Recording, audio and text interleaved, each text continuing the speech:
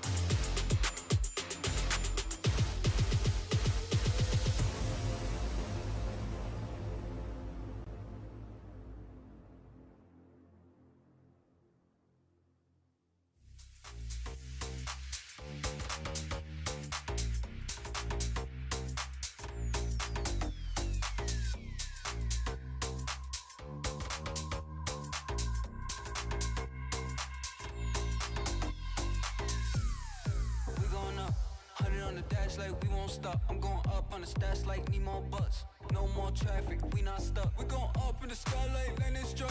Stay on the ground cause it's on us. Put your hands in the sky like turn this up. We gotta move, yeah, get on your feet. We was pushing on a bike, now we hopping out a big truck. Yeah, gotta push it like a hike, gotta make it to the big stuff. Yeah, we was slipping our ice, now we made it to a new look. Yeah, I came from the bottom so you know I can't give up. Yeah, I came from the bottom so you know I can't give up. Yeah, I came from the bottom so you know I can't give up. Yeah, I came from the bottom so you know I can't give up. Yeah, I came from the bottom so you know I can't give up. I was born ready, don't fall down, yeah, stay steady. Looking all around like can't get messy, yeah, we gon' make it all right. Every new day gotta make it feel so great, yeah. And we gotta make it all the way, nothing is stopping me, yeah. We was pushing on a bike, now we hopping out of big trucks. Yeah, gotta push it like a hike, gotta make it to the big stuff. Yeah, we was slipping our ice, now we made it to a new look. Yeah, I came from the bottom so you know I can't give up. Yeah, I came from the bottom so you know I can't give up. Yeah, I came from the bottom so you know I can't give up. Yeah, I came from the bottom so you know I can't give up. Yeah, I came from the bottom so you know I can't give up.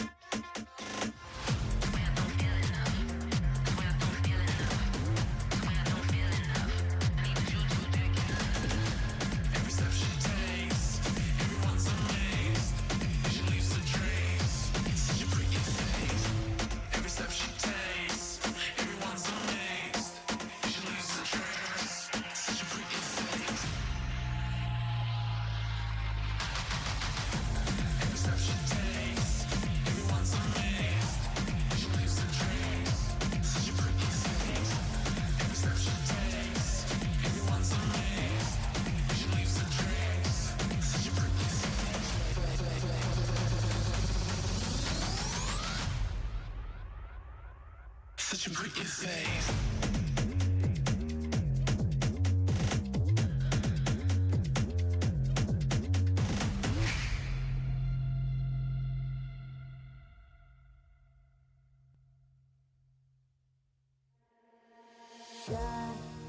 This feeling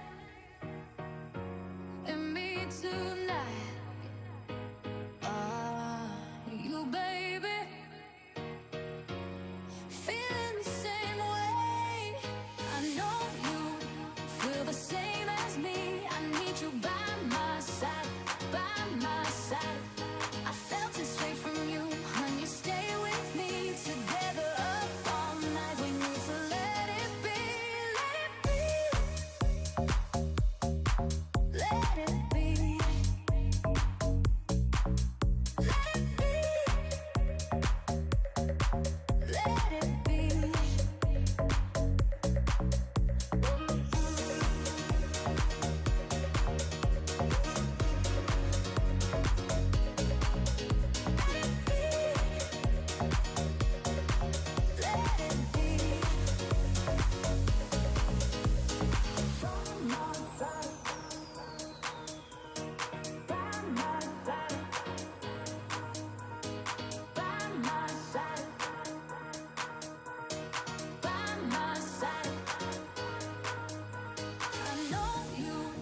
Feel the same as me. I need you by my side, by my side.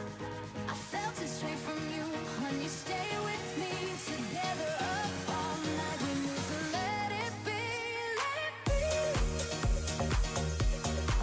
let it be, let it be, let it be. I know you feel the same as me. I need you by my side, by my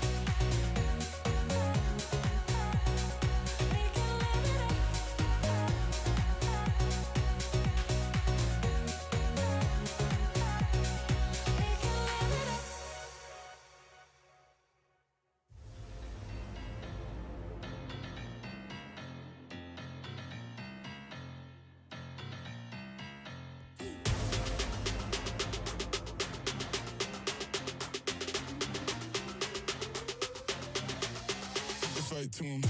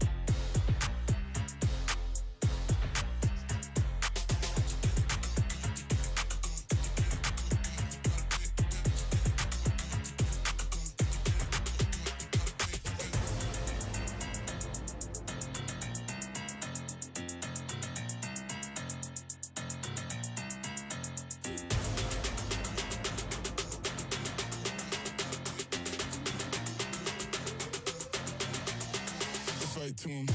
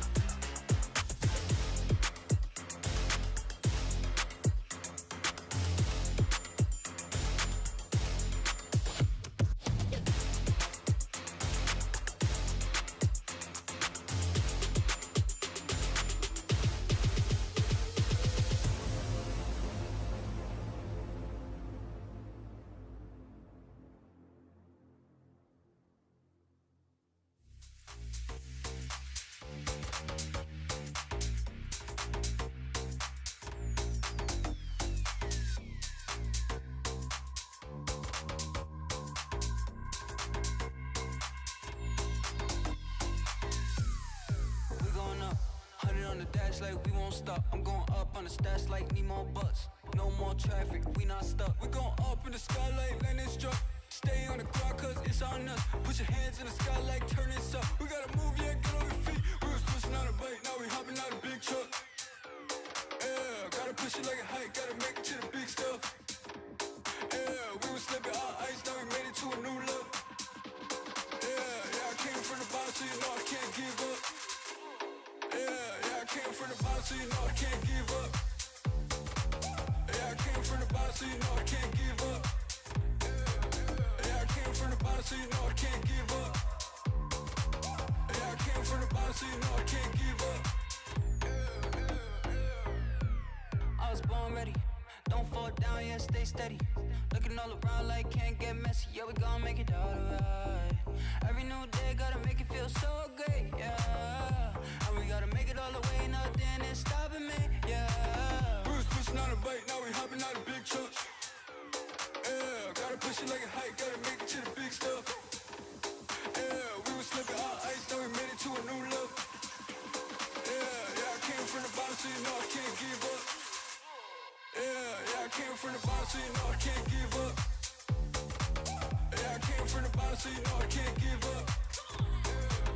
Yeah, I came from the bottom so you know I can't give up. Yeah, I came from the bottom so you know I can't give up.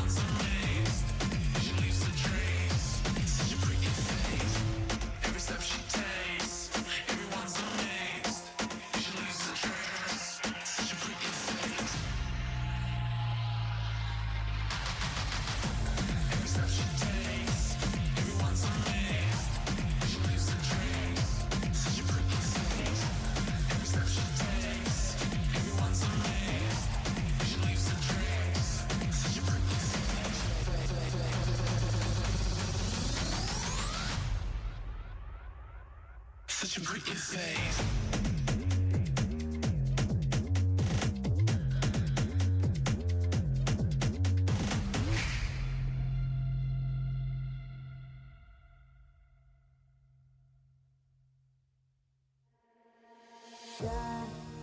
This feeling in me tonight. You baby, feeling the same way. I know you feel the same as me. I need you by my side, by my side. I felt it straight from you, honey. Stay with me together up all night. We need to let it be, let it be.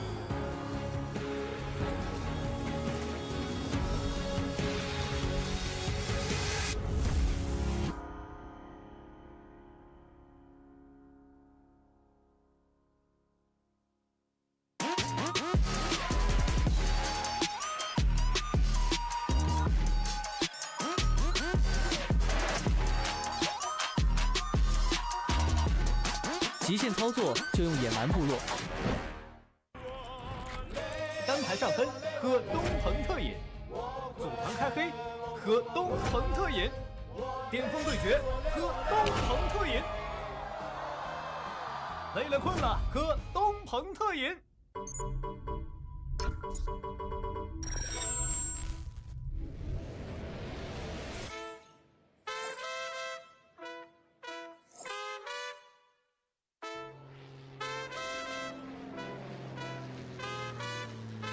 哇塞，我的鼠标怎么那么的上头？没用力就会把全场爆头，爆头！我没有键盘，键盘自己在玩，在玩。我人的手雷穿过建模，无人生还。我是刀塔的教授，不然爆头，给你爆头，突然爆扣，这就保留判断。不 FPS， 但我 RTS MOBA 好牛，打到了对面，15秒钟摇头。我想要 you can you got no baby no can， 50路的烧妹，滴滴答叨叨，滴滴叨叨，滴滴的刀飞，流线炒作，我为自己陶醉，疲惫已备，干嘛几岁变到死贵，却被以 Z 里对你还起飞，一般玩个几位，怕是晚上的什么行为，不为别问，我在里出几位，不梦梦但不红问，老子自己见不自追，下了图我的游戏，默默的盯到玻璃镜头，努力的模糊。我要健身，我昨天睡觉打了通宵。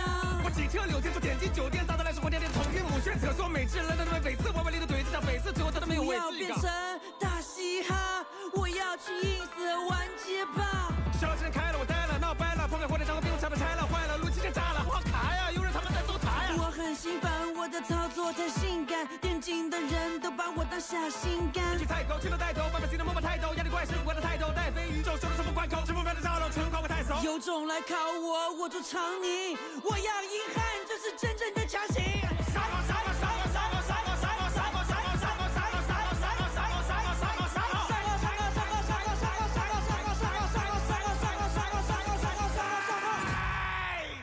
我是最强的，青铜的，从来看不上白银的，而且水平是最平的。不想赢的，我是想赢的，排位一直输下去吧，永远不会停。但心脏会停的呀！我好想撕破脸才能。我不会难为情的，我要刷钱，要赢，要上分。但我是那个漏洞。我要跟你说个道理，你用刷钱效率去对抗虚无，套上最贵的皮肤，挂机在排出体内的余毒。我做得到。我享受游戏纯粹的快乐，当一个追梦的骇客。我不是菜，我就是爱玩。有多少兵才算合格？都在骂孙权哥哥。为什么画面永远是灰色的？因为你死掉了呀！这还能输的？别奶呀！保持我 play loud 的特质，我只会对你呵斥。管好你自己。可我真的需要一场单排放空，我好在乎这次比赛。我要发疯！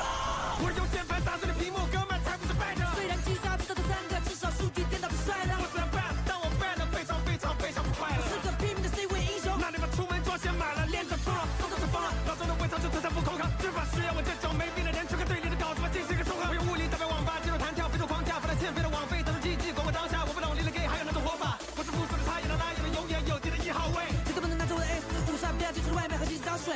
别总拿电竞不能运动，做有趣的灵魂也影响比赛。失败也可以是胜利，对不起的游戏卡当然是快乐崇拜。主公，你明白游戏的意义究竟是什么了吗？是赢，这把我要赢，有意义比有意思本身更有意思。那你现在知道你该做什么了吗？我悟了，现场的朋友们，把你们的装备送给我吧。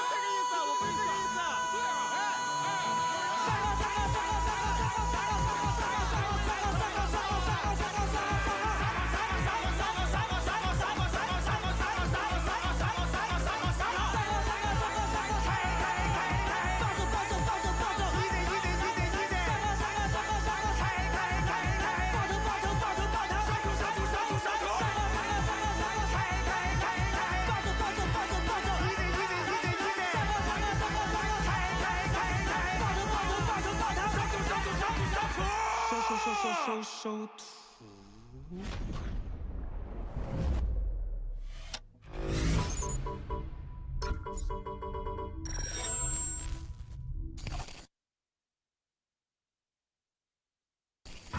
反击啊你，削他呀！你俩还是回去搞说唱吧，不要来碰游戏了。OK。You can you are, no can no baby。I'm breaking necks and I'm wilding out. Reckless energy, I'm never signing out. Pull my elbows up and my money out. Cause I came to get down, so let's run it up. You can catch me in the pit. 再秒一个，再来！哎呦，我的天，这么快，这个打中的，小分钟啊，听他身上喷一个，第二个P90来了，很快。哎呦，心跳，我点死了，后来被缴械了，超级大招凯都，对方一个一个图卡全部送掉。就是个打人去的，牛人恭喜拿到了这个击杀，一闪过去，大招上墙2个，非常帅啊！这个进场，然后一闪把郭老给秒了，回3个人，已经全崩掉了。一个技能把补枪给拍死了。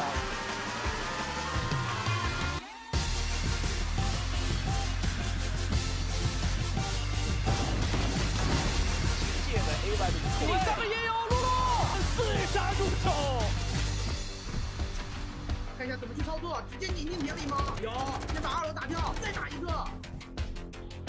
闪出来看到了 YJK 这一枪，再顺一个。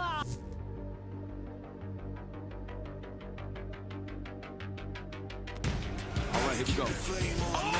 We'll follow it forever. With T-Well, Shanghai is your eSports World Cup champion.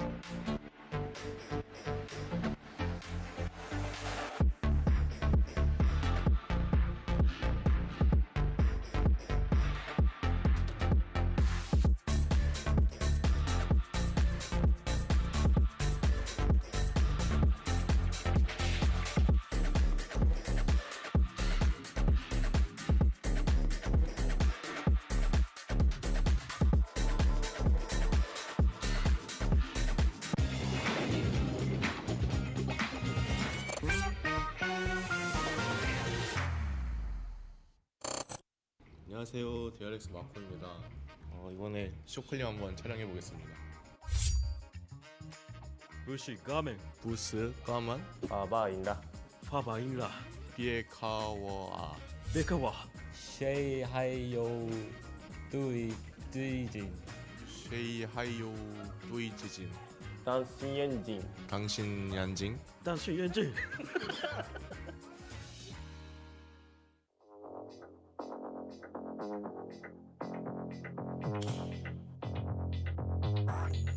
哇，反制不了，给的真的是很精准啊！然后最后神仙曲哦，小开接了一个滑铲，又撞死一个，直接戴面具不如神鬼不觉。山姆地线其实交的不错，但是对方躲在了赛博囚笼里面，再控枪把对方的爆能器打掉。TP 再回车库，这一下其实有抓对手一个背身的机会。他在5发子弹5滴血要找到对手的背身，他又打一个，捡到了长枪的小乐乐，也完成了收尾。找到高点的人，1楼，哇，射程控制的不错，他知道这边有狙，而且第2箭中了，第3箭漂亮，这波是配合队友的枪线，但是第2轮点里面还有很多人趟着技能硬往里走 ，Green 1换2，1楼出2楼拉漂亮，这波一个高低的配合，配合上露露。非常果决的进点，拿到了一个人数优势。马可1打2的残局，高点位，马可完全没有想到奈姆的站位，4杀的带枪指挥。但于是这里他想抓开命，这个是出来了，但枪没有稳住，有点乌龙，舒克 Zero 灵魂到店内，他转起来了，舒克 Zeta 最后的屏障。包括其实躲那个终结技能的剑影也非常的细节。哎，这个剑影没有掩护的掩护回防会比较困难，所以不能放点，要选择直架，但人数差距有点大。听到地包的声音，再给贴片啊，短炮直接跳起来，还想踢走，但是人太近了。奥勒楼下已经死了，有基本投放的其实。大元小再拉下掉，跳下来被发现，再拉提前枪，地包没猜到位置，认为可能踢到了外面。最终有10-10，今天也怀疑颜色，拿到一波 ace。都不回家的一个弱点。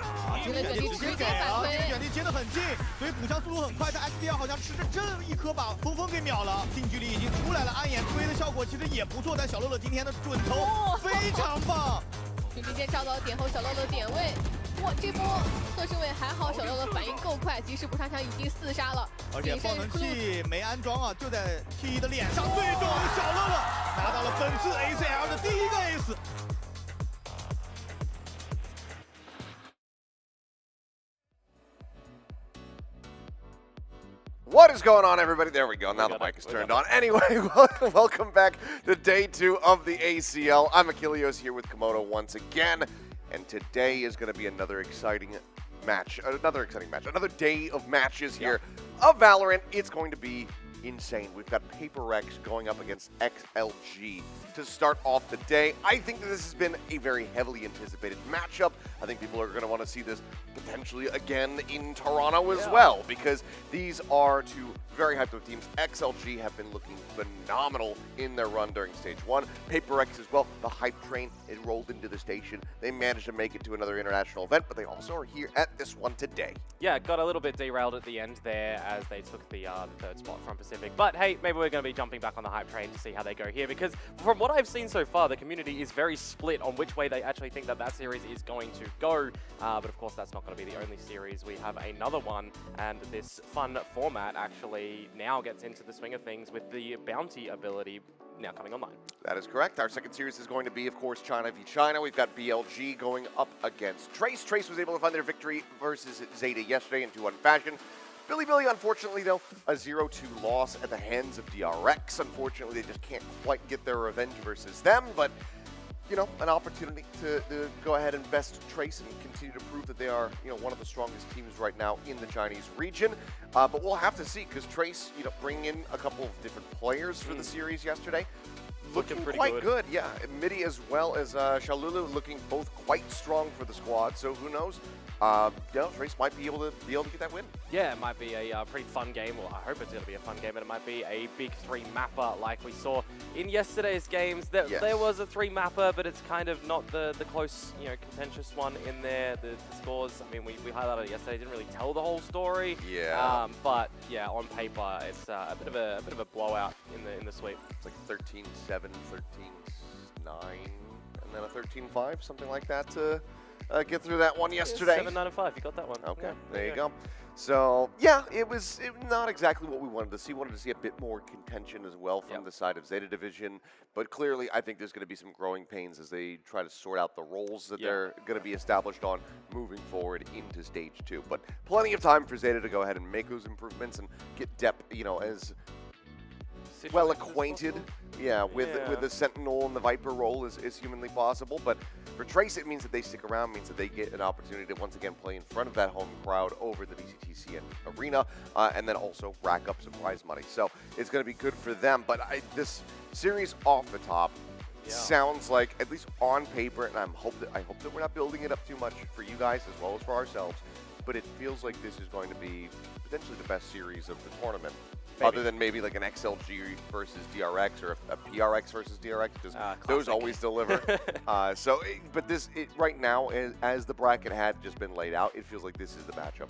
to watch. Yeah, absolutely, and it's the first installment that these guys are going to be playing in the tournament as well, because they are the #1 seeds to come through from each of the regions too. So essentially, we'll highlight it through the bracket a little bit later, but the winner will get into the grand final, which also means we have a world in which we have a potential rematch, as we have the bracket here to see what happened yesterday and how this all works. Very, very true. It just depends on if we can, see somebody make that run, whoever ends up losing this, make that run through the gauntlet to be able to make it back into the grand final. But as mentioned, TRX with a 2-0 has them seeded forward. They'll be playing again tomorrow, but we have to wait and see who that opponent's going to be. It might be Billy once more, but it also could be Trace if Trace is able to find that win. But you win matches, you make money. That's basically how this goes. It's not about, not necessarily about just winning the grand finals. Obviously, that comes with the cash prize of its own, but for every victory, basically, that you're able to get along the way, you can rack up some good old dollary dues. Yeah, and then the extra bonus, which is one of the cool things about this tournament, is the bounty system. If you are a lower seeded team and you best a higher seeded team, you claim an extra $10,000 on top of that. So for the example of our second series here of the day, the Trace versus Billy, because Trace were the third seeded team, if they win that series, they don't just take home the $10,000 victory prize, they get that extra 10 off the bounty. That is correct. So 20K at the ready there for Trace to just try to see if they can seize it. And Billy going to be doing the damnedest to make sure that they are sticking around. But as we were talking about with BLG yesterday in the series versus TRX, this is a team that obviously is going to be going over to Masters. This is a team that doesn't want to be putting everything on display necessarily, but they also don't want to be going home empty-handed. And yesterday didn't inspire too much confidence for that front. So we'll have to see how they do look. We'll go ahead and check in on some of the fan comments. PRX isn't weak at all. Keep in mind they were the VCT Pacific top-seeded team and played a full series. Those include Tejo. The biggest impact would be on Yoru picks. I think PRX's actual strength on the Masters Toronto isn't weaker than other regions' top seeds. Okay, so having quite a bit of confidence here in PaperX. I mean, everyone was jumping on the train for a reason. We see it go up, we see it go down. We'll have a bit of an old PaperX coming in towards the series today as well because of the Patman situation. Mindfreak will be playing, so who actually knows if we're going to get something new from them or we're going to throw it back as well. But to flip it on over, went to watch the ACL and got super lucky. Won a meet and greet slot with the XLG. That sounds awesome. Hey, there you go. Venue and had an insane vibe. Viewing experience was top tier. Hoping XLG grind through. That is what we like to see because it's a team that has a lot of fans, and I get excited when I watch them as well. Oh yeah, I mean I don't know if we'll get him on camera, but maybe he'll pop up at some point. But Paper Thin is over at the venue, I believe, getting ready to watch the PRX XLG series. He's here for a different esport, but that's fine. He has a day off, and he and our lovely host, Bella, as well, is also going to be over there watching the game. So maybe we'll get them on the fan cam. I don't know. We make them do the selfie thing. Oh, Bella will probably make him try to do some kind of TikTok stuff on camera, and he'll hate it. So it could be very funny for all of us to watch. I hope that happens. I really hope that happens. Get him, looking a little bit going, but it's all good fun, right? Yeah. That's what we love. And I think they're going to be sat right down in the dead front of the arena. Then so it should be pretty easy. I mean, he's going to stick out like a sore thumb anyway because he's bald. But anyway, let's go ahead and hear from the teams. 之后的第一场比赛，那这段时间的状态什么样？包括对于本次的 ACL， 你们的目标是什么呢 ？This is your first match after you took the champion trophy, so we want to know how's your form recently, and also what's your goals heading into this ACL. 虽然我们这次上的是马丁作为替补过来参赛嘛，但是我们对我们后边多伦多的准备备赛还是很有自信的。然后这次比赛的话，就尽量多攒一些经验吧。 Okay, even though we had some roster change, which we let our sub Martin instead of Happy Way to play this tournament, but I think we are really confident about our preparation heading into Toronto Master, and also for this tournament, we just want to have more experience from this. 那第二个问题就是今天你们面对到的是太平洋赛区的泥头车 PaperX， 同时也是你们第一次的外战。那对于今天这场比赛，你们的准备是什么样的呢？Today you will verse PaperX, which is a W gaming team, and also this is your first time to play with other region team as well. So I want to know what's your preparation heading to this game. PaperX 的风格大家都比较熟知嘛，就是那种很强的决斗风格。对于我们来说，其实我们今天只想把枪架好，然后尽量多摁一点人吧。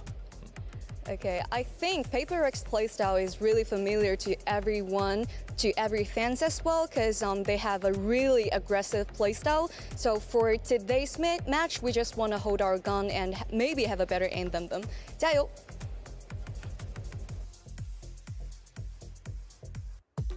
hold the gun, have better aim. Sometimes at the end of the day, that's all it takes to be able to get the victory. But as they mentioned, talked about there, we talked about it yesterday as well as earlier on. Martin is going to be in here for the side of XLG. Yeah, instead of Happy Way, so whether or not that changes too much, we'll have to wait and see. I don't have too much to talk about on this one right now as well, because we will be having a chat with the PRX member too in a couple of moments. But this is the team that did win the Stage 1 for CN as well. So they were coming out guns a-blazing as an Ascended team. It's crazy. Yeah, it's a very wild run that they have been on.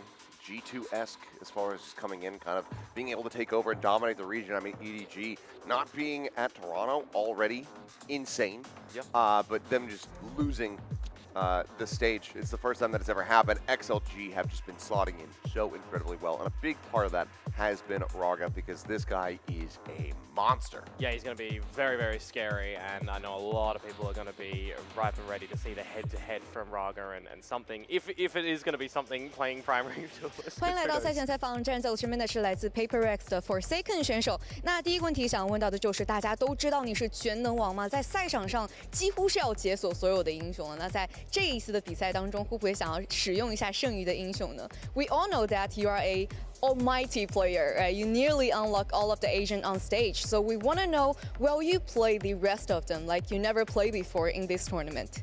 For this tournament, probably not, because I think we treat this for practice for Toronto as well. We wanted to win, but at the same time, we wanted to have fun, so maybe not, yeah.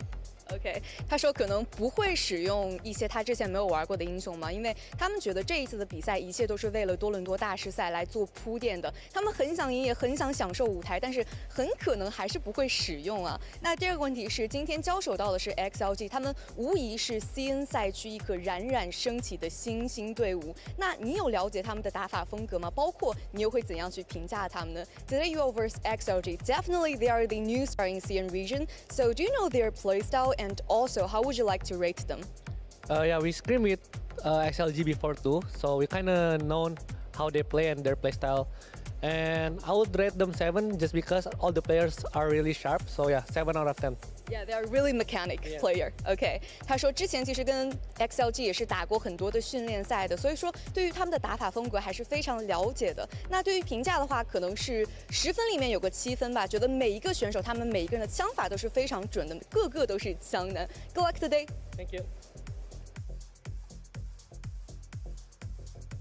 I mean, what could be more fun though, Jason, than playing all of the other agents that you haven't yet played? If you want to have fun, surely that's the way to do it. Yeah, no, absolutely. Whip out whatever the hell you want. Yeah, although there's probably not that many left, right? Like, sure. Yeah, nearly playing every single agent, and the way that PRX have been playing and changing roles and trying to refigure what is working for them as well. Maybe we will have, the unexpected be played here, but it sounds like maybe that they are going to just be pretty focused on making sure that they're getting prepped for Toronto as well. And as we see here, and we mentioned before, Mindfreak is going to be back in the roster for this one. That he is, so Mindfreak slotting back in. Haven't gotten to see him for quite some time, obviously, because Patman had to come over, join the team, and has looked very, very good alongside the rest of these players. But focusing on getting the visas for Masters Toronto, pretty important thing to do. Yes. And it's always good to see Mindfreak back. Too many people are going to be complaining. No, I don't think so. Have a look at the stats, though, that come out from stage number 1 for CN and for Pacific as well. And I believe it's going to be similar to yesterday, pretty comparable between the two teams. I like to look at what the pistols percentages start to come out with, because that can propel you quite nicely. And PRXs have been good. PRXs have been pretty good. Yeah, so. Even with some of the, earlier losses in the stage, we're still able to have quite a bit of impact. And I think especially in the later bit of the run to make it to Masters Toronto, the pistols have been immaculate from them. Multiple Jing 3Ks are coming to mind, just kind of echoing back on their series versus DRX, etc., where he's just able to, do Jing things. He's blast packing forward, he's got a sheriff in his hand, and he's just going to tear people to pieces. I think that's the way to say it. Jing things, everyone knows what to expect when you hear that one and what's going to happen.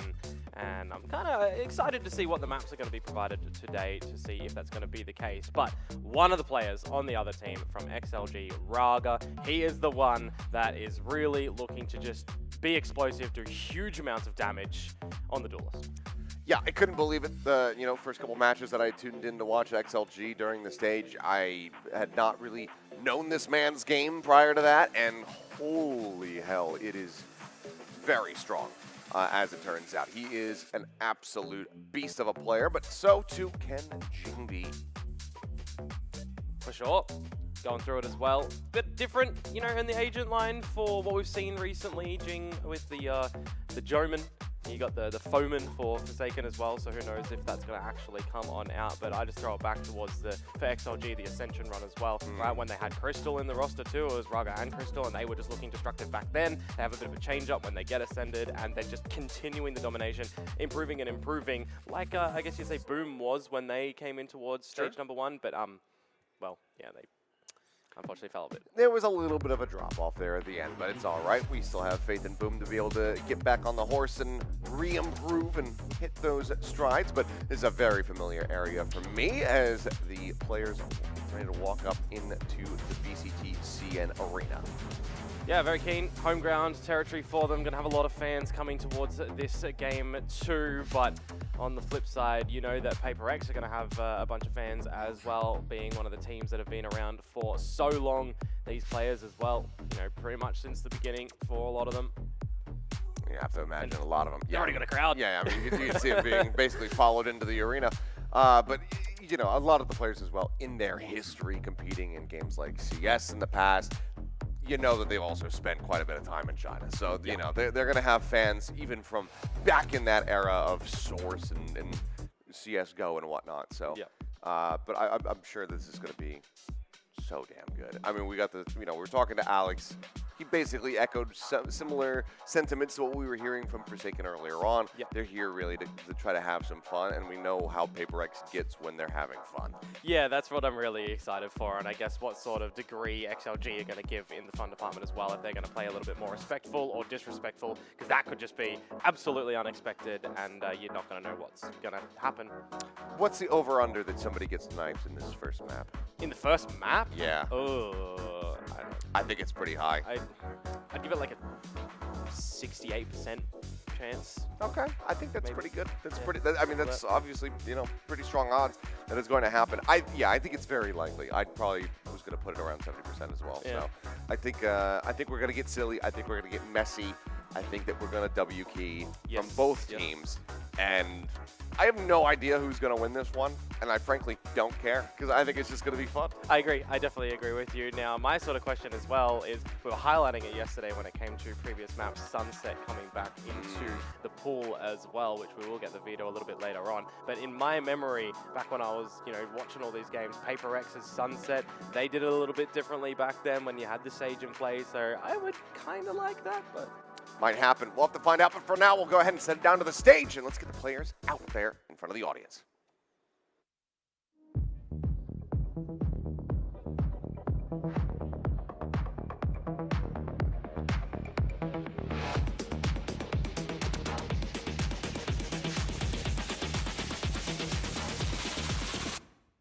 Paper X. Mind Freak.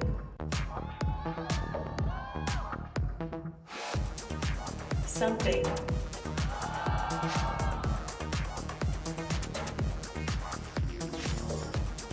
Divide.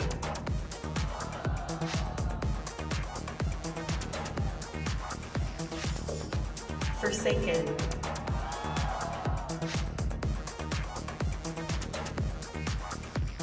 Gene.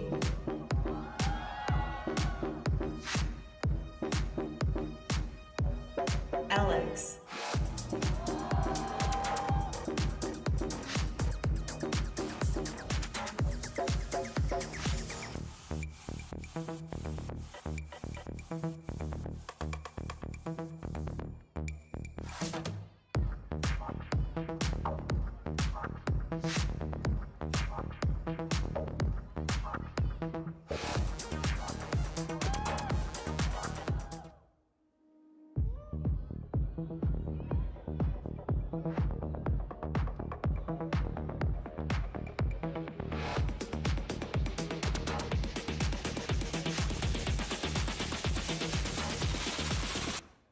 She like gaming.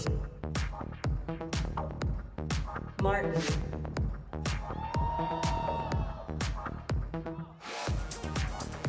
Diva.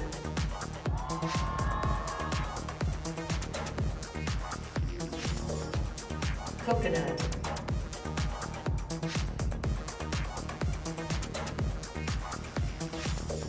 YOU.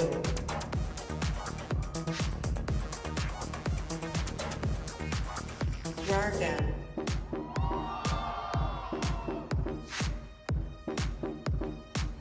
Herbuyan.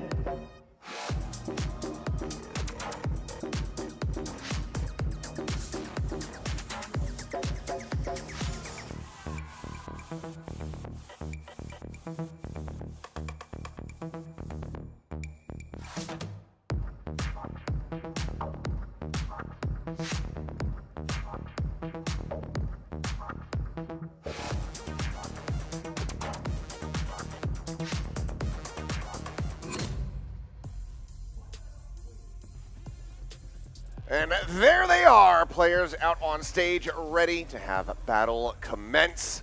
And yeah, I think pretty much as we had teased it up, plenty of fans for both sides. Yeah, 100% do love to see that. I always get a little bit of a chuckle to see what the player reactions are when their names get called out and they get on the spotlight. And well, I'm looking through all of these ones, it's that smile, it's that damn smile for Forsaken.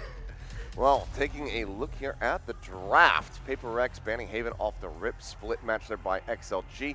And PRX elect to go to Icebox, obviously a map that's been treating them pretty damn well as of late, so they elect to go there, and XLG are gonna pick into Lotus. I mean, a strong map for them, but one that PRX usually doesn't mind to play either. Yeah, absolutely. They got a lot of reps playing against pretty much every team in Pacific too, so it's a pretty interesting one to see what sort of comfortability we'll get for both of the teams, but my eyes go towards the end of the veto in this one. Pearl is going to be the decider, which is sad because it could have been Sunset. It could have been Sunset, but at the same time, the more that I look at it, the more I feel pretty decent for PRX's odds with this draft. That Pearl at the end, a map that they've always been, very present on. So, I don't know. I think it's more going to be a matter of how does Mindfree look after being on the bench for so long. Can he slot back in? Obviously, I'm sure he's been practicing. I'm sure he's been keeping up with his aim and his mechanics. But are there going to be any, not growing pains, but just getting readjusted, I suppose. Yeah, you got to go from cold to warm back in towards it. And I remember Pearl being the map that essentially kicked off PRX's chances to get back in towards any contention getting in towards Toronto, right? It was that Jing clutch that came on out at that B site, and then from then out, it was the flawless run from them in every single series. So, it's got a bit of comfort territory for them, but you look at the actual results on that map, and it's close, right? There's overtimes in there a couple of times. Yeah, we'll see if that's going to happen again here today. I mean, it feels like it might just be the case with these two squads. I mean, obviously adjustments on both sides with Mindfree coming back in for PRX, but also Martin playing for the side of XLG. It seemed like the players still thought that, everything was going to be fine. Yeah, so it makes me kind of wonder when we get to Lotus, for example, if we're still going to be getting, the Viper comp to come out, or if it's going to be something different, because, a bit more mechanically inclined for an agent that you got to be really ready with the team for as well, like Happyway is. Whether or not Martin's there, or they're changing it up as well. We'll wait and see, because Icebox is going to be the one to start us off, and I have been a fan of Icebox for XLG, given the fact that they generally still run the Gecko. Not a lot of teams are actually opting for that these days, but they're happy enough to keep him playing. That's a little bit rarer. I mean, especially in Pacific, we haven't really seen it at all, but they like to bring it to the forefront. We see it in, I want to say EMEA. Every now and again, there's a couple teams over there that like to bring the Gecko out still on the Icebox, but certainly is a rarer breed compared to what we had been seeing. I'm curious who's with Alex over at the coaching desk there. I didn't quite get a glimpse in, but okay, not going to be seeing the Gecko here. No, it's going to be the Teho KO variant for the side of XLG. Yeah, this is pretty stock standard in the grand scheme of things. You've got your Viper as your primary smoker, then your Raga on Jet, that's a given. You're generally seeing a lot of Killjoy these days, and then you're subbing out some of your initiators as well, whether or not you're picking Teo still, because he is not nuked into oblivion at the moment. For those that may have been joining us for this series, it is on the pre-Taeho patch. Yes. It'll be still pretty powerful. And then this is the same comp that PRX have been running anyway, with a slight change for Mindfreak coming back on towards the Viper, and still opting to go with the Omen for PRX. It feels very comfortable for them, so I don't mind it. Must do. Well, we'll see how they do look coming back into this one, but yes, as you just mentioned there, Coconut is not trolling. It's not nerfed. Taeho is still strong. He's still kind of busted. Yeah, so a little bit. We're not moved off of that patch quite just yet. No.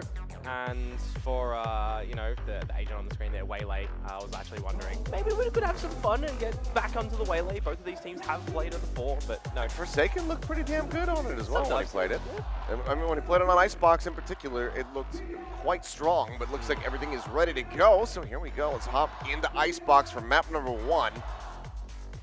As you can hear the Chinese fans there in the background, spurring on what you have to imagine is both of these teams, because both of them seem quite beloved at the moment. Oh, this is some immediate pace from XLG to gather some B main control, but look at what PRX are doing up the guts of the map. 3 players to eventually flank, to eventually pivot. I was saying matched by this, yeah, they're just going to be swinging around the back. Is that turret set up, though, for the early alert system? For now, Mindfreak still hovering here nearby, getting swung on. Device striking from behind, or no, from the front rather, is able to find one, but he and Mindfreak both going to be flushed out as Martin and Viva get a kill apiece. Spike now is going to be ushered across towards A, just cutting that through Snowman across now the spawn. And quick pivot, quick read here from PRX to look at the match. Yeah, they're essentially going to turn into the attackers, aren't they? YOU though, here in Tube, this might be unexpected, and it is. Finds the headshot, only one shot going to be suffered there, so down to 70 HP, but that leaves now 2v4 for PRX to try to keep up with the pistol win rate that they had set coming into this event. But it's all looking good. Paranoia will connect here from Jing, looking to try to get the kill. Martin does get taken down, but Jing now needing to go absolutely nuclear in the rest of the round. A 1v4 overall, as a turret does get tapped. As Jiggle peek out. Managing to find one more. Viva going to be taken down. Jing suspicious that he might get collapsed upon here from above. Sets up for a smoke. Looks to try to get the spike held up to half, but in the end, Raga will arrive, and that is going to be XLG taking the opening pistol. It tries to do what he can at the end there to bring the round for PRX, but in a 1 versus 3, it is still just difficult in the grand scheme of things. Love the adaptation from XLG when they recognize that the site may be a little bit problematic to continue to stay around, the flank to eventually come as well. So just looking into the A side is a really good idea for them. A bit unorthodox for a pistol round, but when you're able to come out with adaptations like that on the fly, certainly does give good confidence to a lot of teams when it comes to the tier 1 aspect. And into the second round, full rifles for XLG. Just the pistols for PRX. Yeah, any casualties here will dent the wallet a little bit for XLG. You've got 2 sheriffs for the side of PRX, so an opportunity to find some eliminations here. Yeah, just gonna have to see if XLG kind of give you an opportunity with the sheriff potentially. Quite passive from everyone at the moment. Seeing if there's any stacks, any aggressions. Before deciding for XLG, now they will go towards the B site, and that's the time where PRX started looking. Oh. For the collapse here, Martin trying to find that kill. Paranoia will buy some time from Jing, allowing for players to disconnect a little bit, but they're still quite a forward position. Forsaken able to find one. Martin does get taken down, but Viva, Raga one apiece. Jing on the floor. Quick wrap here. Levi arriving. Gets both sheriffs over onto the B site. And for now, it's going to be a slowed approach here for XLG. They've got 2 players tagged up. Sheriffs will kill them off in 1. There is 30 seconds as well. Sliding over, Devi finding the headshot. Didn't even need that one to come up with the elimination. Viva going to be taken down, Mindfreak. A casualty here, but again, Sheriff's in hand as Coconut will go ahead and take down all 3 remaining players. However, very solid damage dealt from the side of PRX, considering the investment that XLG went with. Yeah, it gets a little bit close at the end there as well, right? 2 versus 2 scenario, Spike not yet planted, noting that there was a turret available to potentially put down, but going for a bit of the swing with the pistols. Love to see the view from Coconut with those shots. Looked like it was a bit of a flick that came on out. Yeah, absolutely. Very sharp with that one. Nevertheless, the round gathered by Shilai Gaming, meaning that in towards the bonus round now, well, they're going to carry over those 2 rifles and just go with the pistols for the remainder of the squad. Play this one quite honest. Yeah, so from 5 rifles now to just the 2 with a couple sheriffs and a ghost behind. Definitely not the most comfortable scenario here for XLG to try to get a bonus conversion, but still within the realm of possibility as Mind Freak just going to be shoved away. Seems like this is going to be one of those B-site simulator ice boxes here. Thrown at the ready from Forsaken. Bleeding out. Needs to be careful about potential wallbang damage coming through. Yeah, we'll just go ahead and back away. Play it now as well. Now on the corner. They deny it. Rarga, though, able to come away with 2. That last shot, absolutely gorgeous as Forsaken gets taken down. What do you look to do now? You've still got 5 members for XLG. They can't re-get those weapons on the floor, but it's just by sheer numbers that they wait a little bit. Toxic screen to come back online. See no over eagerness from Paper X themselves to try and claw back here. Yeah, willing to play this out as patiently as possible. Spike now being committed to no further way to really delay this one, and Mind Freak's just going to be taken down. The spray through the walls, catching him. And now with something in Devi, going to be scratching their heads a bit. Devi already looking like he might rotate out. That's back across over towards Snowman. But unless something comes up with a kill, trying to turn this round on its head, it's just going to be basically nigh impossible. So weapon going to be swapped out. Something grabs the Vandal. But in the end, XLG, they're going to get this bonus conversion. Yeah, we'll see if they're able to pick up any other guns that are on the floor at the moment. The Outlaw retrieved. There's another gun deep back at Snowman, so that might be a bit of a difficult one to gather, but nevertheless, picking up the bonus round here will give you some good cash for XLG. And with 5 alive at that as well, you start to consider Paper X. Maybe they can't afford to be a little bit passive. You know, the 0 point that goes out really early in that round, removing Devi's utility too, meant that there was nothing to stave them off at the very beginning. No early warning system from the alarm, but yeah, it didn't really matter in the grand scheme of things when you've got everybody there from Shilai Gaming. New round, not going to be the B simulator. Gonna tempt things at A. Seems like it. Vandal here for the side of something. Everybody else, just sheriffs. Quick little orb grab from Forsaken. Gets suppressed but can back away. But that's 2 players noted here on the site. Decent information for XLG. Yeah, same early game for them as well, right? Playing a little bit more of a default, seeing if there's any overplay from Paper X, who will recognize the situation that they can play towards the time. They can hold a bunch of their utility as well. Start to figure out what XLG does look like, where they may look to go. Spotting out Viva as well at the moment, but you overlook YOU. That's rough. That it is. Decent little shot in reply, though. Being able to find that. Once the weapon's here around the corner, swings and has the headshot. And oh my god, the 3rd one is an absolute belter as Forsaken's gotten 4. Insane value from Jason Susanto. What in the hell is that? That's a round. That's what it is for Paper X. Well, that's about the most Paper X way to get on the board that I've ever seen. Yeah, I mean, it's high noon somewhere in the world, right? This game's starting at 5 p.m. local time. Somewhere's got to be there, but those shots absolutely ridiculous with the Sheriff. All the headshots. Let's just have a frag movie from Forsaken now. 1, 2, 3, and 4. Just 4 shots. The 4th one is so damn clean as well. Right through the grating. I don't know about I don't think we know either. Yeah. That is, well, that's Paper X, baby. This is true. Going to be bringing up the Hunter's Fury as well for him now. Of course, no lockdown stanza, so you can pretty much use that to try and come a knocking at the scoreline of XLG right now, who are presenting another purchase. There's some timing for Mind Freak here. Slipping the net here. Gets entrenched forward here at green, opposite side of the Viper wall, but once again, XLG looking to explore the A site. Push over for the moment. Only something here. Forsaken nearby behind screens, but trying to keep his eyes tied towards mid. But YOU, long-range headshot coming through. Something going to be taken down. As now Armageddon gets rolled out from Coconut. Forsaken going to be able to chase in off the back of this. Holding back here for the moment as the salvos will force him off the angle for a little bit of time, but he is online after that 4K. Wall falling, Divide is good for one. Hunter's Fury now out though, and Forsaken able to find Coconut and Jing.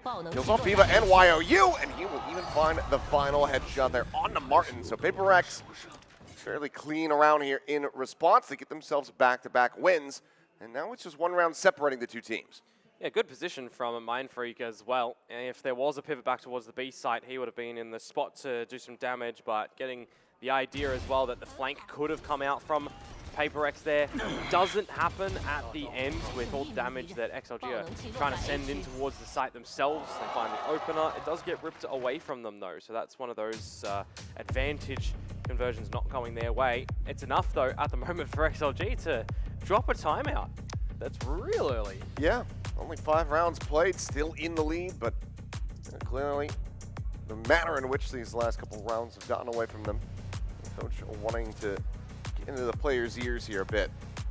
Now we'll see what the call looks like. Maybe he's just going to say, oh, just go back to B. B Well, was it was going working, well. Yeah, let's play that side of the map.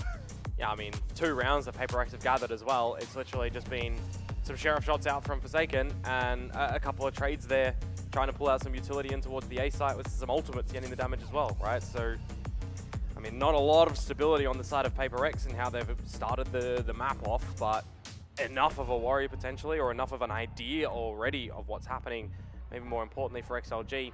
If PRX are playing really passive, not pushing the extremities, that's an idea for XLG to not need to wait and play default at the very beginning, because you're just wasting time at that point. Well, something now going to have an operator in hand. I'm sure that was something in the conversation there during the timeout from XLG, warning the players wary. Full rifles, just one stinger there for the side of Viva, otherwise a decently strong purchase. Bit quicker from XLG. Not going to contend with the operator that's on the other side of the map. Going to drop the null command to go on in though.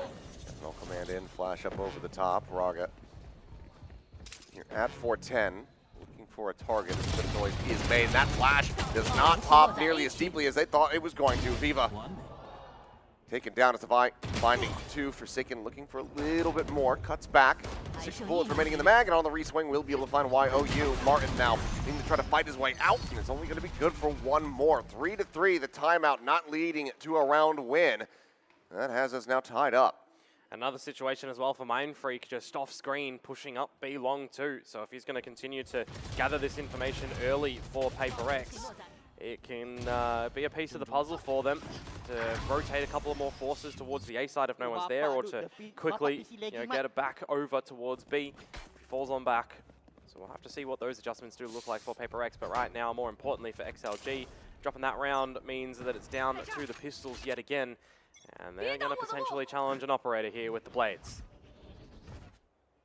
Something expecting to swing out, goes for a timing shot if the flash does hit. Mindfreak jiggling on the corner.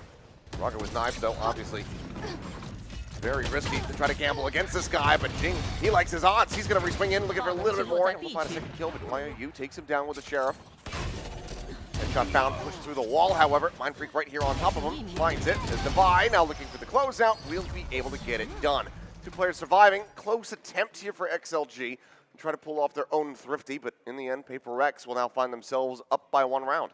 Yeah, a couple of multi-frag members on PRX just there. Always has a good delivery if you're staying on top of the trade game as well. And the Blade Storm too, unfortunately for Raga, not finding anything. No swift haircuts on towards Jing. Just shooting on by.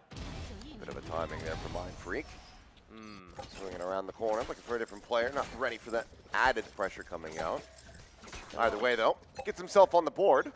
Yep. Quicker again from XLG. Back towards the tube. No turrets inside as well, so this gives you a little bit of an idea that there's a change of plate for PRX. Devi's actually even still holding on to the turret. I was going to say, he hasn't even placed it. He's fully anticipating. This was a great read from the side of PRX. Does trade back a little bit of damage there versus Raga. Yeah, He loses all of his armor though. with the info that Mindfreak finds as well. Falling on back, calling for the team to completely rotate. You've still got that position of Raga up the kitchens, and that's where the turret will reveal. Does now get cleared out. Raga's still going to be good for the fight. Finds Devi. Something. Just look at the carve of the pieces. He'd gotten the collat hit, I believe, onto Coconut to put him down low on HP, so single blade is more than enough to go ahead and clean him out, and that's going to be 4K now for the side of Something. And building up the kills, where it's been a little bit quiet so far. Yeah, but it's all right. The team is kind of doing the lion's share of the work in the very beginning, where we saw some silence from PRX, right? XLG with the 3-0. Now we've had 5 in a row from PRX. You start to wonder, these faster plays from XLG haven't been working. Do they just fall back on towards a bit of a default and try to methodically clear some angles little by little? You're going to have to see what they can do against Something here with the operator posted on a different line, though. Salvo's still going towards pipes and the orb. Jing, though, so far forward, and it's just completely unread Another from double. the side of XLG. It's another 2K here for him. Now Forsaken moving forward as well. Gets the spike drop down onto the floor, peels back, sends out the drone. That's Martin up over the top. See what he can get done. Something going for a bit of a flick there. Can't quite make it connect. Some damage dealt to the members of PRX, but still 5 players strong for the moment. Yeah, have to see if these Guardians are going to be able to find anything. There's a good one from YOU. Solid little shot there. Forsaken getting ahead of himself. He was one of the high HP players too for PRX, so... Yeah, you got 2 at risk. A good spot though, out at the moment from Mindfreak. Not holding it with a weapon though, is just going to be, jiggling the angle. Spots him out, and he'll back away. Spike still on the floor. Not sure if PRX has actually peeked forward to guarantee that it's still there, which is why I think we start seeing these rotations across to the B side, so they don't have the full information. Yeah, just dropped still when Forsaken found the kill. But with 30 seconds to go, essentially, XLG will be locked in towards this site. That would have been a hell of a shot. It is the 2 low players here. For another one, and okay, well, matter. doesn't get Martin, he gets YOU, and Jing will find himself a 3K. And PRX, all of their round wins now here in a row as they get up to 6. Yeah, I have to definitely see an answer come out from XLG. Do they toy with the idea of deploying their second timeout or not? Because the half is starting to really get away from them.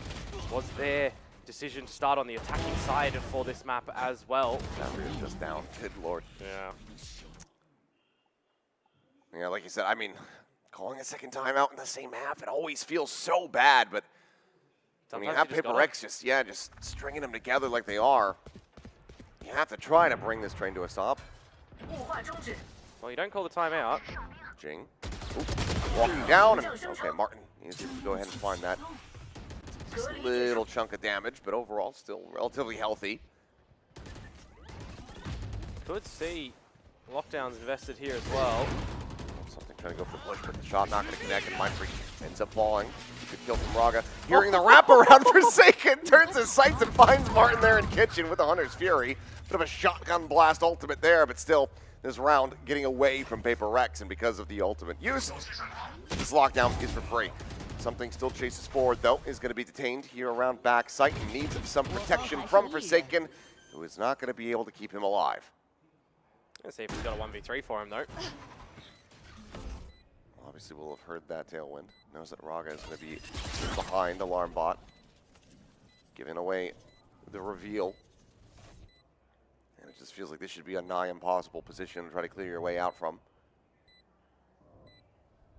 To be able to isolate these 3 duels would be so damn impressive, and won't quite get the opportunity. A 3K from Raga will go ahead and break the win streak from PRX as XLG find their 4th round win. Again, it's just pretty standard things that anybody could replicate in their games at home, for example. You've got a Hunter's Fury to keep a lockdown in check. As soon as that's used and you're on the attacker side here, gain some favorable advantage and drop your lockdown yourself, right? A little bit of time. You're just dotting I's, crossing T's, that sort of position. As XLG will get another round on the board finally. Still having to chip away at the economy. Not really going to do too much for the remainder of this half now with everything that's been built up for PRX. Oh, yeah. They're coasting. Operator on the line again. Stealth drone chasing, suppressing. Just going to be a drop down off the back of the flash here. Something repositioning, rewrapping here back yellow, looking for the shot, but cannot quite make it happen. Shorty going to be drawn out, though. And Raga chasing forward, ends up getting taken down. Jing at the same time, able to find Coconut. TP's up over the top. There's the reveal. Ping onto 2, and Jing is there to absolutely destroy them. YOU now arriving. Cuts his way across through orange, but already it's just fallen to pieces. They're not aware of this, though. About to find out. How patiently can he play it? Does Mind Freak ever look left? I don't think he will. There's the strike. Jing, though, similarly ends up getting taken down. Now suddenly YOU gets us into a workable spot. Still has to recover the spike. You're looking at the position of the PRX TE, and they're splitting up right now. Should be pretty easy to try to isolate here. I mean, Divide does have a lockdown, but a 2v1 commitment on the ultimate would certainly feel bad, even with a round victory. Yeah, drone as well, just going out from Forsaken. Divide, though, closest to the site. Silently up and over the top. YOU's position now scouted. Divide, there's the ping reveal. There's the headshot. And Forsaken will recover the round. And spare a monstrous clutch coming through. Yeah, sort of asking the questions as well with the new PRX and how the Omen is looking for Jing. I think this is a great example of a round from him where he is really starting to recognize how this agent can be played and what the kit brings to the table. Just catching them off guard completely with a great reveal out from the dart. And then Shrouded stepping out for the kills. Last round of the half now. We'll see if XLG are going to be able to make it a 7-5. Some aggressions though from PRX, multi-prong towards the A site. Up the belt, down below. So now they fall back. Just Blades here for the side of Raga. Had to invest his money to try to get a weapon from one of his teammates, and even with that sacrifice, there's still a stinger in hand here for Coconut.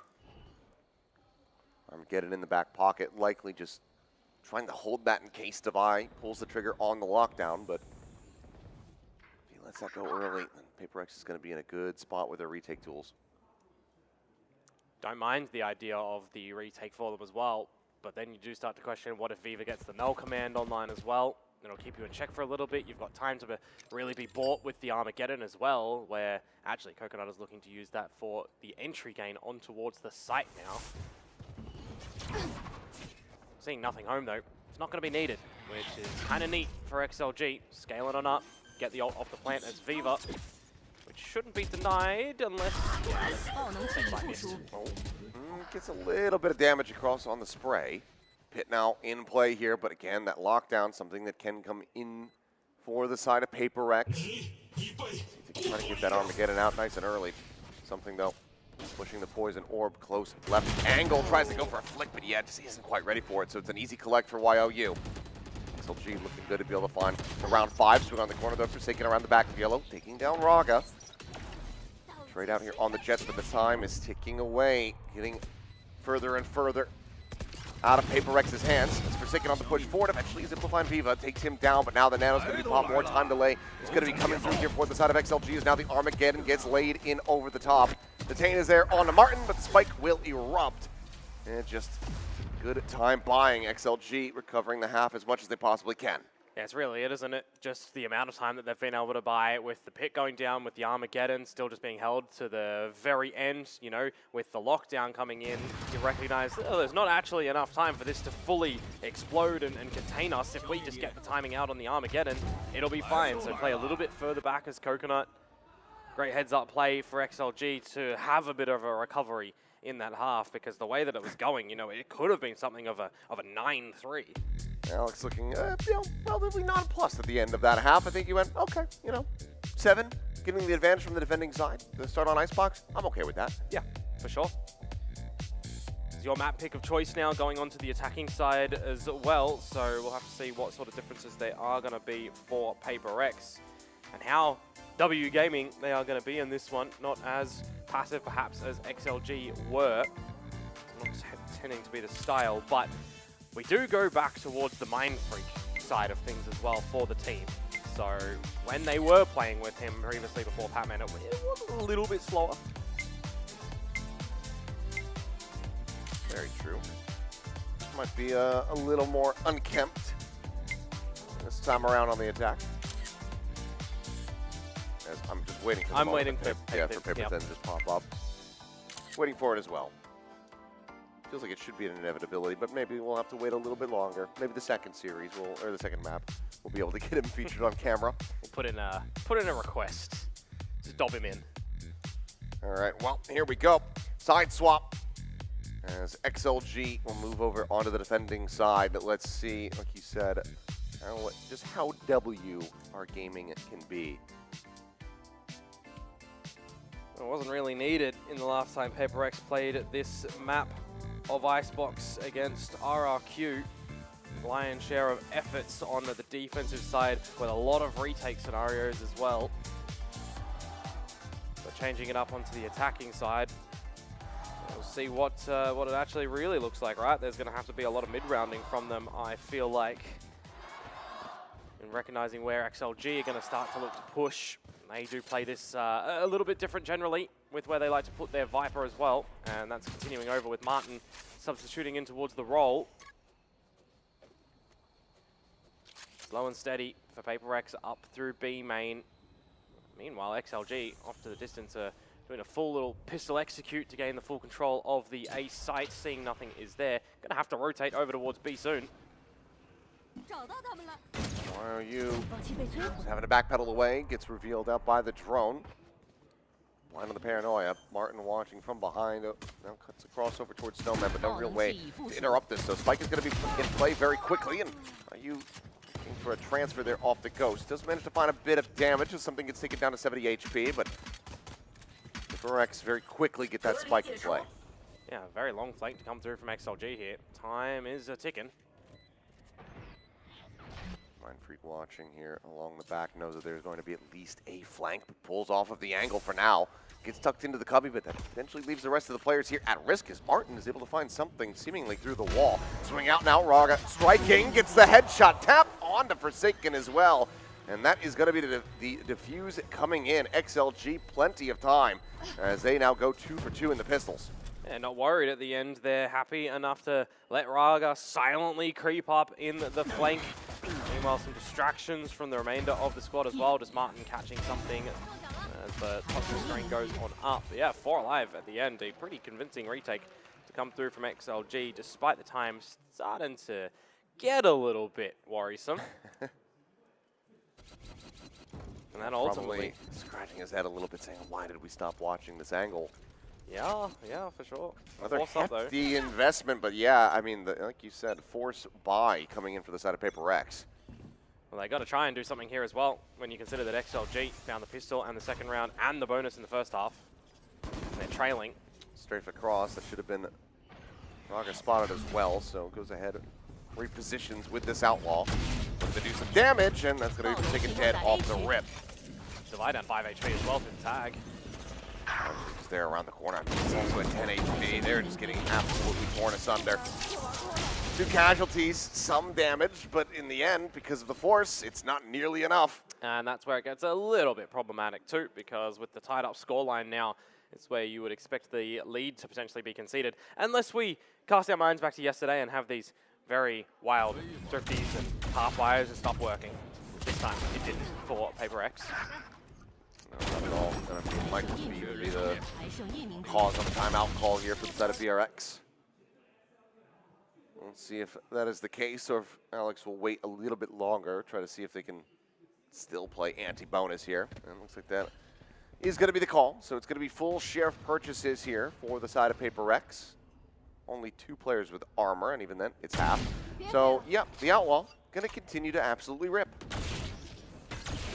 Not much you can do on the back of that. Yep, salvo is now going to be sent to Devi, taking it down. I believe this is an orb grab here from Forsaken. As, yep, this time the Sheriff's not really going to sing. Forsaken, no opportunity to try to pull off another 4K. It's going to be a flawless round for XLG. Yeah, in those sort of situations as well, despite having, you know, a drone available for Forsaken, for example, you don't really want to be using it there. It is the eco. You're seeing something peak a little bit ahead of that one if you wanted to set it out. You're just holding your utility to the next rounds, making sure that you're maximizing your own economy as well and having everything you need to try and gather around, because in the next one now, it's going to be the first gun round for PaperX. See if they can echo the same kind of start of the first half. You drop the first 3 rounds, you realize what you need to do, you come out with a really good run. All right, well, Full Vandals. One player only at a risk here from the Outlaws, Forsaken 25 armor. And at this time, they're continuing to just hit this A site. I think XLG was thinking, surely they go over to B this time. Rotate it over, and it's going to be a little bit of a misjudge. So now the strike gets ready to come through. Spike being brought forward. Forsaken able to stick to the plan. He's going to lurk as well from Mind Freak to keep an eye out, but the turret should reveal him actually from Boiler. He's, slid up too, but that does mean that there's a risk here for Coconut. He pivots across into Kitchen, though, but he's going to be backing away as we watch the minimap there.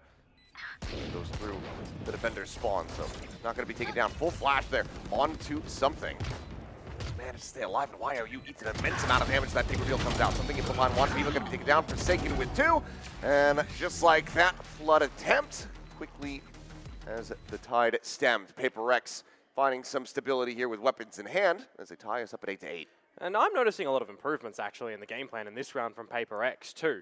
The placements of Jinx smokes are allowing them to very, step-by-step work up towards the A site as well. I highlighted earlier, I think he's been improving, over that B-side example where he came out with the play, but if we're seeing PRX really start to elevate on the back of this style of play for them, it's going to look pretty good for Icebox. Tied up scoreline though. Big old gun round with not a lot of ultimates available just yet, of course, just the one from Forsaken. Start to get them a little bit more on the board soon. As PRX going to toy with the idea of going towards YOU at this B site. Already Raga rotating over, and this is where the operator is going to be. But can it sing? It absolutely can. At least the first 2. Pretty good. Something. Dead. That's all of your entry power pretty much here for the side of PRX. Yeah, it's just completely stopped them, hasn't it? No, he's just got that kill, and he's just going to dip out. He's suspecting that it's going to be a rotate here. PRX just cutting noise. Leaving Mind Freak over towards mid. If you want to try and exploit back in towards the B side at the moment, you're waiting for your recon dart to come back for Forsaken. You're waiting for your toxins to come online as well. And that's exactly what they've now built up. So this is the time for them to go back in. They're going to drone first, actually. Get drone on the corner. Quick spot out. Tag not found. It's going to be some nanos here. YOU is able to maintain this position. Martin at the same time displacing the flank. Mind Freak unable to get into position to really try to play that one out. The flash connecting is absolutely gorgeous here from Viva.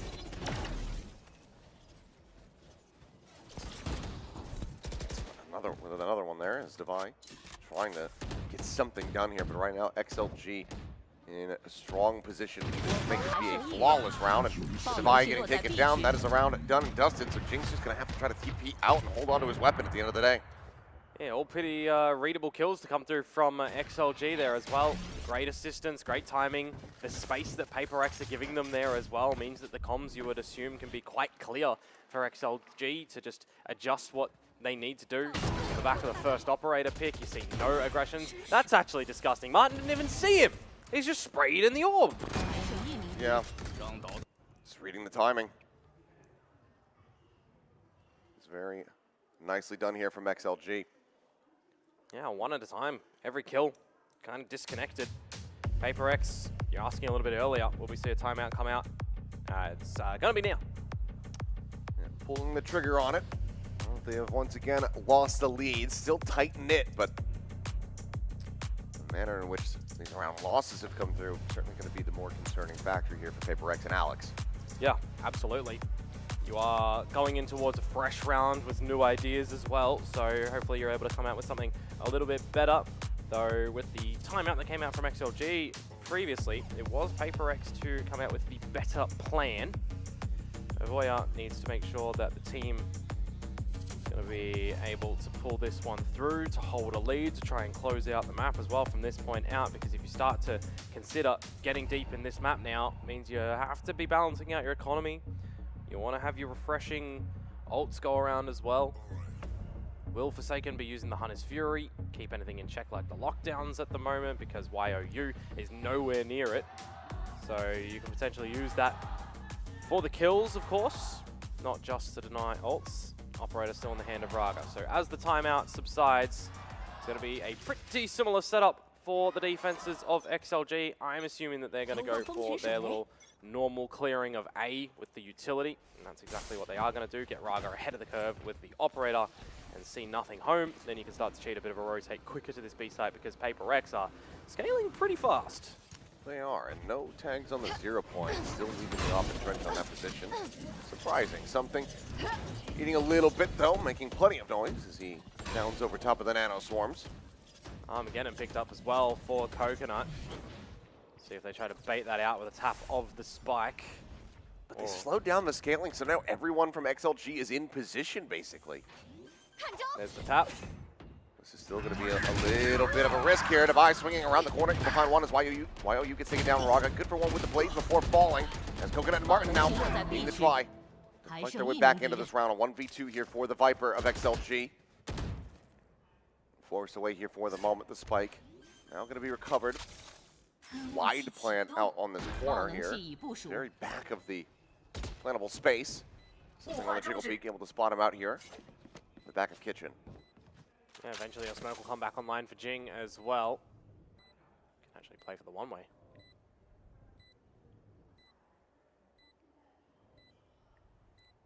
Quiet on the approach, only a bite to work with, but now Martin, yep, noted. Double swing. Something able to go ahead and find it. 9-9. Not without casualties. Obviously, 3 players dropped on the side of PRX, and the economy has been in a shaky space, to say the least. So not without cost, but they tie us up once more. Yeah, and on the back of the timeout as well, going Paper X's way again. The Armageddon, you know, I was wondering, are they going to use that to try and deny the spike plant from going down, or wait for it to use it later, clearing out all of long perhaps, or all of yellow. Not going to be the case there. Used for no avail on this tied up scoreline. You still do have the economy that was in check for XLG, so another gun round is going to be permitted. Early pit towards the A site. Will that steer Paper X away or not? Have to wait and see.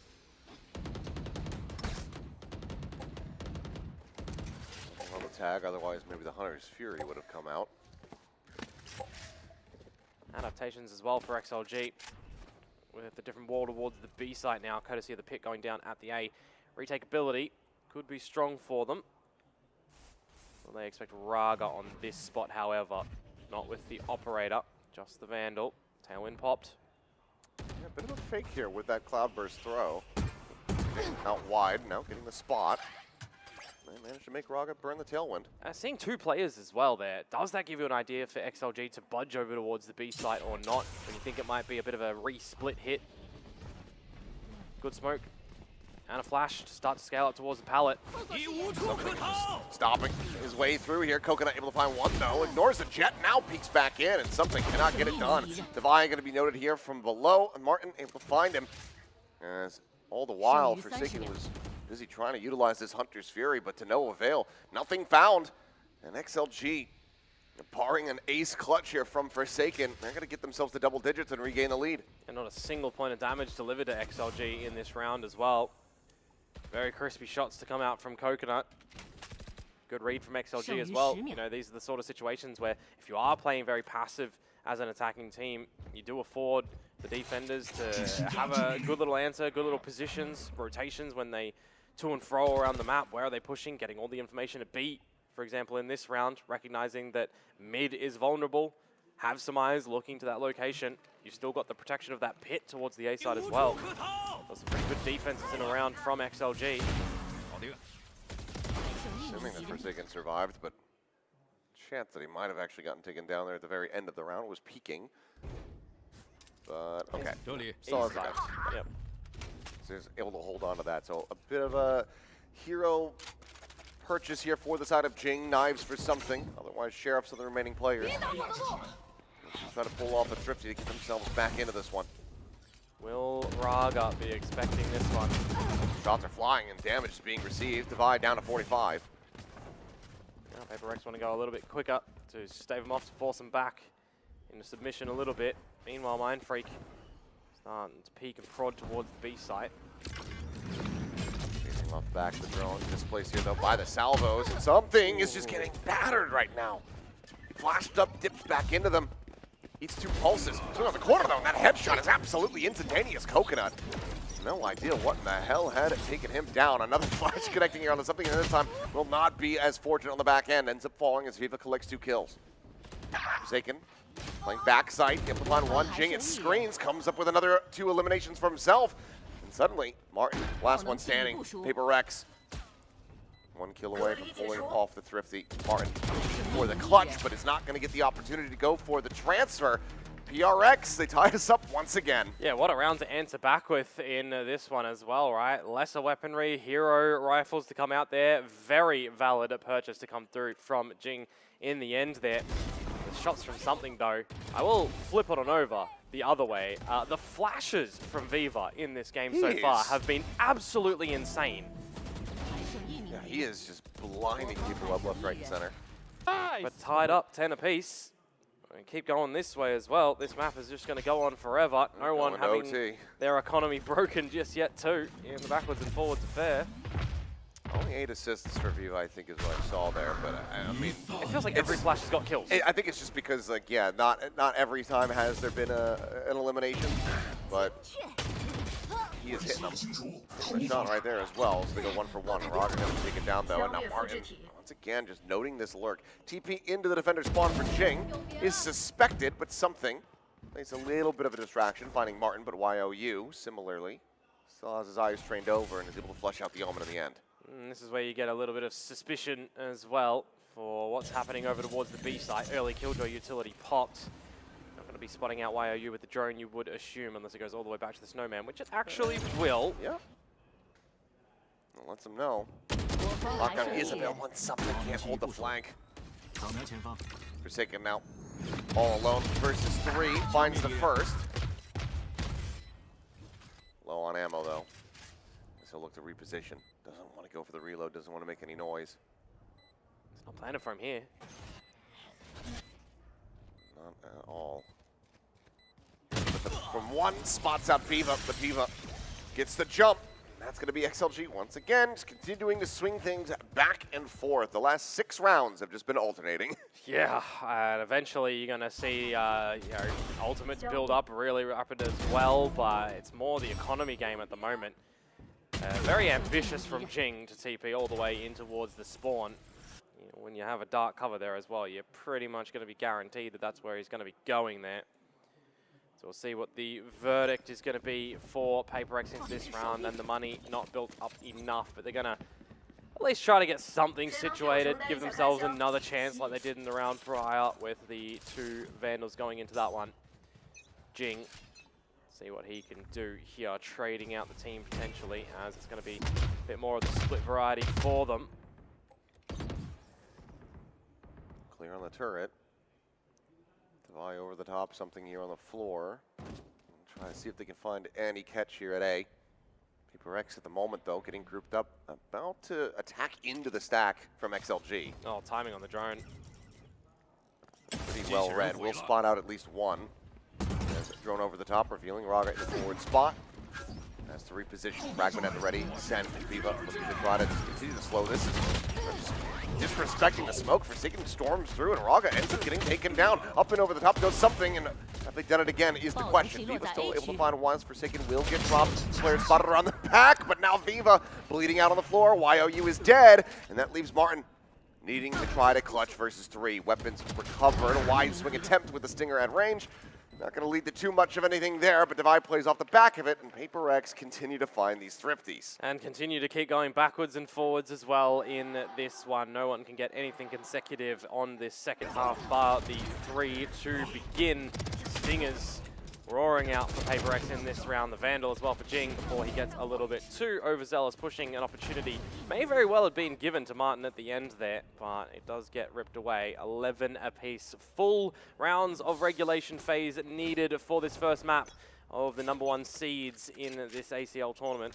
And we got OT on Icebox yesterday with PRX versus Billy Billy. Why not here to start things off on day 2 of the ACL? Drone again, going out from XLG, putting out what it can. A little bit more of a forward position from Coconut. Oh, but it doesn't matter if Raga's hitting a shot like that. Yep, not even that much damage going to be taken in trade. Just a massive opening kill found here for him. Quick little reposition, slides around the back of sight, and for the moment, looks like PRX scratching their heads, wondering if they should end up at B, and that is going to be the play call. Drone coming out Forsaken tries to keep them interested on this A site. Yeah, this could be a good fake time for PaperX as well, because there was just a clear over a B long from a flash from Viva. Gets the lockdown out. Put Martin out, and yeah, this is a good selling point right now from PaperX, but what can Martin actually do at this B site now? Hearing the utility, hearing the plant. White's going to go down and should get a bit of damage there on the Ching, but ultimately not too much. Pit now in play. And with the lockdown being used over at the A side, it's free reign for Divide to potentially use his. Yeah, he can't try to flush him out. Taken on the repeat, able to finish the job that something had started. Raga going to be taken down. So now both teams jetless, a 4v4 retake. And Coconut just hits one right through the smoke. Unlucky there from Jing, to say the least. Lockdown buys further time. PaperX still in with the advantage. Hunter's Fury as well if needed for Forsaken. Timing play. Snakebite goes out. Divide eliminated, but the bite finds YOU. Is it a case of tearing them asunder? Hunter's Fury now invested, and Forsaken able to just go ahead and bring this round to an end. Still, though, it's damn messy. They do get Coconut dead here at the very end, so nothing going to be carried forward from the side of XLG, but it's only Forsaken surviving as PaperX are the first to get up to match point. Also the first to break this little curse at the moment of the backwards and forwards affair, doubling down. I noticed at the tail end of that round, there are a couple of players on XLG at the 50, 100 credit marks, so coming into this last round as well could look to be a little bit problematic, a little bit less equipped. We'll see with this game coming back on now what that actually is. A lot of light shields in the play. There's a Bulldog. You're not near the Blade Storm either for Raga. This is where things do get a little bit dicey. A timeout to be called though. XLG wanting to get this over the line into OT. Still have an opportunity here at that win. Obviously cash on the line for either squad, but added pressure of the home crowd watching. XLG wanting to come out on top. Lots of words to be discussed on XLG's side at the moment. Got to come out with a pretty great game plan on this defensive side because it's been pretty copy-paste a lot of these times as well with how they've been gathering their information over at A. That's why you see some slight adjustments from PaperX, you know, putting something in towards Jail with a stinger, a little bit different just to have a how do you do in case they are peeking there again.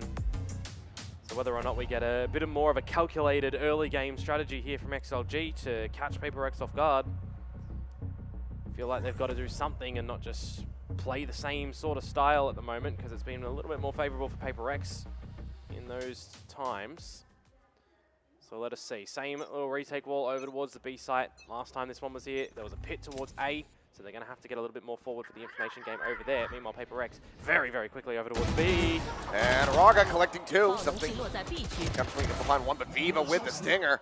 But Mindbreaker's holding even, gets a ton of damage onto something. 12 HP remaining. Now it's just him and Divide. And a 2v3 with a pit on the opposite side of the map. Yep, so it is kind of the same thing in the Viper deployment like last time we saw this wall. But it's a different change of play for them actually in the B main itself. You'd think the Divide has to try and do the heavy lifting in this sort of position as well. Something, 12 HP, finding the gaps around the maps with the Blade Storm. Just has to hope that, that he can hit a nasty flick, but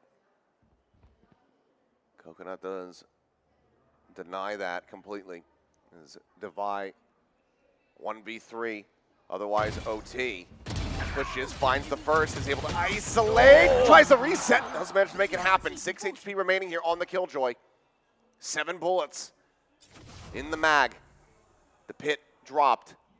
Martin in the corner. 28 seconds, Divide could go for the pivot. He still should know he's here. The only exit point, essentially. He's going to drop and die. Yep. Alrighty, well, a decent little run of it here for the side of Divide, but no clue where the Viper had gone. Might have thought that maybe he wrapped up the all front. the way around.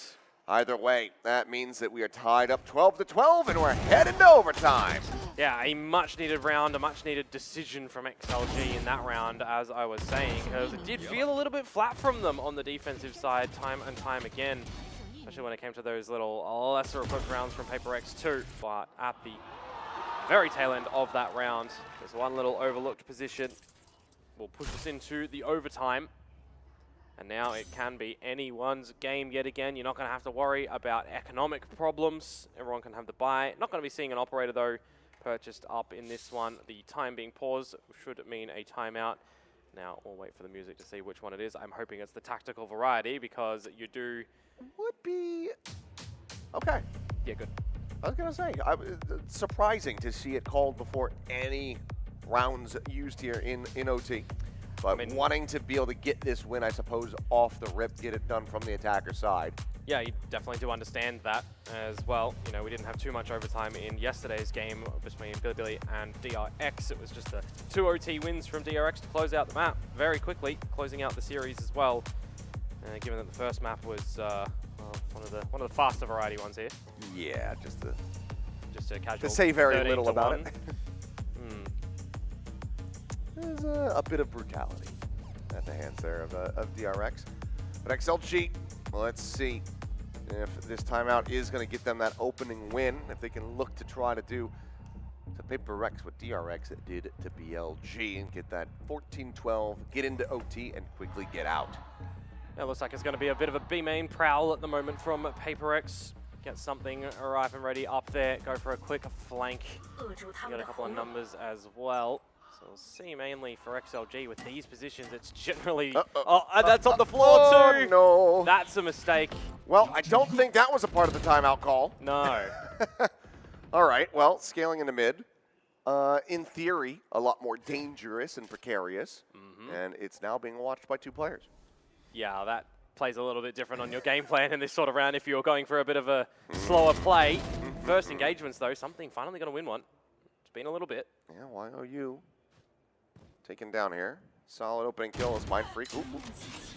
Seeing far too much. Hunter's on. Quickly, yeah, backing away. Does manage to slide back around the corner out to safety. Trying to force a plan here, trying to push the wall. PRX trying to keep their numbers disguised here for the moment. Double face out, double death. Blind Freak and Jing both going to be taken down and just landing right in front of Martin. I mean, he is making up for the botch earlier.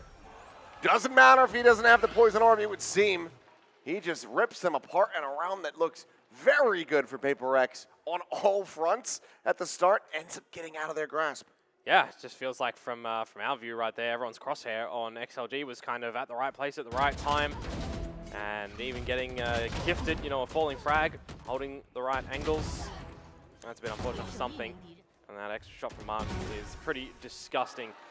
Good round from XLG. This might be why the timeout was called going into that round. I mean, we can say that from our position. Now they put themselves on the map point of their opponent's pick. Very true. Lotus, the next one coming through. I mean, again, PRX overall not going to be feeling too bad about their odds there. They do typically run that double duelist setup with, you know, something in Jing shifting back over onto the Rays, but certainly not feel too great about dropping your own map pick. Yeah. Ambitious angle from Raga. Nevertheless, good for it. A shot. Looks for a little bit more. Jing does manage to answer one back. Displaces him from pipes. Viva similarly. Going to fall away as Coconut. He's trying to play delay tactics here as much as he possibly can. Pop flash out. No one receiving that as it's going to be a snake bite there into the corner. Just trying to force the positions as much as humanly possible. And you can see Forsaken does take quite a bit of damage. The Device similarly going to be taken down, delayed on that bite. Eventually does fall. 3 versus 3. Lots of damage to the PRX lads. Forsaken and Jing. 70 health between the two of them here. Mind Freak, the only one fully healthy, and still is going to be fragging. Comes away with 2 kills here. He's had a bit of a rough one so far in this map, but I guess when they need him the most. All reliable. Now IOU on the flank.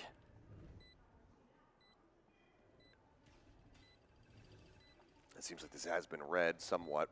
But the recon, I mean, it goes in deep. He's ahead of it. Mind Freak still sights set on the angle. Forsaken watching here in front of 410. Does manage to go ahead and get that kill. So reset OT. Not coming to a conclusion quite just yet. Yeah, we will go again. And with no timeout available for XLG, which I assume was a bit of assistance coming in towards the first round that they managed to gather here. They're going to have to try and figure things out going into it themselves. And what the game plan may very well look like for them. Pretty stock standard on the attacking side, of course, though, to start off for XLG. bit of a B main prod, one might assume, for potentially falling on back and seeing what the lurk of YOU can find over at A, what information he can get.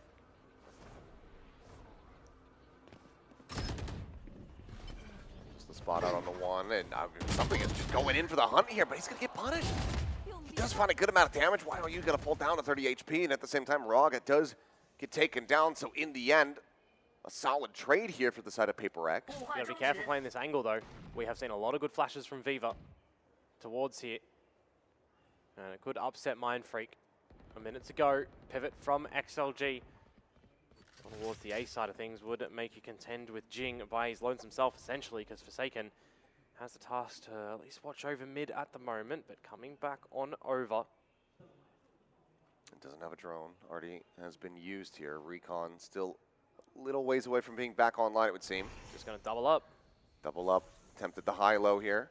There's a swing on the corner. Spike now confirmed. A reposition from Forsaken. Jing is able to get the transfer, and he even flicks up for the kill on the YOU. That's a headshot, too. That was. Didn't need to be. Only had 30 HP remaining on that Killjoy, but Jing wanted to show off a little bit, it would seem. Yeah. It's Paper X up to map point. Yeah, put themselves in a spot where that's a 4 versus 5 deficit as well. Good shots to come out from Forsaken to start, but we'll get a bit of a replay on this one from Jing. Spray transfer, great vertical flick.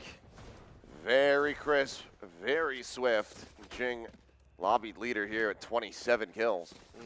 Another situation where there's no operator in play though. I feel like Raga's been pretty good with that gun, so maybe it's just a little bit of nerves, game plan not facilitated with how they're gathering this A main control time and time again. So we have seen him push up towards pipes with that op.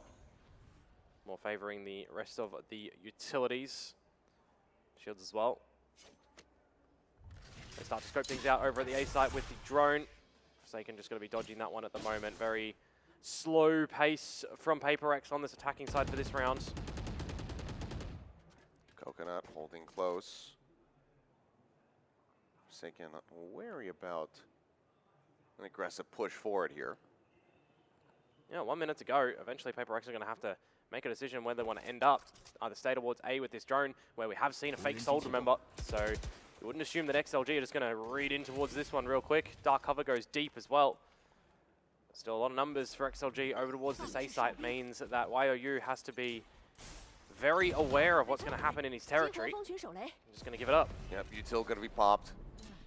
Sights turn back towards tube. There's the walkout, and there is the flank noted and handled. Forsaken able to trade one, but Martin at the same time finding Jing. It's Forsaken now. They try to push forward through the kitchen. Two-player crunch attempt here is out into the window. They go. They hit the floor, and somehow Coconut is able to go ahead and realign that. Does eat a decent amount of damage. Going to be down to 27. Here's the spike planted by something and Devi. 2v3 to try to bring this map to its conclusion. Otherwise, XLG going to be resetting us once more and taking us deeper into OT. Double phase around the corner. They pick their targets. They're able to find them both. Coconut and Raga both going to be dead as Martin now called up to play on the roster here at the tournament. Sends out the snake bite, eats some damage, and they're just double facing. 15-13 something will get the final shots through, and Paper X close out their map pick of Icebox. Yeah, so far in Pacific, they've been pretty clean with this map against DRX and RRQ, but a great challenge to come out from XLG here for this opening game, opening map of the #1 seeds in this tournament. Everyone was hyping this series, everyone was ready to see what these two teams were going to deliver, the Raga versus something Jet battle on Icebox, and my oh my, pretty damn comparable. Yeah, that it was, but I think credit where it's due. Martin right there, yep, not going to be able to find the clutch to elongate this map even further, but a very strong performance from him, considering that he's just kind of stepping in for this tournament. Yeah, absolutely. I think we've been seeing, a lot of the rookies and call-ups have some pretty impressive performances overall. Yeah, 100% yesterday. Great showing from Kalulu and from Midi, but in this one, Martin.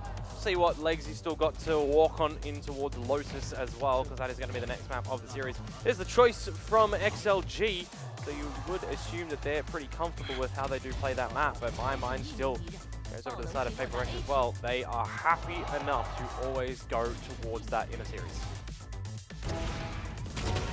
That they are. Well, Lotus now to determine whether or not we get ourselves a 3 mapper. Feels like it was it feels like it's an inevitability. It should with these two teams. Yeah, feels like it might just end up being a 6-map type of day here for us at the ACL. We'll see if Paper X are going to have anything different to say about that, though. You know, I mean, they've been able to take down some very strong teams when it comes down to Lotus. Elected, I believe, to pick it versus PRX and then beat them 13-11. Yeah, and then you got to remember as well the 13-2 against T1, albeit looking a little bit lost in that map, to be completely honest with you. Yeah, a little bit lost in the stage. Yeah, yeah. As a T1 been, so yeah, we'll keep our eyes on them going into stage 2. But yeah, I'm not sure how much we can really glean from that series. Yeah. Well, this one, a solid start, and it's going to be Forsaken picking up the MVP award. I think he or Jing, either way, could have been, you know, perfectly fine to go with that. But Forsaken, the multi-frags coming through, the Sheriff round that he had, just absolutely gorgeous. Nets himself the highest ACS and MVP. Yeah, and also you just got to remember the amount of reveals that he's getting off the recon or the drone that, for example, Jing is then getting the multi-frags on the back of. It literally could have gone either way. 175 ADR is also very high.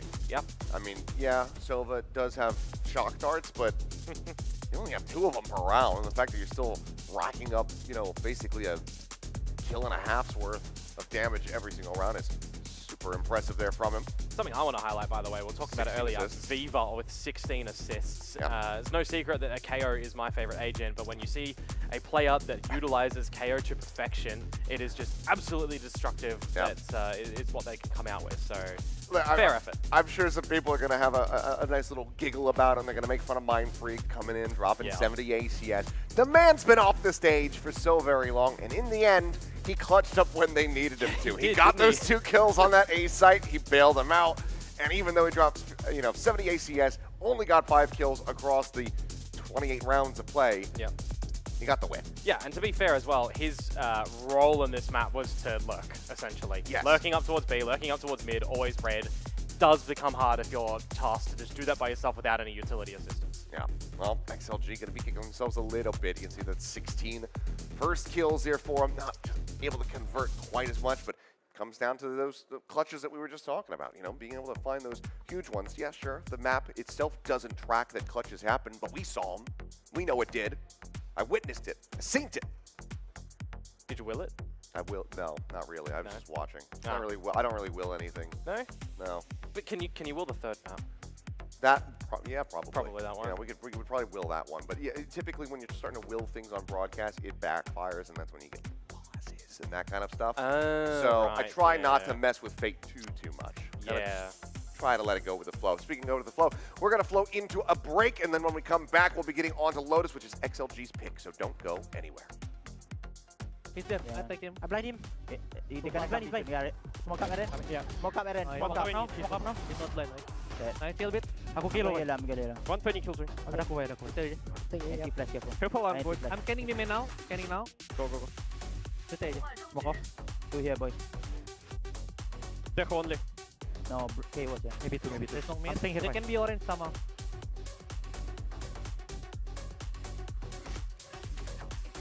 Can be orange, okay, bye? Yeah, I got that. I would check. Nothing, boy. Nothing. I go to check. They still have Kremor. Push me. They have drone or no, guys? I think yes. Jason. Double. Can you wall up and wall down, bro? Easy, boy. Hold down now. There's no mid again, carry mid, bye? Yeah. Come on. Double. Nice. One more. Whoa!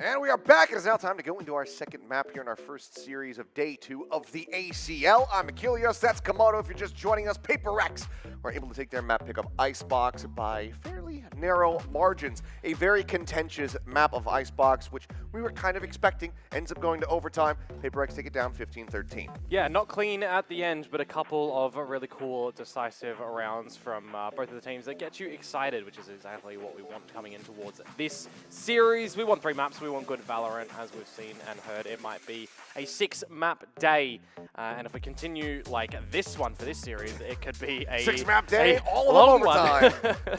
Yeah, that would have us pretty dead by the end of the day, but hey, you know what? At least our life's for the cause. No RQ when it comes to Lotus. That's very true. We don't have that.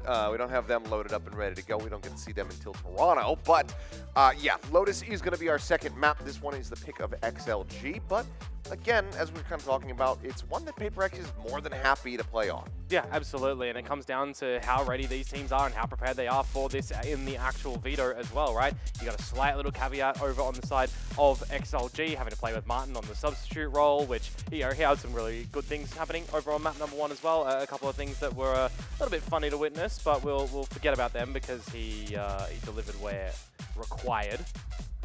That he did. It was a strong performance from him.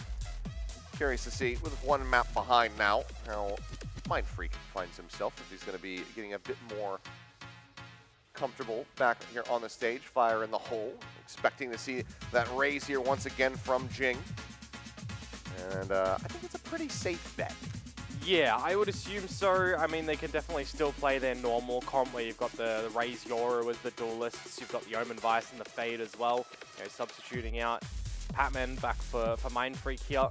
Unless you're going a little bit back further to when they first played Lotus, you know, running the Waylay. I think that would catch a lot of people off guard and honestly nerf PRX a bit. So let's just stick with the Raze. It's good. Probably the way to go. They did say that they wanted to have some fun, so maybe that's something that can happen, but we have a bit of a spoiler there on the screen. You can see that it is going to just be the Omen Vice, Raze Yoru with a Fade behind. Yep, that's kind of the expectation. 5 reps on that for PRX. And a good little track record as well for them. 5 wins in a row as well after switching up from that Waylay comp. So 100% success rate so far. The closest one coming through in that DRX game, 13-11. But for XLG, it's their map pick of choice, right? So they're going to be starting off on the attacking side. We'll see how they're going to fare there. Yeah, should be safe bet that they're going to be able to have a bit more of a comfortable performance. Took a stroll back through memory lane. I didn't quite check this one statistic, but I think that might have been the first Icebox win for PRX on this stage. Because the last time that they were in the VCT arena and they played Icebox, it was versus Hunted Thieves, and it didn't go very well. It was them kind of bombing out of the tournament. But also, somewhat funnily, the only victory that they have on the stage was versus EDG. Who aren't here. Who aren't here. So, yeah, that usual inevitable matchup is, for the first time in a very, very long time, not coming to fruition here at this at the ACL. Well, taking a little bit of a peek in towards XLG's comp of choice for this one. Still rocking the Yoru, the Viper, the Omen, the Breach, and the Teo. So, you know, have a couple of good victories on this one. It's comfort ground. I think that's more important for both teams coming into this, right? You have comfort agent selection over on Icebox. You have really good delivery. You have what you're expecting as your strengths. You kind of know your weaknesses that you have to mitigate a little bit. And for XLG coming onto this one, I wouldn't have it any other way. Nor would I. So, let's see though. Last little bit of chatter here from the coaching staff as we get ready to load up into the lobby. Whereupon we will mute their mics and we'll have the players commence the fight. Some fist bumps coming through. Seems like things are going to be good to go. So let's go ahead and hop into Lotus for map number 2. See if PRX can get themselves an unexpected 2-0 victory here on the stage, or if XLG will push us the distance. And unfortunately, if anyone was playing the over-under game with us in the last map for our 9th expectation, yeah, we're wrong. No, very true. We were wrong. Could have happened with the B play. Yeah. But no. Alrighty, well. First on the defense here are PRX. Raga just gonna go ahead, lets himself get revealed. Oh, expecting this B creep. Yep, they like to do this round over round. It's gonna be a trade, 1-for-1 as Forsaken gets it down. Something with a headshot, able to find Martin there through the box. Damage suffered though as Jing tagged it to 37. Gonna have to be clean with the Sheriff if he wants to come away with some eliminations from here. So they're in a decent position. Paint Shell will go ahead and hold down the door. Something getting up into the smoke and gets up meeting here against Raga. Gets the better of him. Yeah, it might be the time for a bit of a disconnect for XLG, but similarly, PRX, they are going to go challenge this one. Flash away out. Raga trying to get that transfer. Jing does manage to find one. Keeps him competitive in the map. As Mind Freak is just rushing at them here with Jing in tow. Trying to get a catch, trying to get a timing. Gets the headshot, but can't quite confirm the kill. Viva on the reswing. Opts to go ahead and back away. YOU at 12 HP. Potential for this to quickly become a 2v2, but Salvo's online here for Viva. To make it a bit more of a pain in the neck here for PRX to try to get their way back over onto the site. Yeah, and it's planted backside as well, which makes it a little bit more difficult now for them to even get in.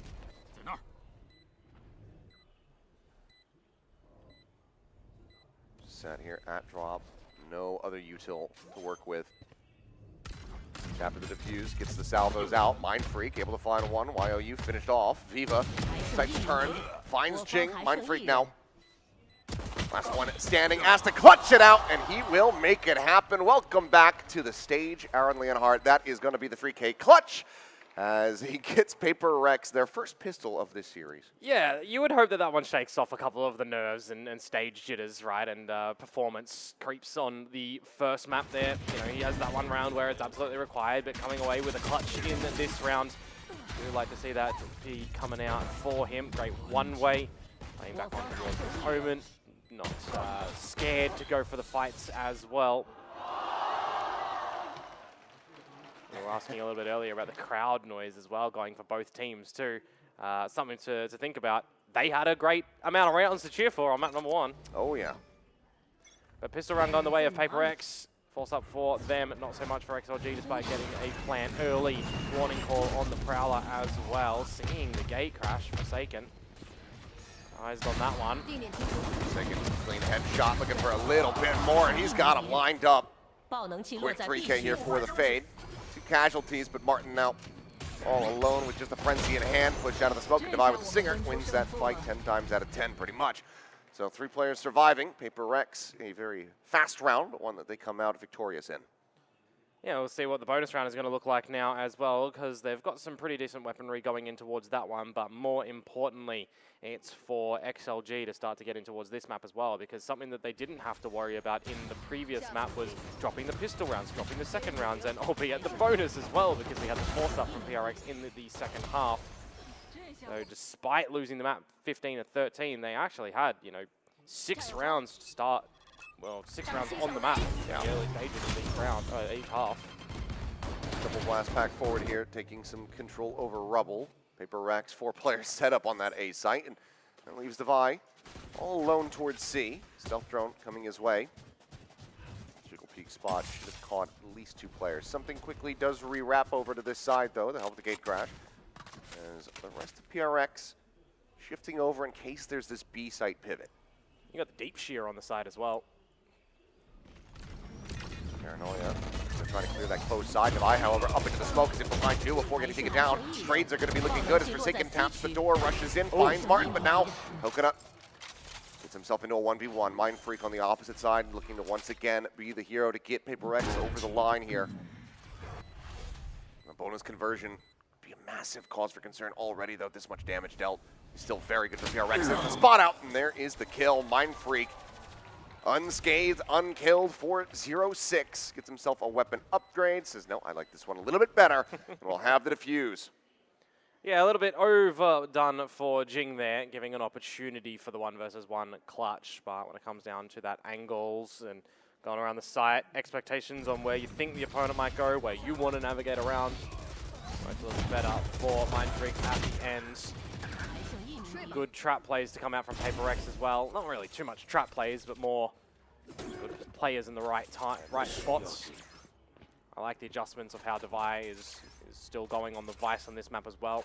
You know, changing it up with where the shear wall is going to be going a lot. Having some expectations on TPs coming in towards the C site too, from Raga, from Coconut. This time though, the shear going to go back to a bit of normalcy at the middle of the map towards the front of B. Well, for XLG, it's back towards the pistols as well, so a little bit more slower. Spotted out by the Prowler. Two players revealed in this position here from PRX. Paranoia at the ready. Looks like XLG do want to try to fight their way forward, gain some space here at Rubble. There's Martin going to be noted here on the lurk. Blind Freak to push forward for this catch as the Prowler chases in from behind, but he's completely surrounded. Swings around, gets the bad news. Something right there up in his face. A site is open for the moment, so PRX will have to play retake, but versus 4 with Sheriffs, things could still very much get out of hand here. It's going to be a Nightfall, yeah. Big commitment onto this one. They'll reveal onto 3 players.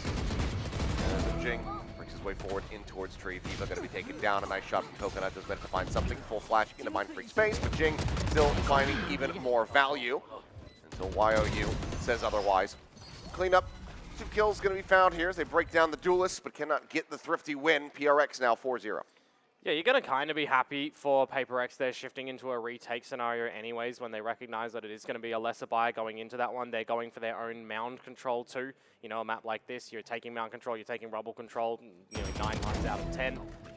So they just opt for the one where XLG are not, then shift the map accordingly.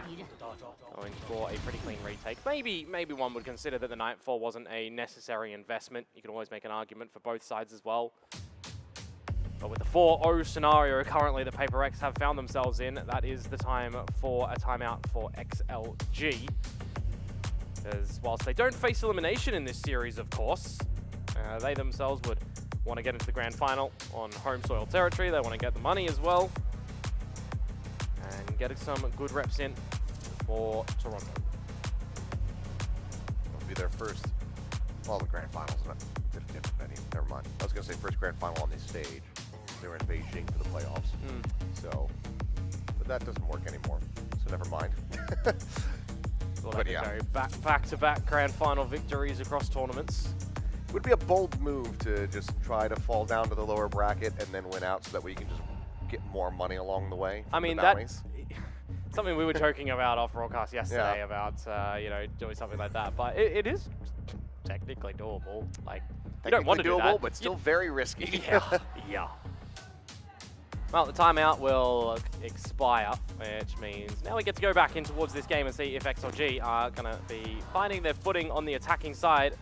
This is the map pick of their own choosing as well, so you would expect big things for them on the attacking side. It's very PRX, though. 4 shorties behind these Vandals and Phantoms.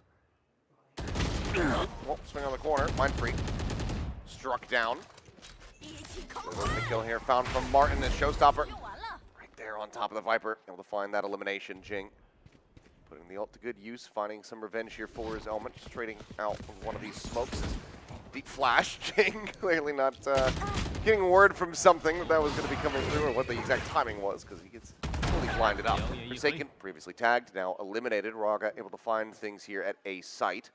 Spike, however, still in hand and shifting towards B. Yeah, the shear is still at the front of this site, but Jing's movement, well, he manages to find one. Movement is clean is what it is. Yeah. As clean as the headshot. Paranoia in, the sheer wall still here, but Jing unable to hold the door for longer. YOU does pick him apart. Ball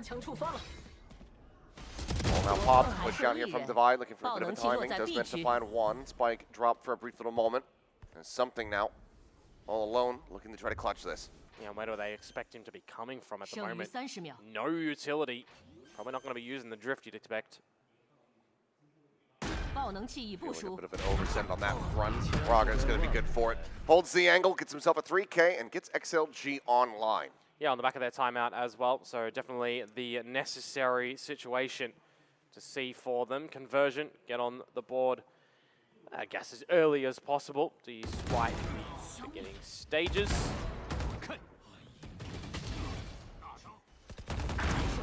End up being a little bit more costly there with the Showstopper.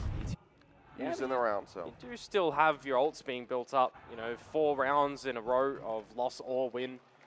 You would generally expect them to be coming online soon. I mean, you got 3 apiece, 2 away, as well as Martin and Viva, 1 apiece. Big stack of players for Paper X over towards this A site, commanding rubble control, gate crashing away. And Forsaken's got a judge.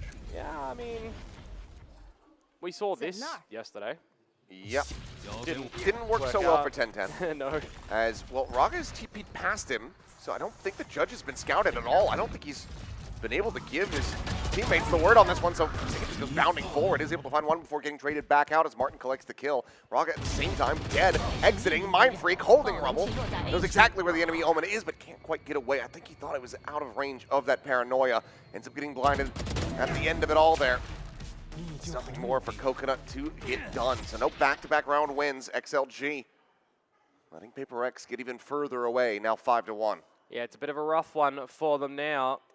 Your own map pick, you're starting on the attacking side, which, I mean, they probably would have expected coming in towards this veto as well. But they are really starting to have this one slip away from them at the moment. You've got Mind Freak as well coming online. Great multi-fragging, great rounds. Certainly just took a map to get back situated into the roster. Back to pistols again, back to the drawing board for XLG. Left to their own devices, no coach intervention. See if he's going to be happy enough with the result of this round and the next one. Slow and steady. Clearing out mound, no one home. Just a lot of the Vice utility over at C, where if you continue to go there, you're going to have to try and bait that out. And maybe you want to try and sneak away a kill, position Raga to try and find something with the Vandal. It's hero variety, of course. Break on the clone. It's the sheer wall still should be there. Yep. Something. They're trying to hold them back here and make this approach as awkward as humanly possible for the side of XLG. A little bit of damage could be found. As Armageddon now called in, something fully blinded up. Divide trying to push forward here, but Raga up on top of the box. We'll find the elimination. Going onto the corner though, the flash good. Something collecting one, but even just dancing around the shots. Let's end up managing to find him there with the sheriff. The transfers just are not coming through. Paint Shells now, rebound hit coming in. There's a YOU gets taken down, and Forsaken, he knows that he's got Coconut dead to rights. Too much damage suffered previously. And Paper X, they get very close to giving up the Thrifty, but they manage to maintain control. Yeah, that's it, isn't it? If there was even a sliver of a chance to get that Rolling Thunder out, potentially, that might have been a different result in the rounds. Got to give a valiant attempt towards XLG. They are trying to deliver what they can in a lot of these rounds. Just when they get close, not able to do so. As I was saying, try and set Raga up with that hero Vandal. I thought that they might be able to even consider using the ults to a little bit betterment, but it doesn't with the Rolling Thunder in the end. And the Armageddon. And the Armageddon, yeah. It's a heavy commitment. Mind Freak going to be doing his best Jing impression from earlier on, where he somehow got out of dodge. Oh, should have been spotted. No. Done. And yeah, the drone doesn't check him. Mind Freak's still going to be good for one there. He should have absolutely been dead to rights. Turn of the flash, and Jing just a little bit too fast on it. Brings back in. Eats the full thing. Nightfall now going to be used. K out onto these players could make them some very easy targets, and it shall. 2 kills. Now a cleanup here from Forsaken, with Martin still on the lurk and something holding the door. Paper X are absolutely sprinting away with the map. Okay. Offset on the crosshair. Martin does manage to find one. Forsaken previously tagged up, but he is good for the angle. Will be the closer once more. It's 7-1. Yeah, this is where it gets quite scary, doesn't it? We had a bit of a flipped result yesterday for the DRX BLG game with one map of overtime on Icebox. Well, that's similarly what's happened here. But then we get the 13-1 in the second map. I mean, that's where I'm kind of going with this right now. Difference that it was the other 3-site map of Haven, but Paper X are just absolutely on top of this map at the moment with their rotations, with their shots, with their trades. I mean, very different comp, but you know, they are a team that has delivered 13-0 results on Lotus. They beat Talon last year. They remember it somewhat dearly. As Jing now planted here, bottom of rock, showstopper sent, and no, he's actually gonna end up sending it way too deep. Drop down, Martin still ends up getting taken down as Jing comes away with multiple kills. So even though the showstopper is an absolute biff, it doesn't matter because he finds 3, and now you have the wrap from Forsaken, who has a judge behind this, by the way, but he just says, yeah, I'll just use the classic. Let me show this thing off. Buy the bundle. What is this round? Paper X.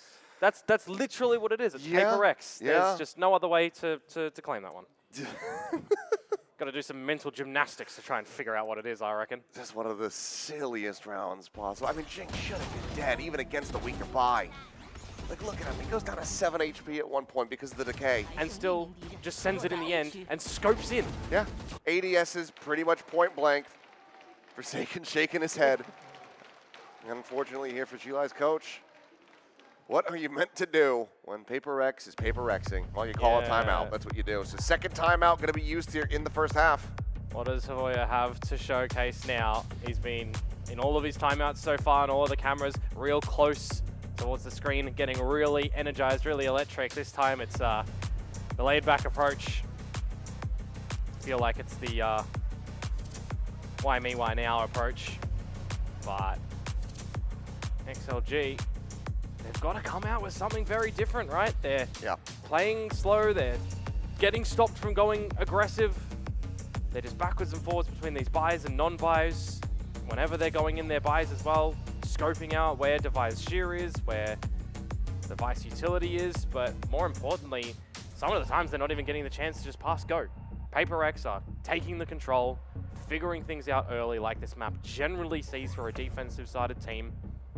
No real team will just never be prodding the map on that defensive side.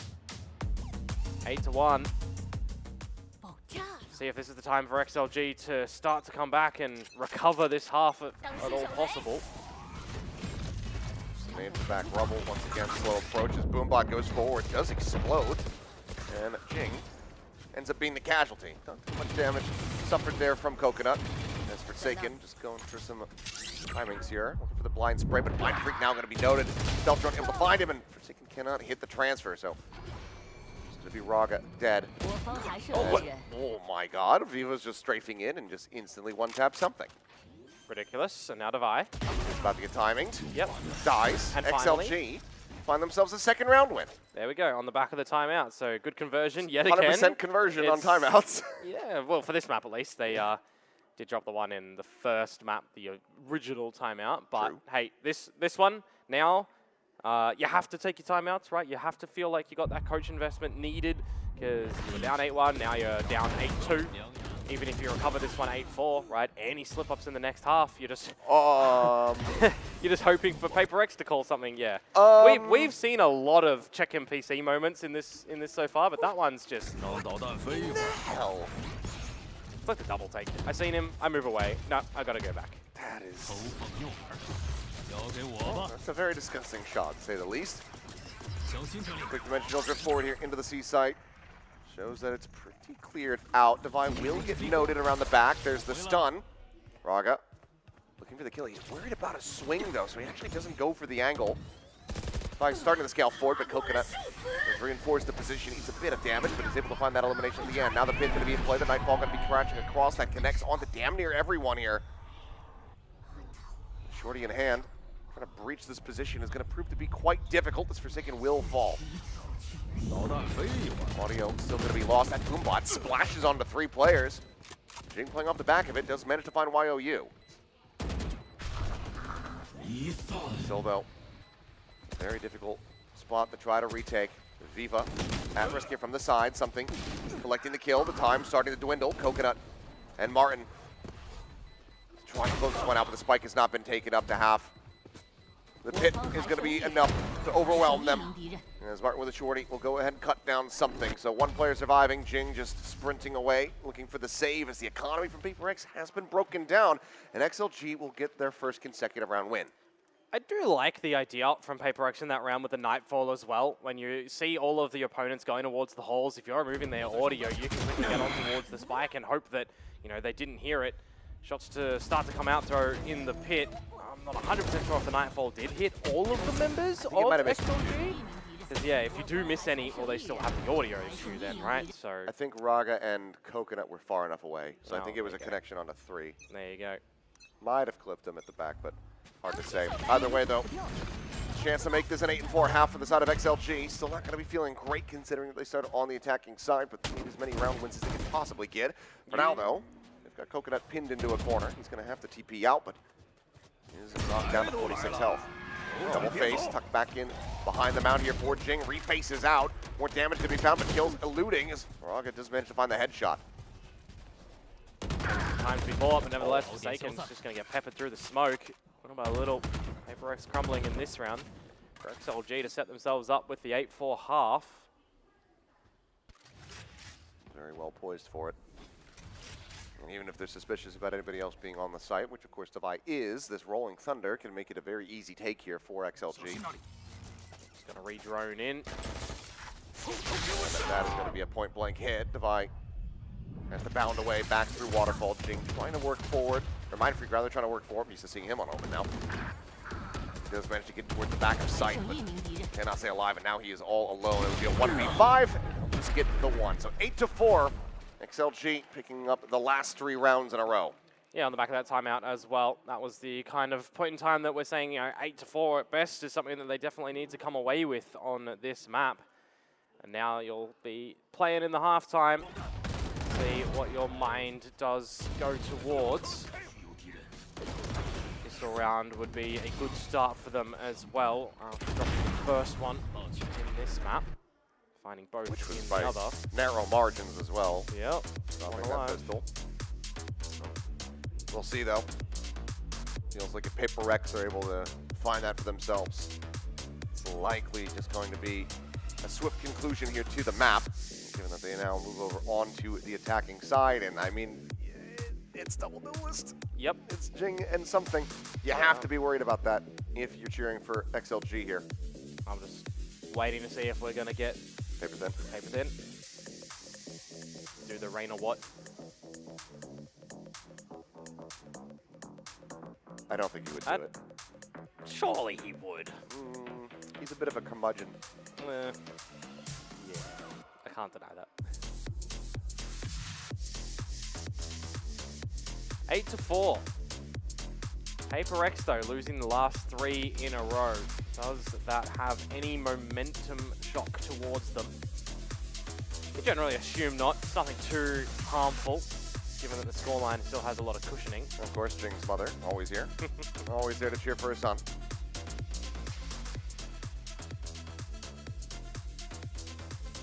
Well, for that one, we would need the 3rd map. XLG win. You know, I don't recall her being at the arena for PRX's earlier series this year. Maybe there's a correlation. Because she started showing up, and that's when they made the run for playoffs. When they beat DFM? Yeah.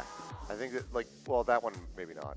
That one's a little bit of a gimme. But for the other series, I think that's when she started going back to the arena. And then PRX just started... Bit of a gimme? Started looking pretty pretty clutch. Ended with the OT, didn't it? It did. Yeah. Forgot about that. Yep. That was it was expected, is what I mean to say. Yeah, but it was a really big challenge. I kind of went nuts. My memory's serving me right. Oh, that's going to be decent damage here just off the peak. Yeah, so different deployments, of course, with the agents that these teams are coming out with. You've got to be a little bit more aware on this defensive side as XLG. Taken pinned into the corner, looking to try to rotate out, but the trap's not really leading to much of anything. Coming over the corner, though, Jing does get taken down. Coconut surviving. 15 health is Viva catching us straight through the smoke. Now you've got 2 players tagged up, even though you do equalize at a 4-4. Yeah, Raga, gate crash towards the spawn. But you'd assume that he wants to try and find something here, given that 2 of his teammates are low. Okay, info. PRX can still split towards B, go towards A if they want. This is the time that you get a little bit hungry for some information as XLG. Go for a mound push. Red by Devi. Walking behind. Something. There to back him up, finds the kill onto YOU. And just given the previous damage suffered, Martin says, well, I can't really try to wrap through this position any longer. Meanwhile, quiet little send across towards this C site as the door gets opened. Something finds the shot, finds another one here. Headshot even onto Coconut was not necessary, and he will find Raga to boot. 4K from something. That is going to be a very fast-tracked dimensional drift for this attack. And PRX now 2-2 with the pistols. They tie that up, but they are so far out in the lead when it comes down to the score here on Lotus. Yeah, this is where things do get quite scary for XLG if they want to try and extend out this series, if they want to try and get that seed into the grand final as the upper seed. Assuming that it's going to be a veto advantage coming in towards that one as well, like normal. We would think so. We'll get confirmation on that. We can certainly do that. And push XLG down to that gauntlet run. It'd be a short one, but a run nevertheless. Speaking of confirmation, Victoria, our wonderful host, confirming that Jing's mother was at every single game. Okay, there you go. So it was me cursing things in the very beginning. Could have been. Yeah.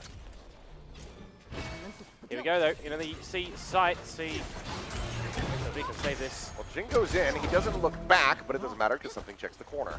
Coconut has managed to find the headshot. Jing going to be taken down. Swing in, though, and something still frying. Gets himself a second a limb here in the round, and Raga still making his way over. Sheriff in hand. Will arrive pretty much right as the spike gets planted. Passed over now to something who will get the ult online going into the bonus. And that's going to do it. Raga down as well. So the second round navigated quite well for PRX, carrying over 4 pieces of guns. 4 pieces of guns? 4 guns. And you really do just have to see XLG answer here, don't you? If not, it would be the run to close things out, as double digits are already achieved for PRX. I would hope to see something a little bit more calculated from them, a little bit more cohesive in this next round. They've got the weaponry advantage. They've got options to be able to do fault line and salvos for control. But that's not what they're doing at the beginning of this round at the moment, because the dimensional drift online for something. You talked about it, getting it early. Well, this is the bonus round. Yep. Little TP rejoin here alongside Jing over at a lobby. On now, Coconut just having to backpedal. You get a little bit stuck as Coconut. Oh. Be forward, salvos. Trying to force the position. The swing in and something just somehow wins the fight. Jing trying to make it happen here over at a rope, but Raga has managed to come away with it. Guardian not going to be favored in that fight. Held at bay for the moment here at least are PRX. Yeah, but they've got an open B site, so they can swing on towards there, go for a plant. Just going down right here. Center of the site. Bit of an odd plant spot. Compared to what we're usually seeing here. Something's going to be working his way in towards upper, playing off the back of the haunt, but now can be left entrenched here on this position. Meantime, Viva going to try to push the door. Devi, I think he does get, no, does barely manage to bounce his way back forward into the site. Finding Martin at the same time, turns the sights up and above, and that's going to be Raga taken down. There's a massive crunch and a 3K from Devi. Gets out scot-free, gets the kills, and gets PRX now so very far ahead. 7 rounds the lead, and at the moment, it's looking like XLG might just be falling down to that lower bracket. Yeah, that was the bonus round to come out too. PRX, you look at it from the outside view, won it pretty convincingly when they got the plant down, holding all the crossfires, holding all the entry points back in towards it. That's a very convincing lead that they are holding, but also the fact that there are 0 timeouts for XLG to call too, using both of those in the first half. This is the worst case scenario that they see themselves in.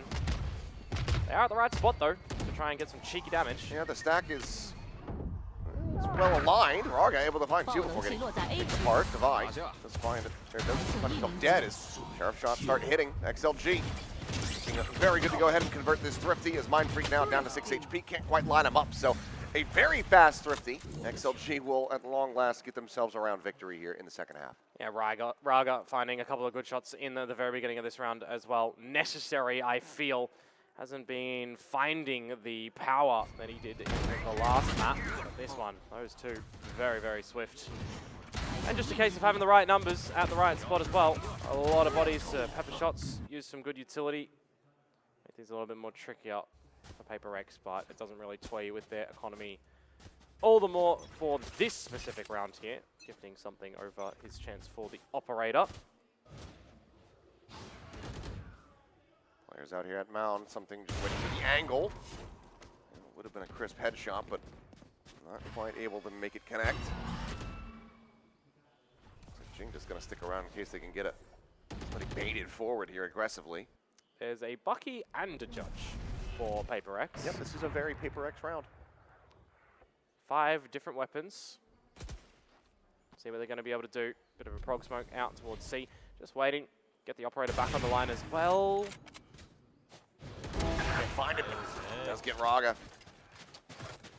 Yoru down, backpedaling here is Martin now. Picking up at the ready. And that'll be good for PRX to take stock of what they've spotted elsewhere. Device starting to poke and prod, see what he can spot over at the B site.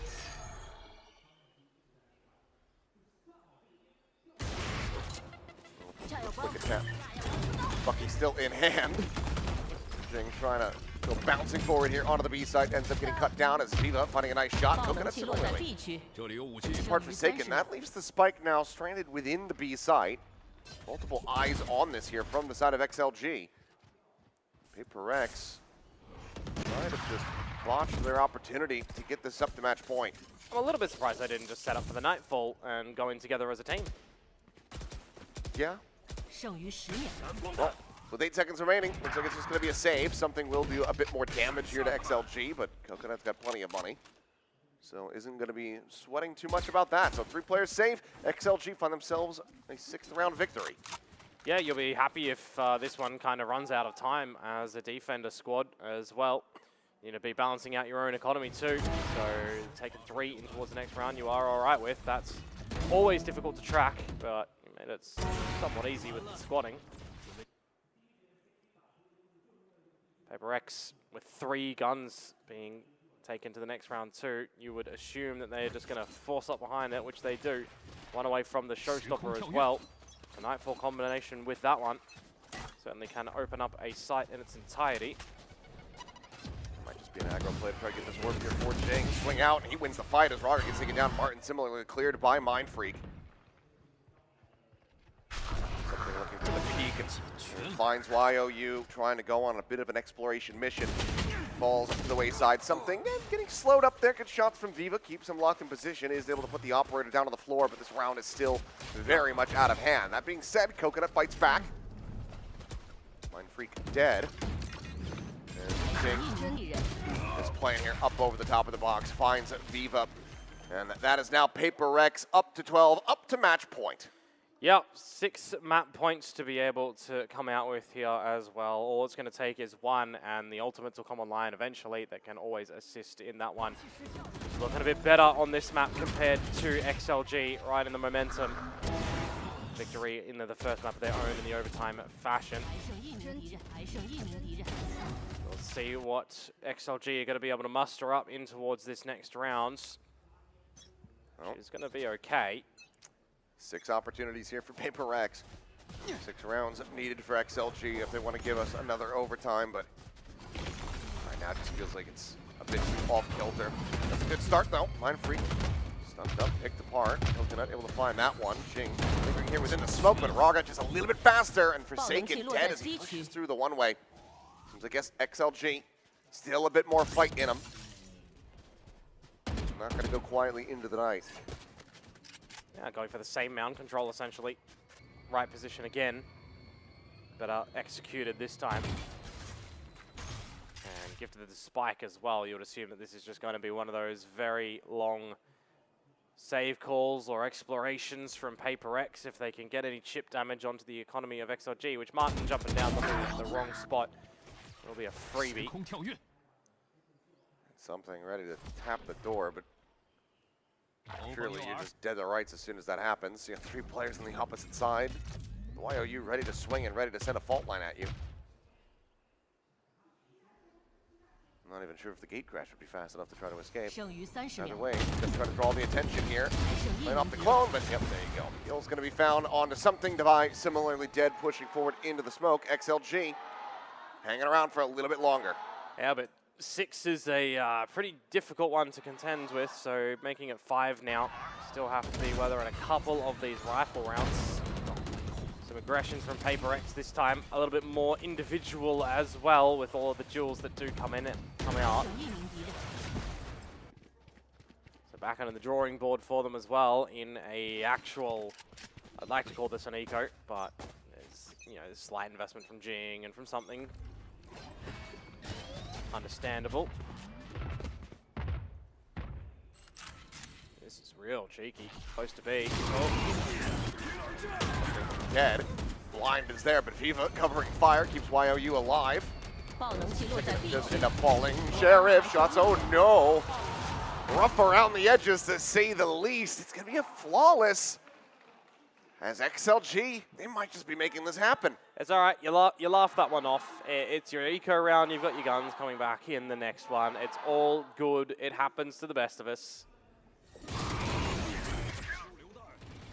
You did bait out an Armageddon as well. So you make it a little bit weaker for XLG's chances to come back in towards this map. But if we start to see shots hit like that, well then maybe, just maybe, the comeback will start to come on. Big round now to be had. If you can weather this one as XLG, well maybe, yeah, we'll start to have some depth in this. Fall out.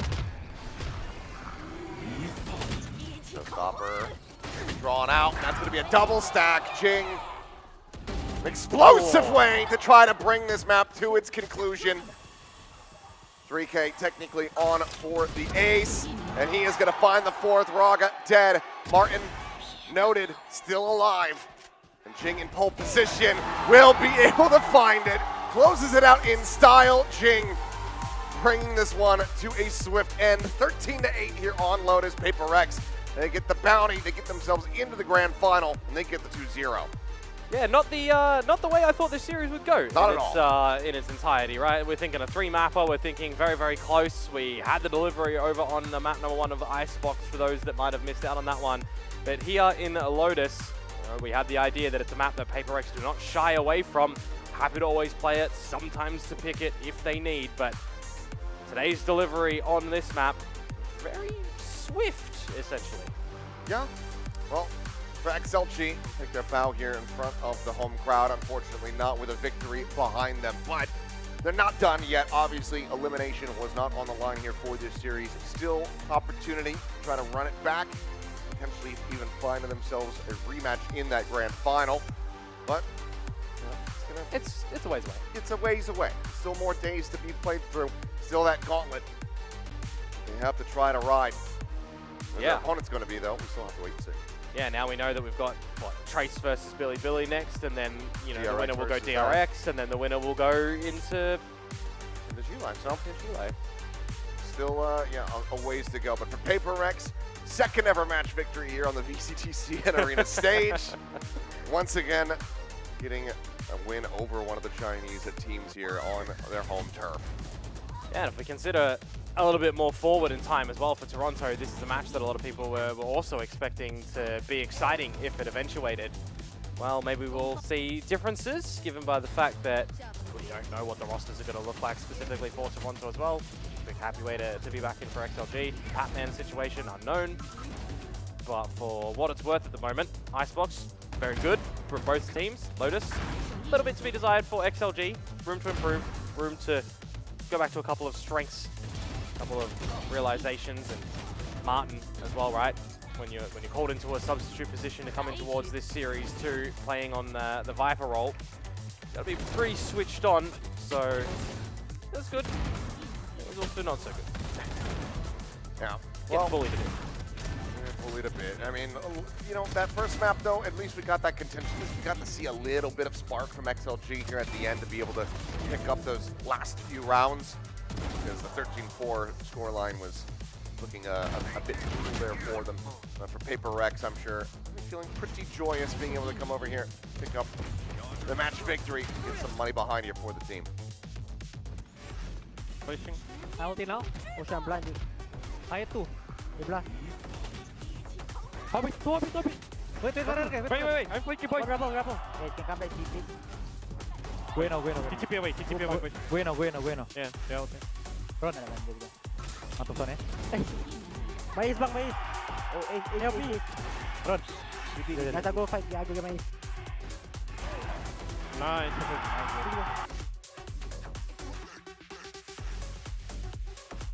Somehow very soft-spoken, even though he's able to get himself an ace to close out the series. He's going, oh, my ace, and that's it. No big celebration, no yelling. Just another day at the office, it would seem, here for Jing. Just read the script, knew it was going to happen. No one was really, you know, excited about it, but it's good. Gets the crowd back on was. raise, it's just down to brass tacks. Just, Crowd was happy. Doing what he had to do. But yeah, it was nice to hear the crowd chanting for the ace there at the end of it all. So this was kind of, I think, going to be a bit of a win-win for both, you know, for the Chinese fans, just because you either get one of the Chinese orgs fighting the win, or it's PaperX who are just kind of beloved around the world. So there wasn't really much of a tough option here for the fans there in the studio. And I mean, we've been seeing how many jerseys are there for PaperX as well. And they're eating good in the next series as well, because there's 2 Chinese teams that are going to be playing. So very true. They're very happy with today. Well, unless they're specifically fans of Billy or Trace, because one of them is going to be eliminated. Yeah, one of them is going to go home. One of them is not really going to be getting the opportunity to find any more cash prizes. So it will be a bit of China-on-China action. Someone's going to be disappointed at the end. Who it's going to be, I really don't know. I don't have that much of a read on it after what we saw yesterday, because Zeta was rough. Yeah. Trace were able to get the win there, but it still ended up going to 3. Yep. And then Billy looked pretty good on Icebox. I think if they just ban Haven, they're probably okay. Yeah, I mean, give me Sunset. But who knows? Yeah, I think there's just a lot for them to learn in this short little turnover period coming in towards the game. You know, shake away the nerves, of course, with what the roster's looking like. I think Shalulu and Midi as well, they've actually found their footing. So I think that's just a massive boon towards that squad. You flip it on over. I mean, just ignore the 13-1. I think you ignore the 13-1 and you're okay. So probably the best way to do it. But I mean, Shalulu, like at the end of the day yesterday, was in our top 5 rated players from the first day of action here at the ACL. So I think I think expecting good things from him is something that is going to be all right. Pretty reliable. Midi as well. Just looking strong. So we're right now just buying some time. We're waiting for the interview to get ready to happen over at the studio. We get to hear from, I would assume they're going to go with... Yeah, who would they go with? Maybe Jing. Maybe Jing? I think he speaks some Mandarin. So they might have a translator anyway. Well, sure. But they might be like, oh, you know, say a message to the team, that kind of thing. A bit of a crowd, you know. Or it's... So I feel like it's either Jing or it's going to be Forsaken. Yeah, well, we'll have a little bit of a look after we have the MVP for this one. Big numbers yet again. Yep, 199 ADR. The number just keeps on going up, it would seem. 303 on the ACS. Yeah, some, you know, silly moments. Numbers. Some silly moments from PaperX, as you can come to expect. You know, getting sniped out of the sky while trying to blast back in with a Bucky and you're fully blind. Yeah. But then you have those rounds at the very end where he pulls off the ace. He just gets those snappy flicks on the players as he's exiting out of smokes. So Jing, the man is just raised. You just got to make it entertaining as well, right? You got your eyes on the prize, but you also have your entertainment value. You're ticking all the boxes for crowd enjoyment. Well, we didn't make it over to Pearl, and had we done so, it still feels like PaperX would have been favored going into that one, just given the recent performances on that map, given just how comfortable they are. But instead, we got ourselves a 2-0 in unexpected fashion, with PRX overall looking pretty good. You know, rough start for Mind Freak, but that second map, he started off, he was frying. Yeah, from the pistol round as well. So you want to shake off some nerves getting in towards the game. That is certainly the way to do it, which means they've actually got a bit of time as well until the grand final. But you know what time it is for? Interview time! So we'll go ahead and send it over to the arena. 欢迎来到赛后采访，我是曼曼，让我们再一次恭喜 PaperX 获得了本场比赛的胜利。站走这边的是金选手，先和大家打个招呼吧。Welcome to the post-match interview, and we had Jing for our interview today, who just got an ace from last match. So can you say hello to them? Hello everyone. 欢迎金选手。赛前其实 Forsaken 他对于 XLG 的评价是非常高的。那今天你也是第一次和他们在正式的舞台上面交手，对于他们的评价你是如何的呢 ？So before today's matchup, actually Forsaken spoke very highly of XLG, and this time is your very first time to play with them on the official stage. So what's your thoughts on them, as a team? I mean, they are definitely a really good team. Like they won VCT China, so yeah, I think they are really good. But today they didn't have their full roster, so hopefully in the future we can get to play with their full roster. OK， 他说无疑他们是一支非常非常强的队伍，因为他们刚刚才获得了 Stage 1的胜利。那可惜的就是今天他们可能没有上全部的首发名单，所以说希望在将来在未来能够有机会和他们所有5个人去再次碰一碰。那图一其实来到加时之后，能够感觉到你们打得会更加的保守和谨慎一些，能不能分享一下原因是什么呢 ？Map 1 actually dropped into the OT. We can feel that you started to play more cautiously and passive. Can you tell me your insights of it? I mean, we just realized that was the better game plan for us, and we just adjusted based on how they played. So yeah.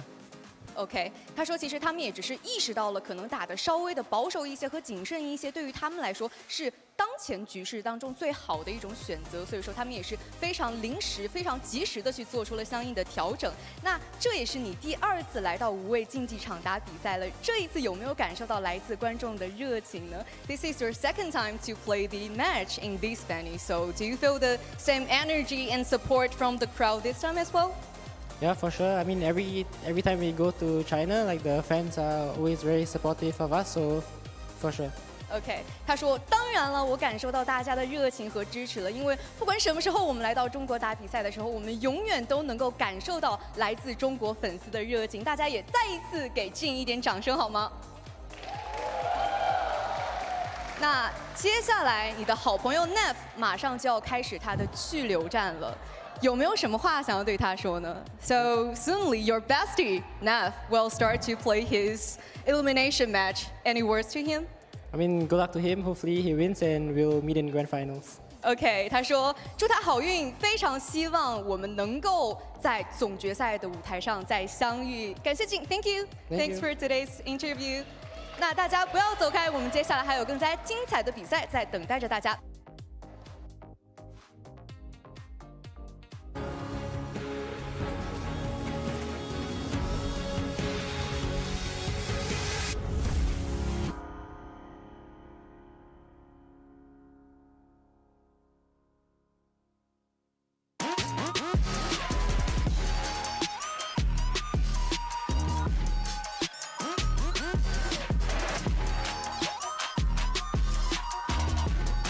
极限操作就用野蛮部落。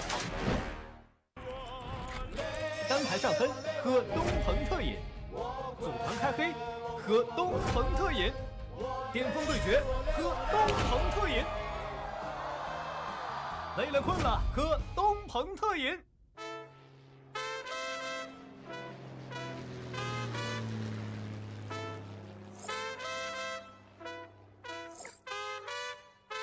哇塞，我的鼠标怎么那么的上头？没用力就会把全场爆头，爆头！我没有键盘，键盘自己在玩，在玩。我人的手雷穿过建模，无人生还。我用键盘打碎了屏幕，哥们才不是败者。虽然击杀知道的3个，至少数据颠倒的帅了。我是败，但我败了，非常非常非常不快乐。我是个拼命的 C 位英雄。那你们出门装先买了，练着疯了，动作就疯了。老周的微操就退散不口抗，这把是要我这种没病的人去看队里的稿子吧，进行个重合。我用物理打败网吧，进入弹跳，飞出框架，放在欠费的网费，等着记忆，管我当下，我不懂你的 gay 还有那种活法。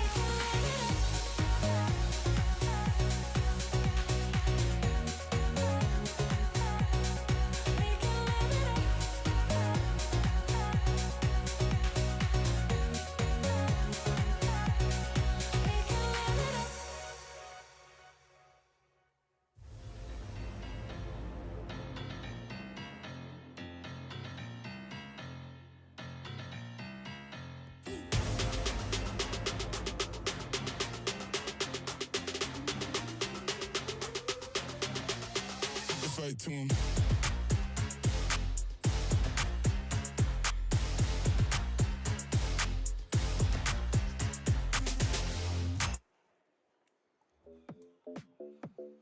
Alrighty, welcome back, everybody. It's now time to go into our second series of the day, and this time, elimination is on the line. Trace are going to be going up against Billy. We saw Trace get the victory yesterday over Zeta Division.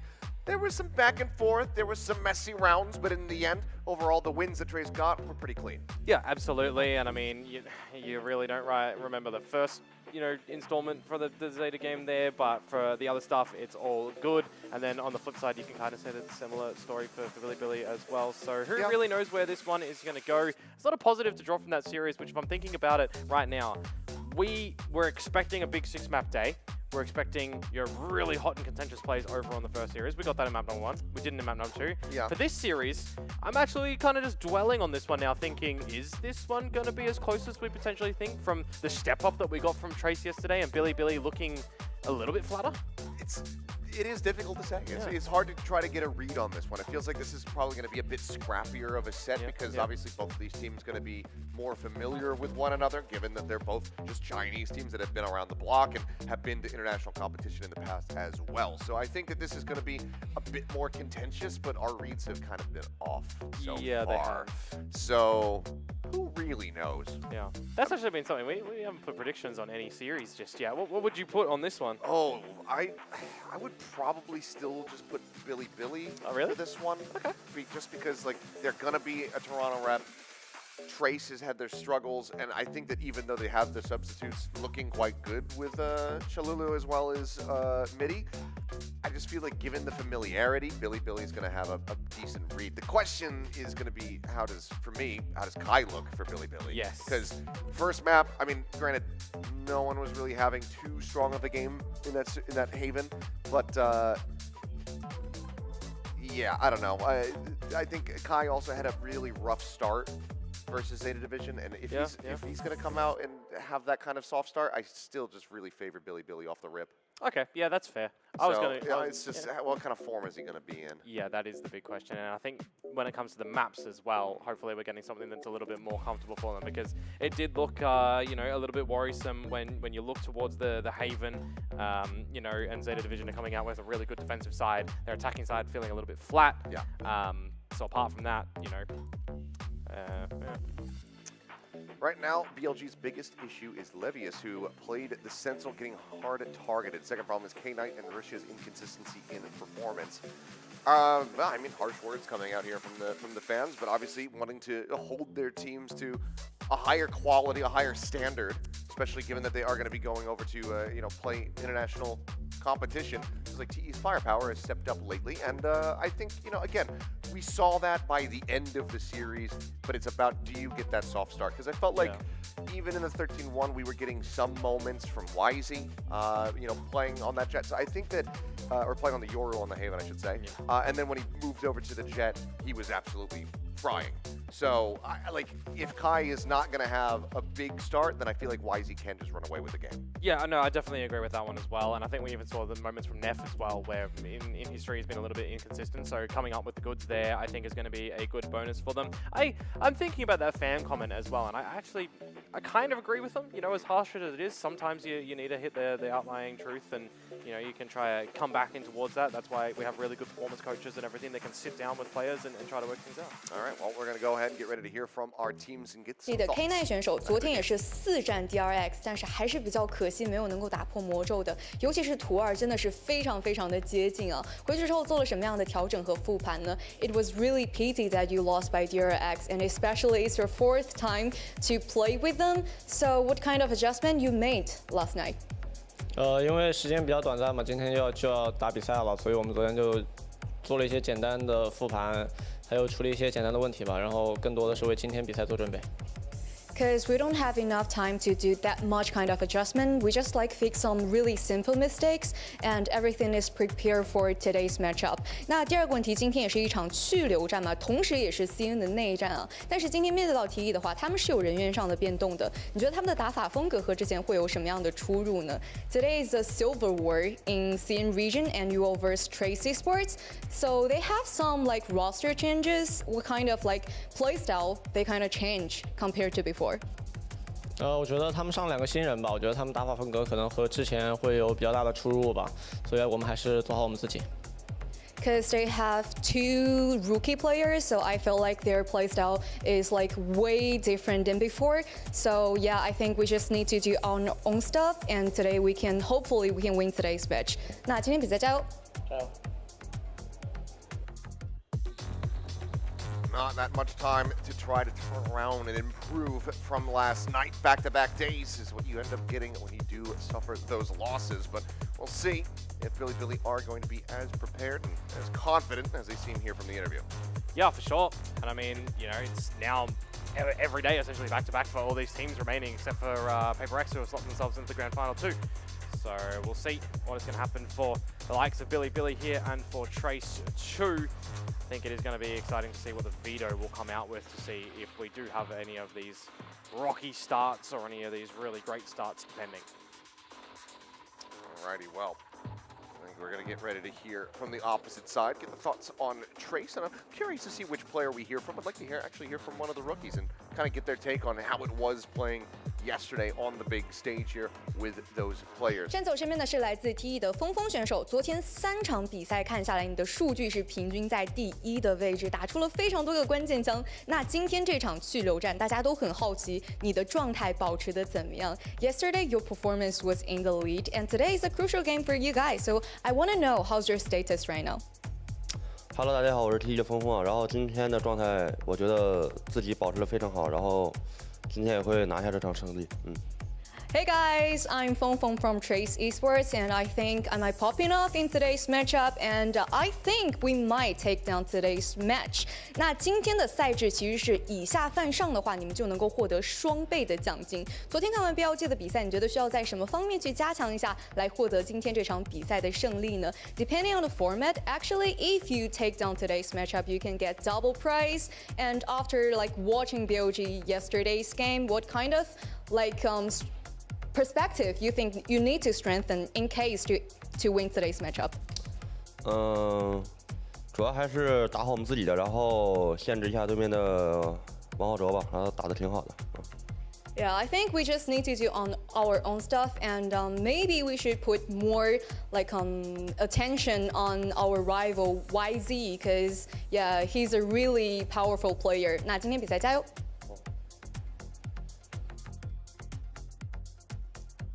Really powerful indeed, YZ. Somebody they're going to have to keep an eye out on. We'll see what the maps also look like. I think for Billy, we came to the conclusion yesterday, Van Haven. Yep. So that's probably what's going to happen. But where we go from there, it's pretty difficult to say.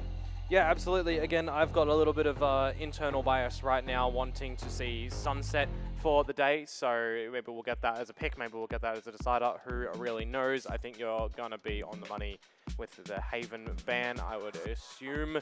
But what else we get? I mean, you look towards the other maps that we did play, right? As I bundle with papers, you got Lotus in there, you got Icebox, so we could have them and we could just have a run-it-back moment. Could happen. I mean, I think that honestly for Trace though, because Billy should have first ban given that they are the higher seeded team. I think that you're actually pretty happy about it because getting the Haven out, I think you also don't really want to play on that map given your own form versus Zeta. So kind of getting that as a bit of a gimme, that's going to feel pretty good. And take a look at those team stats though. One of the things that very glaringly was sticking out was of course the pistol win rate for the side of Billy. Something that is going to have to be cleaned up. Yeah, you would assume so, and they gotta have to just shake it off in the server itself. We'll have a look at our impact players though at the moment, and yeah, one of the new recruits over on Trace Esports, Shalulu, definitely stepped up when called for. Yeah, had a very, very strong performance there on that breach. Saw him swap over and trade hands a little bit with Midi, who then also was able to kind of take over the game from there. But Sholulu, very good, very on point with the util, I think was probably one of the most impressive things as well. Yeah, I mean, I was highlighting that, right? The timing that came through off the breach utility was absolutely superb, and we're seeing it time and time again. There's always something that I like to see. The initiator story of a game of Valorant doesn't necessarily always get told. It's the duelist flashy plays that you get to see. So how they're set up sometimes is always really cool for hoping to be witnessed. But yeah, hopefully we see more delivery on that for them come in towards today. And if you're talking about newbies, in towards a game as well, you are probably wanting to see them in some comfort ground, right? So going on to some maps that you've already played would feel a little bit more welcoming, feel a little bit more warm. Going out onto maps that you've not necessarily played can have a couple of shaky moments that you need to be rectifying really quickly. Yeah, again, not too much of a turnaround here for either of these teams to try to get prepared for one another. As Trace at least get to come into this one off the back of a victory, whereas Billy are going to be looking to balance back after the loss there. I mean, Neko was talking about it during the interview there. PRX has just kind of always had their number head-to-head between Trace and Billy. Though, that's a different story. That's something that can be rewritten. And Billy, I think they're going to want to come into this, and again, these teams that are going to Toronto, not wanting to show anything too new, not wanting to give over any kind of strats that they're potentially going to be looking to pull out, and we're also on that previous patch with Teo still buff. But at the same time, I think that when it comes down to having that heads up versus another Chinese team, you probably want to win even harder than you did normally. Yeah, for sure, but I mean, you got to think about the history is quite different from these orgs as well. Trace are getting lion's share of these victories, but it's a new-looking Trace at the moment. Yeah. Billy did get the last victory, so you want him to carry on through that one as well, or get some money here, because if we also think about it, if Billy do lose this, they actually don't get prize pool. Yeah. If you don't get the wins, you don't get the cash. So if you want to be able to get that 10K, then yeah, it has to be a victory here today. Trace, though, on the opposite side, as you were mentioning earlier, an opportunity not just for the 10,000, but for that extra little bounty bonus on top, given that they are a lower seeded team. Yeah, for sure. And if they continue a lower bracket run, they're always going to be the lower seeded team because they are the 3rd spot. So I have to see how that one does formulate a little bit later.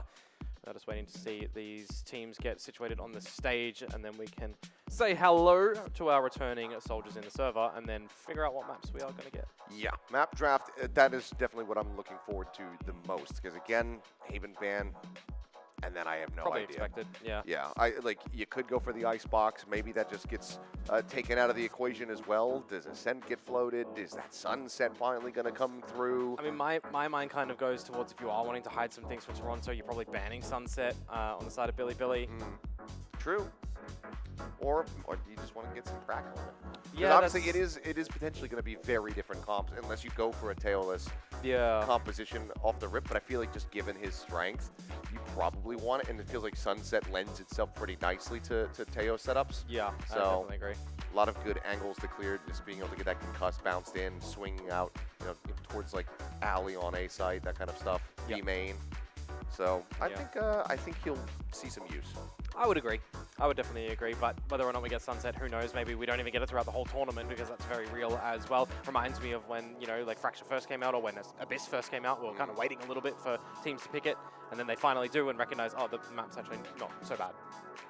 Yeah, I mean, I don't know why it's so contentious. A lot of people really seem to not like Abyss. Abyss? Yeah. I like Abyss. See, I'm the other way. I like Abyss, but I don't like Fracture. I like them both. Oh, there you go. I think they're both just entertaining maps. Yeah. I feel like it's very rare when you get a boring map of either of those. Yeah, that's true. Because I mean, when people fall off the map, it's funny. It's really funny. But also, it sparks controversy. How can you not like that, like the Abyss game, like T1 versus G2 at Masters Bangkok? Like that Abyss was an absolute banger. The ace from Jogamo to clutch and then turn around that map because they were losing hard. Yeah, he certainly does highlight that Yoru can do some bloody nasty things, and then we see more people picking Yoru. So I think we should bring Abyss and Fracture back in. Okay, I don't like that. I don't like that I one. think we should That's do a it. hot take. I think we get rid of Icebox. I think you could Agree. I think you could bench Ascent for a little while longer. I think it could still use a little bit of retooling. I think you could remove Breeze permanently. Well, yeah, we don't need to. That wasn't even in my brain. Yeah. A lot of times I forget that Breeze exists. But anyway, enough of us yapping. Let's go ahead and get this party started. We're going to send it down to the stage and welcome the teams.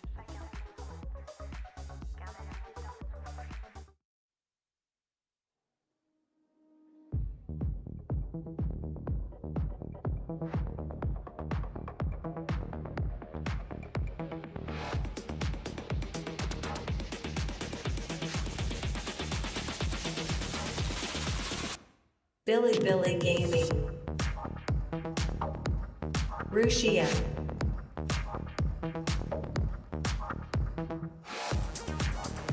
K-Knight,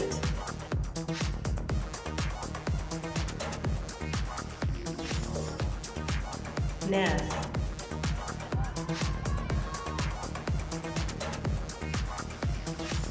Wang Haosha,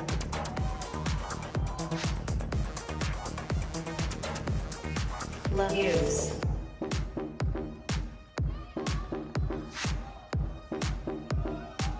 Vale,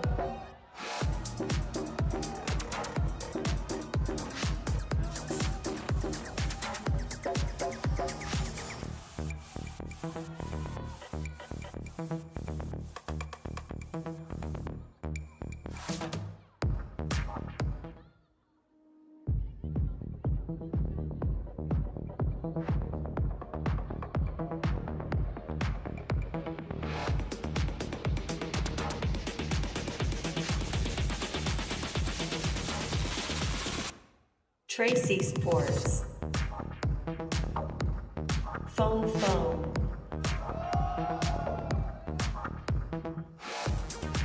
Kai,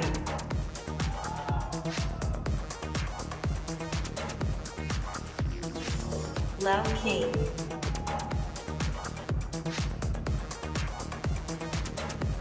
Shaolin,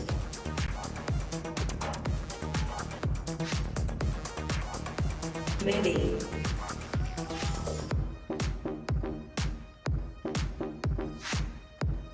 Destroyer,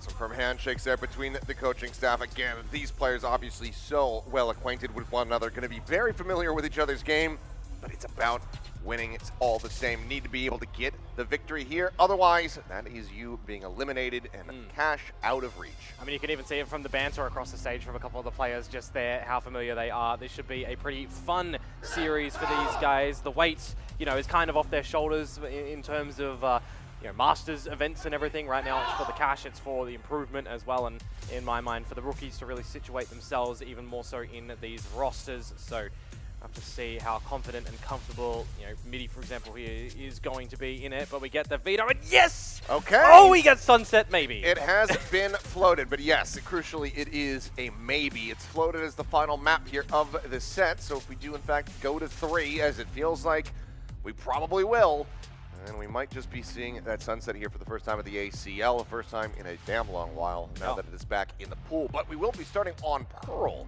which is going to be our first glimpse of this, given that we didn't get there in the first set of the day. Yeah, we got a pretty good run and track history for Billy on all this new map maps throughout the stage as well, and actually that is a good little point. That's something I mentioned yesterday. Yeah. I like having 6 maps across the board in a day of Valorant. You spice it on up. You don't want, vetoes looking the exact same essentially. We get that often, but yeah. No, Pearl to start things off. I think that's a very expected map to come out from Billy. Tracer looking a little bit worrisome on that map. Some very close score lines, but some losses on that one. And then for Split to come on out for them as well, you kind of consider, well, what other map do we look to go towards? Will we challenge things out on Lotus perhaps, or would we have liked to go towards something like Fracture, even though our results aren't the greatest? Maybe not. Haven, well, Billy look pretty proficient on that, so probably not want to give them any options on that map too. So we'll see how Split is going to formulate itself. Pearl to start. Curious if we get anything crazy or if it's just going to be a bit more run-of-the-mill here for the teams. Yeah. I think for Trace, obviously, in a bit stronger of a position to be able to experiment. You've got these 2 rookies that are slotted into the squad. You don't have to go over to international competition soon, much to their chagrin. But so you do have a little bit more leeway when it comes down to trying to pull out something a little bit more special, but it seems like that it's not going to be the case. Looking pretty stock standard here. Astras on both sides. Fade Sova, critical difference there, as well as the Killjoy v Vice. Yeah, just looking back at it as well for these guys too. There's gonna potentially be some change-ups from the last installment, but you gotta remember there was the little substitute teams running in with the China Revolution series as well. So it's a comfort in this one. I think the thing that gets me for a map like Pearl right now is you are stretching a little bit out of what we saw be some really good strengths for Trace yesterday, right? The breach is something that's gonna be really in the forefront of our minds. Taeho and Killjoy, for example, for Shalulu Midi, doesn't really lean in towards that sort of stuff. You've got Kai still on this Yoru too, so we're looking towards him. What are you opening up? What are you figuring out in the early stages of this map for your team? And then also for Billy, I think the tip of the spear moment is going to be, all right, YZ, what do you got for us? Yeah, Yoru's on both sides is pretty much what I'm going to have my focus on here. Again, pretty good performance from YZ, even with the brutal loss in the first map, and then really cranked it up when he shifted over towards the Jet on the Icebox. So a very good performance from him overall, whereas Kai need to have that hotter start here to the map. They want to be able to take this down and get rid of BLG's map pick, find the win. Take it right out from underneath their noses. Well, that's the important thing right now, isn't it? Trying to just get the victory, continue in this little gauntlet, but more importantly, cash too. It's always always going to be a good thing. Pearl, the last time for Trace as well, getting a very close loss to Shilai Gaming. Now I'm talking about stage 1 side of things in CN. They ran Neon in the competition too back then, so we do have a bit of a change up in the actual agents for Kai. So see if the Yoru is going to look a little bit better compared to the Neon. All right, well, barrier's going to drop. It's time to go ahead and get this party started. Check out in towards mid from K-Knight. Able to spot out a couple players. Backs away, though. Unscathed for the moment. Prowler quickly gets cleared out. Going to be relaying this here to the team, and even gets the headshot there on Kai. Takes him down so very low, but Midi caught him in the crossfire. Ends up falling as YZ gets involved. Still looking to challenge this one a little bit though. Stuck in towards Art. The defender's kind of trapped in the position here for the moment. Double wrap around across from that B site. Ursha and Neff looking to get into position, but Spike is going to be planted. It's a full backside disconnect with Lokeng on the lurk. Fung able to find one. The swing in, but Levius wise to it, prepared. That's a headshot. Keeps himself in the mix. For the push forward, but Fresh just holding things down here at the spawn. Shalulu able to find one as K-Knight does get taken down, but now he, Kai, both surrounded. Kai only with 14 HP. And now with 0. Flanks is going to be coming through, just overwhelmed overall. That's going to be BLG picking up a pistol. It kind of even wouldn't have minded Lokeng just staying away from the action for a little bit on the Astra too, right? The autonomy that you do have when you can still place the star and play with the grab well, you can assist your team from afar. You are being very well looked after from a bit of a retreat from Levius as well. So just a bit of heads-up plays to come out from Billy on the retake. Picking up the pistol around here, gonna always be great. We saw the value in the last series for PRX picking them up in Lotus. But then for XLG, of course, in map number 1, yeah, you found your pistols and such, but still overtime and everything. Let's see what happens. Just the pistols here for Trace. See what damage they're going to be able to do. Maybe if they can sneak away with plant it again. Well, YZ, first shot wide, second shot connecting, and I think he might have spotted a pistol out of place here onto Kai, so he's going to scale forward, but misses the timing. Does manage to escape. who at the same time had been tagged up actually. Only 23 HP remaining on him. Nice shot out from Midi to be able to find one kill, but that's the kill that they can afford, as Neff, just with the ghost coming into the round, can go ahead and scoop up a gun. They juggle it over to him, and it's going to be overall a very clean start here as BLG clean up the anti-eco. Yeah, get that one done as quick as you do like to see for Billy, and now we get into the start of this map, you would feel, for Trace Esports. Get the weaponry up. See if you're going to be able to play with a couple of these rotations. You do have to still consider, right, a bit of a sniper in the mix of things. So if that's going to be poised towards B long, what are you looking to do to scope that away first? If it's going to be still situated over towards A, how are you navigating that? But it looks like Russia holding that one is going to be towards the A side of things, and that's not where Trace are looking to start off at least. Triple stack here. Salvo is going to be called up from Neff to try to keep him protected, but he swings out just with the Sheriff in hand. But Kai now looking pretty damn good, managing to find himself a better elimination, but Wisey does clean up too, so damage in kind, pushed back on to Trace. And any more kills found, it's going to start making this a pretty rough anti-bonus. Got the turret that's going to reveal information as well, so you've got the idea that one player's in towards mid.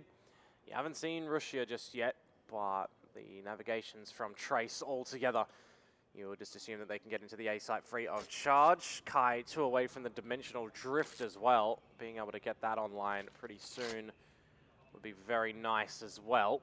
Yeah, so they will give him the spike for the plant. Stars now being placed. Just going to gate crash forward there as we watch it on the mini-map. About to get the word here as... Long rotations though for Billy here.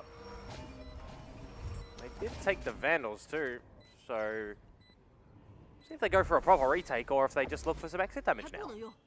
I think either way, getting the damage in would be very good for them. Right now, sight's not turned around the back, but you have the alarm bot as well as that gate crash situated here. Time starting to bleed down, so it's likely going to have to be an exit frag angle here for the side of Billy. Russia does manage to make it a bit more costly. Midi finding one, and then Wisely, the two remaining players, finding their way forward out through the defender's side of the site. They keep their weapons intact, but two players surviving, a little bit rough is okay. Yeah, he stayed in the site a little bit too long, unfortunately. Well, one player surviving.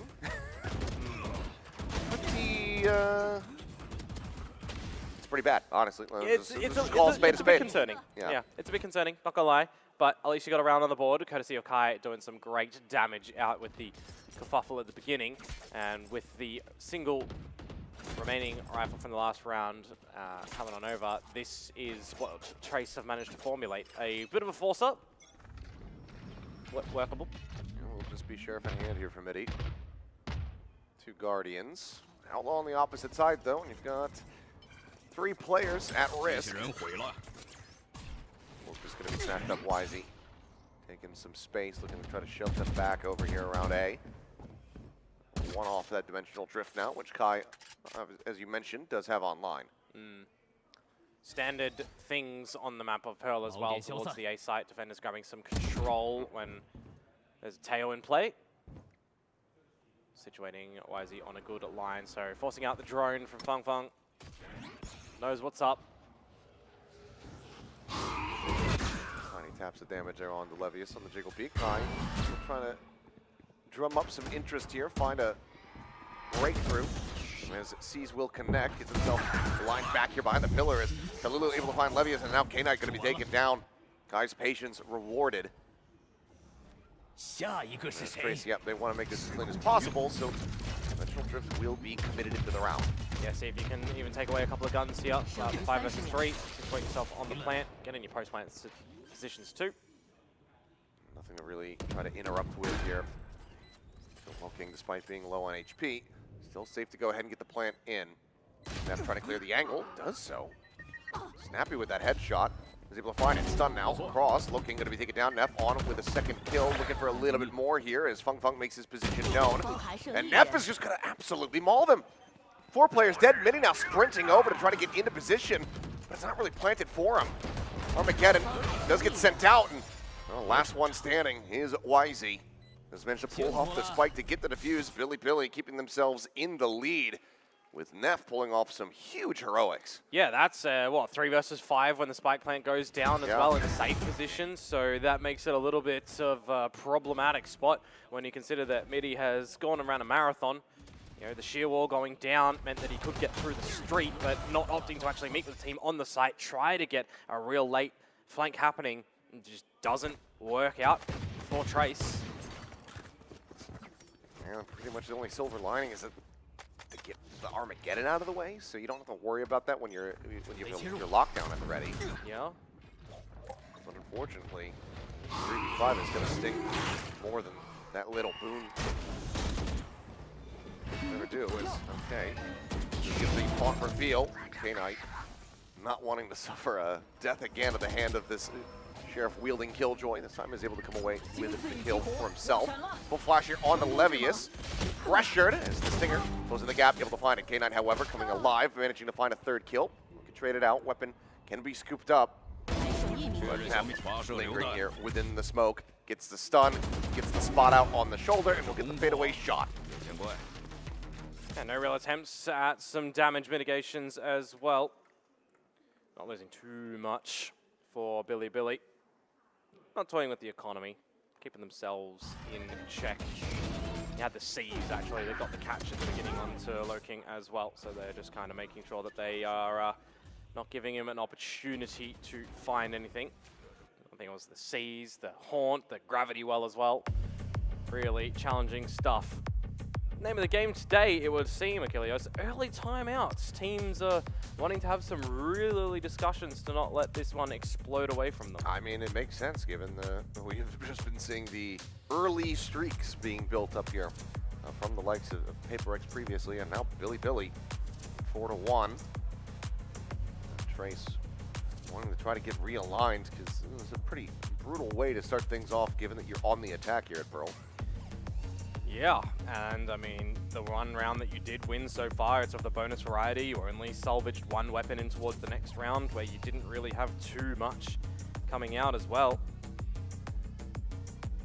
You got to think now in the veto situation too, well, who picked this map? It was Billy. So you've at least kind of got that going for you where you've got your own map pick next, but it's real early days on that. You don't want to get blown out of the water in the beginning. So take your time out. Figure things out for this proper rifle round. What you want your priority to be as well. Hunter's Fury, Cosmic Divide. You want to even potentially get Midi closer towards that lockdown if you feel like you can get that online a little bit snappy. Spreading around the map though. Trace for the very beginning stages of this round. You're going to see the A main control from Billy, but they're actually going to disregard the orb. They're going to go a little bit deeper here. I'm trying to hold that angle, but getting picked apart. Neff absolutely on one as Kai, okay, finding a timing shot. Does manage to get rid of Russia. That does make things a bit more of a pain here for Billy. Losing out on their smokes. K9 trying to hold this angle, and well, must just be an Astra thing because Loking similarly dead through the smoke. The swing out Midi is going to be good for it. Finds K-Knight in the meantime. Dimensional Drift is going to be used, and Kai finds Levius. Neff still alive, however, still going to be a massive threat here for the team, but now he's got to get everything done himself. Why is he dead on the exit? Kai holding here below. Neff about to swing into view, does so, and that's going to be a 4K cleanup. Still some damage dealt. The economy behind here for Trace. Not going to be in the strongest position, but they critically get the win. A bit of overzealousness in the midst of all of these fights from Billy. A little bit of an unfortunate situation for Russia with that one, but you got to remember common pre-fire angles as well. You can't be sitting in those and, cause a ruckus when you do lose your life. You just got to kind of accept it in that situation. The freeze frame. Yeah. I think it was. Yeah. I think it would have been great if we just kept it at that. Who needs the video? That's good. Well, things getting shifted up a bit. You see a Stinger in hand here for K-Knight. Yeah, that's a conversion on the back of Trace's timeout as well. I'll be picking up a couple of extra ults for this round. This battle at A main. And eventually they'll clear the corner. Stealth drone getting the spot out and the suppress. Just on a 1 though. Shalula's already disconnected from the situation. You've got some jump spotting out from Russia over at the B site. Call for a bit of assistance from Levius closely, but that'd just be a stinger in play. Meanwhile, off yonder, Neff has just picked up the Armageddon as well. So if this does go in towards a retake, you've got some pretty key ults for Billy. Yeah, 2 Armageddons in 7 rounds is pretty insane here. He's lapping Shalulu in that regard. Nothing spotted quite just yet here, but still a very solid read on the round does Billy have. Because nothing's being seen by Wisey. He's just holding out in A main. Yep. So clock is going to start running down, and that Armageddon start really spicing things up here. Nightfall in response. Salvo's going to be sent. The K is out. And there's the catch here on the lurk. Levius able to find it. Russia looking to reposition here. They're not going to have that audio still. Swing out the K-Knife is going to be good for one more. Russia now making his presence known. Finds himself a single kill. And Levius not from long, however, will go ahead, swoops in. Feng, no idea what was hitting him. And that's going to be Billy maintaining control. A little bit too passive for Trace in that round. You know, when you consider all those ultimates online, you try to wait out for the Astro utility before calling the go time, and you just then have to contend with the utility that they're going to reiterate with as well, retaliate with rather. So a bit rough in the scenes there for Trace, not even able to establish a plant, looking a little bit lost when they're attempting to do so. Playing caught off guard as well. So a lot to kind of reel in for Trace. See what the adaptations are for the next gun round, because this one is not really that. Hero Vandal for Kai. Dimensional Drift if he wants to shoot that to a teammate and potentially even consider using it, but generally not. Wisey's going to be able to swing in, and it's just an easily delivered kill. Expecting the setup there with the stealth drone. Gets the jump. Tejo now out of the fight. Sheer wall popped. Just going to be stepping up. The stun is okay. Must have been seen beforehand. Yeah, I mean, I think he had tagged him up previously, but either way, hits the headshot. Now Wisey hits the god timing. No, Kai turns back and hits one hell of a headshot, bails them out. Otherwise, that was going to be round ending. Then plays a minor gap here in the Nebula, finds himself another kill. They're starting to make a go of this. He's not falling for the fake. And not finding the shots. Kai having the exact performance that we were talking about him needing to have. 7 HP remaining, but now has the Dimensional Drift. Low King trying to backpedal, only 1 bullet remaining there in the mag. Does keep himself alive and finds the instantaneous headshot. Now it's all on Neff. He's been the hero here in the previous rounds. Can he get it again? Misses the timing to be able to find Kai. Can suspect that Feng is going to be a bit more disconnected having that Hunter's Fury online.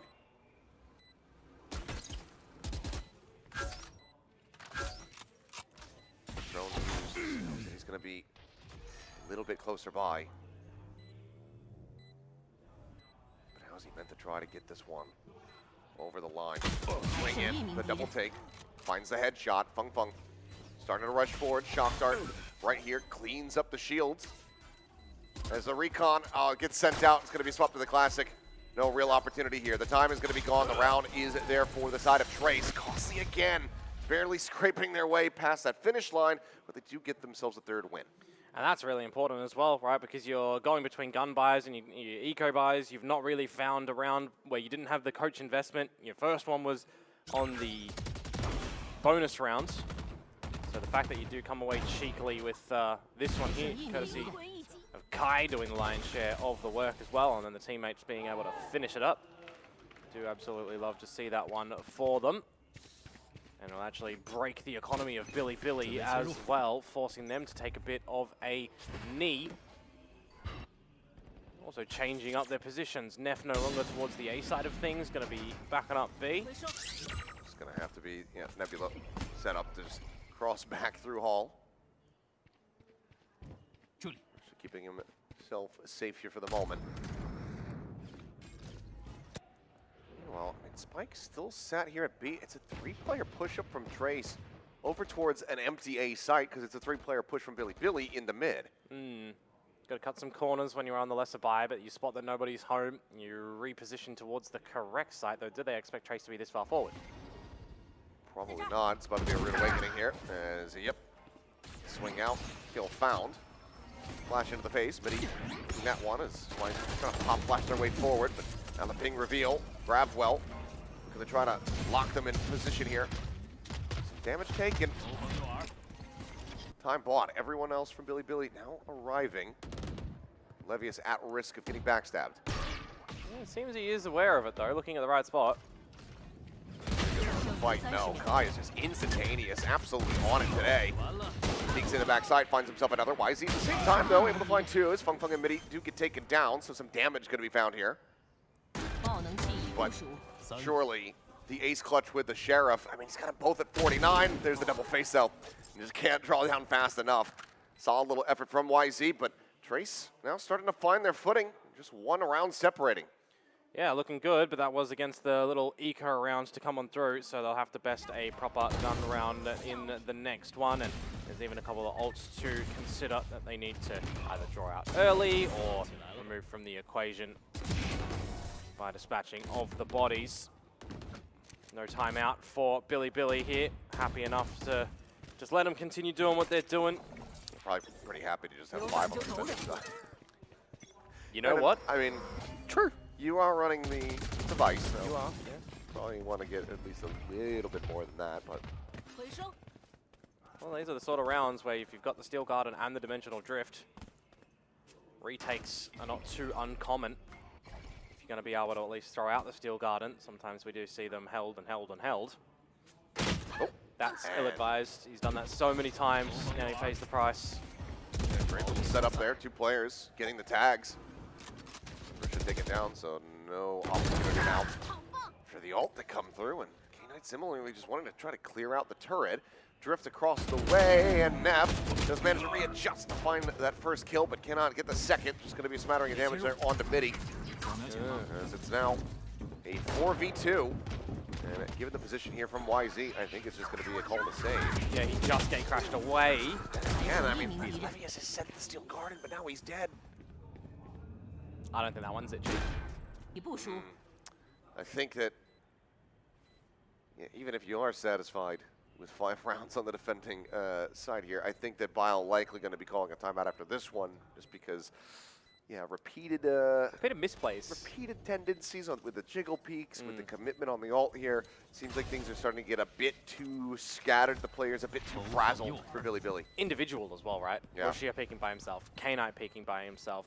YZ disconnecting to the A site when the B hit's still coming on. Levius, raw Steel Garden, no value. Oh, YZ, he'll get one and he'll get out. Already had the Dimensional Drift online, so at the end of the day, it's just going to be a bit more economic damage here to Trace, but Spike is going to go off, and that's going to be us tied 5-5. 3 rounds now consecutively built up for Trace. Well, let's see if you are going to be the prophet in this scenario, to see if the timeout will come out for Billy, or with only there being 2 rounds left in the half, if you're still, as a coach, all right with what you're hearing, well, you know they're going to be on an eco. Let them situate themselves accordingly for the last round of the half. That could be the case. Let's find out. We'll see. Yep. All right, it is the timeout. There you go. All right, so timeout used, 1 apiece here. But yeah, I think around too many issues. Yeah. There, so I think that definitely the correct time to go ahead and intervene. Let them know that they're starting to overheat a bit. Yeah, but on the flip side for Trace, they are recognizing these sort of tendencies and exploiting them nicely, going around together in tandem, not getting one player too far forward. Yeah, I guess also toying with a couple of these rotations as well and making Billy feel the pressure, having to go for a couple of these unexpected, unadvised peaks. So we'll see if this timeout will provide a conversion for Billy as well, just like it did for Trace 4 rounds ago. Or 5 rounds ago now. All right, well, timeout expiring. Well, let's see what they can kind of put into practice here. It's going to be Hero Vandal in the hands of YZ. Everybody else, Stingers, and then a Bucky for Russia. Oh, big A main challenge yet again on the cards right now. Salvos to be exchanged, respected, flashes as well. Okay, just backing away here for the moment, but not scared off. Trace continuing try to scale forward. Drone will check close. It's just a spot out onto K-Knight, and they know that there is going to be weapons behind this team. Not going for any kind of full save. Yeah, but this is where on the back of that, the reposition towards Art comes out for Billy. We saw an individual spot from K-Knight get smushed. Let's see if in numbers it works a bit better. Though Trace, they've already just left. Back in towards main. And stealth drone sprinting over, checking deeper. Still nothing seen. Trace sliding further forward.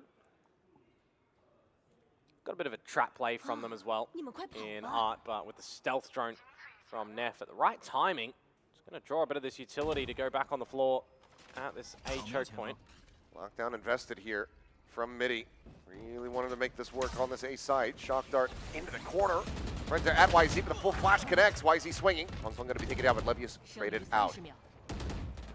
Full wrap coming through here from Art. Shots opening up. YZ is able to find one more. Midi fighting back for a bit, but the Stinger in the end is going to overwhelm, and that's Loking committing the Cosmic Divide, but still just a world away. No time to realistically try to make this one happen. Footsteps are now made, and YZ has the angle. The forced buy here, half buy, whatever you want to call it, ends up working a treat. Billy riding the ship and guaranteeing at least even numbers here at the half. Yeah, a lot of adjustments in the middle of that round from Billy as well, which is not generally something a coach would be able to predict. But if you're just resetting your team, coming out with an idea on clearing and playing together as a team, going for these sort of set defensive strategies as well, right? Just this little tandem play that you have in Art available from K-Knight playing on the spot, and then you got the flash ready to just rip on out. There's a bit of a disconnection, but the flash play individually still works a treat for YZ. So you do like to see that for Billy there. Going into the last round of the half now, though, and K-Knight is going to play spotter yet again. Lots of ultimates for this round too. Want to see you maximize them as much as possible. K-Knight actually could even just consider ripping the Nightfall if he feels any amounts of pressure. Good amount of damage going to be found there as the C's coming through, but it's on the Yoru, so can make the quick exit. So trap setup not really going to be coming to fruition. As we just get some exchanges here on the Armageddon. Neff able to dodge out that final burst of the Hunter's Fury. Midi now in. Cosmic Divide going to be called out as they try to go on the approach here out of Art. Kai trying to guide the team forward here with that Dimensional Drift. Is running out of time. It's tucked into the corner. Goes for the exit. Levius trying to hold close. There's the fake out. There's their own ult here in response. Shock dart in. K-Knight going to be taken down, swing onto the corner. Melee able to find one, but that BLG just overwhelmed. YZ just guiding the team back in onto the site. Everybody hitting their shots, and they are able to batter them away. So 7-5, BLG confirm themselves a nice little lead here at the half. That many ultimates and that many players alive when you start to get in towards the site. That's a round of Valorant, just exchanging all of the screen clutter that the teams need to kind of navigate through as well. But Billy managed to do so successfully. So they won't be seeing a tied halftime scoreline at least. They will hold the lead. 7-5 for the flip. I'm getting the sense that we might have a good start to this series like we did in the previous one. Could be the case. Come down to this pistol. And Billy obviously able to pick up that first one. Started them on their path with the big streak that they got. In the end, though, considering how things had been looking for Trace, getting a 7-5 half, that's going to be feeling at least somewhat good. Yeah, 6-6, you probably feel like, yeah, you should have been able to have that, but I mean, you got to remember, the very beginning start was a 4-1 scenario before you had your first time out as well, right? So Billy could have ran away with it if Trace didn't have a really bright idea to come back in towards this one, and then one goes back, but then you start to build up your own momentums. So at least finding the right timings. More meme cams, though. Gotta love the meme cam. Now, this one would have been funny if it was the taking a picture of the picture and then we've got Inception. Just really get layer on layer. Yep. Yeah, not like an onion. Just a nice little deadpan thumbs up. I'm glad Deadlock got buffed, by the way. That made me happy. has always been like, you know, when the announcement came out, we're like, okay, what the hell is this? You know, this is a very interesting looking character. How are we supposed to make this work? And then no one played her. Yep. And now she's like very fun to watch. You know, has a niche. Doesn't sure. really fit into every single map, every single kind of composition. Cypher Lock is the commonality. Yeah. Now that Binder's out of the play as well, it's a little bit more rare. Ruh-roh. Oh yeah, I've just noticed that actually. It just came up. Yeah, tech pause. All right. So well, we got the ones yesterday pretty quickly. So hopefully it's just going to be a nice little in and out. Yep. Something to do with BLG. I mean, they were the ones having some of the issues I think yesterday as well during the DRX series. Generally, the common reason would be like wireless mouse shenanigans. But we'll wait and see. Hopefully, it's not going to be too long. No paper thin again, by the way, for the meme cam. Yeah, still no paper thin. I'm not sure if he's still there. I know he went over to watch the PRX series. He might not have stuck around too much longer after that. Either way, we didn't get to see him on camera. Indeed, indeed. Caught lacking. It's all right. Tech pause. You can rest. You can relax. Loosen up those muscles. You can get tense on the stage a lot of the time. Don't want to get too overly relaxed though. I want to make sure you're still staying locked in, ready to go. Yep. Fist Looks bumps like lean around. over though. So yep, with the fist bumps going out, we should be moments away from getting it back into this map here, kicking off the second half. As there we go, graphic will fly away, and we should be good. So, Billy, do they go back-to-back on the pistol wins here on Pearl?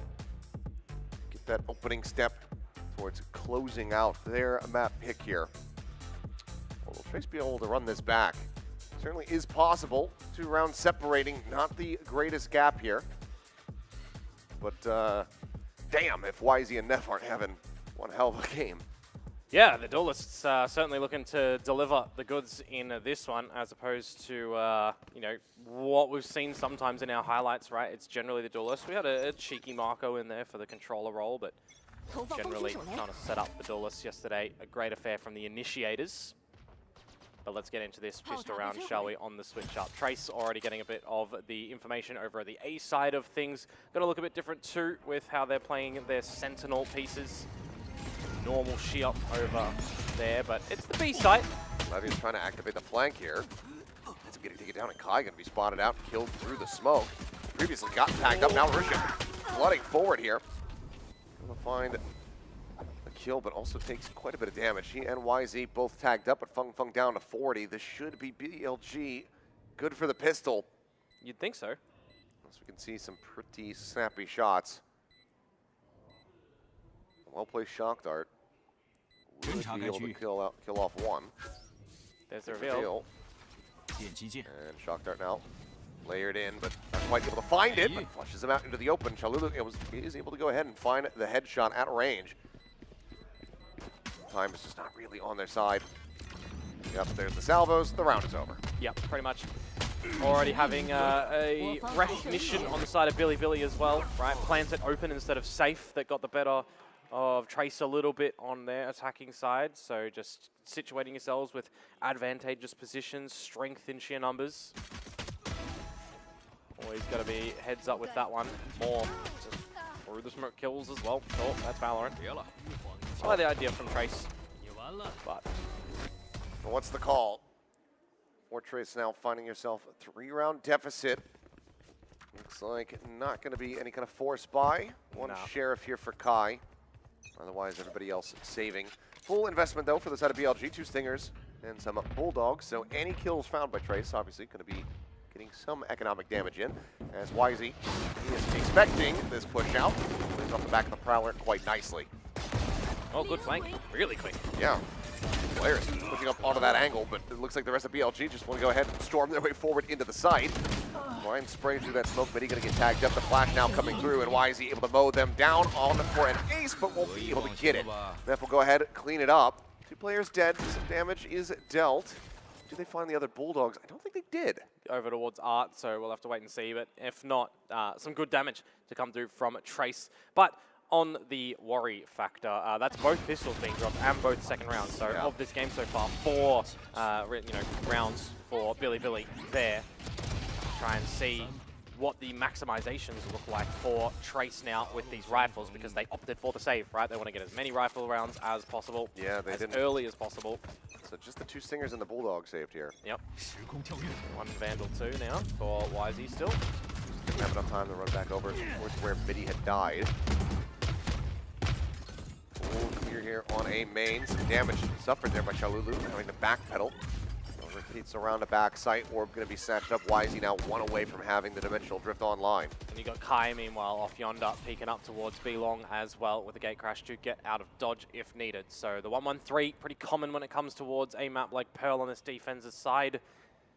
And especially in a bonus round as well, right? You want to try and see how much you can hold on to here. Timing on the stealth drone, spotting out a lot of numbers, and now it's go time. Gate crash set to go forward. Salvo's ready here from Chalulu, just to try to slow up the approach. Haunt getting a reveal onto 1. Was not too much going to be seen there. Tries to clear out that gate crash, cannot do so, but Chalulu will still be able to find 2 kills. Still alive and in the mix, at least until that moment. Cast a curse on him. K-Knight finding 1. Fung down to 12 HP, but everything now here on K-Knight. He'll get that tag. Make this a bit more precarious for the side of Trace, let's say, but cannot convert the bonus. More importantly for Trace, though, it is the fact that they do win the bonus round with what's needed to carry on to the next round, and they can start to chip away at the lead that Billy have, because it's not an enormous lead, right? It's not like we're at something like an 8-1 scenario where you're trying to get your 8-2 and make an 8-4 half, right? It's a little bit closer here now with the 9-6. So little by little, you chip away at the economy, you push them down in towards these eco territories, and we really have to see Billy dig deep. With a Dimensional Drift for YZ now online, though, this is going to look like a pretty good rifle round come through from Billy. As we are spread across the map in what areas we want to gather control on. Okay, well, that's the raid boss taken down. It's Kai with a nice little push up there. Gets the punish. Neff still alive on that side of the map, but Loki. 1 peek, 1 shot, 1 kill. Russia dead here in mid.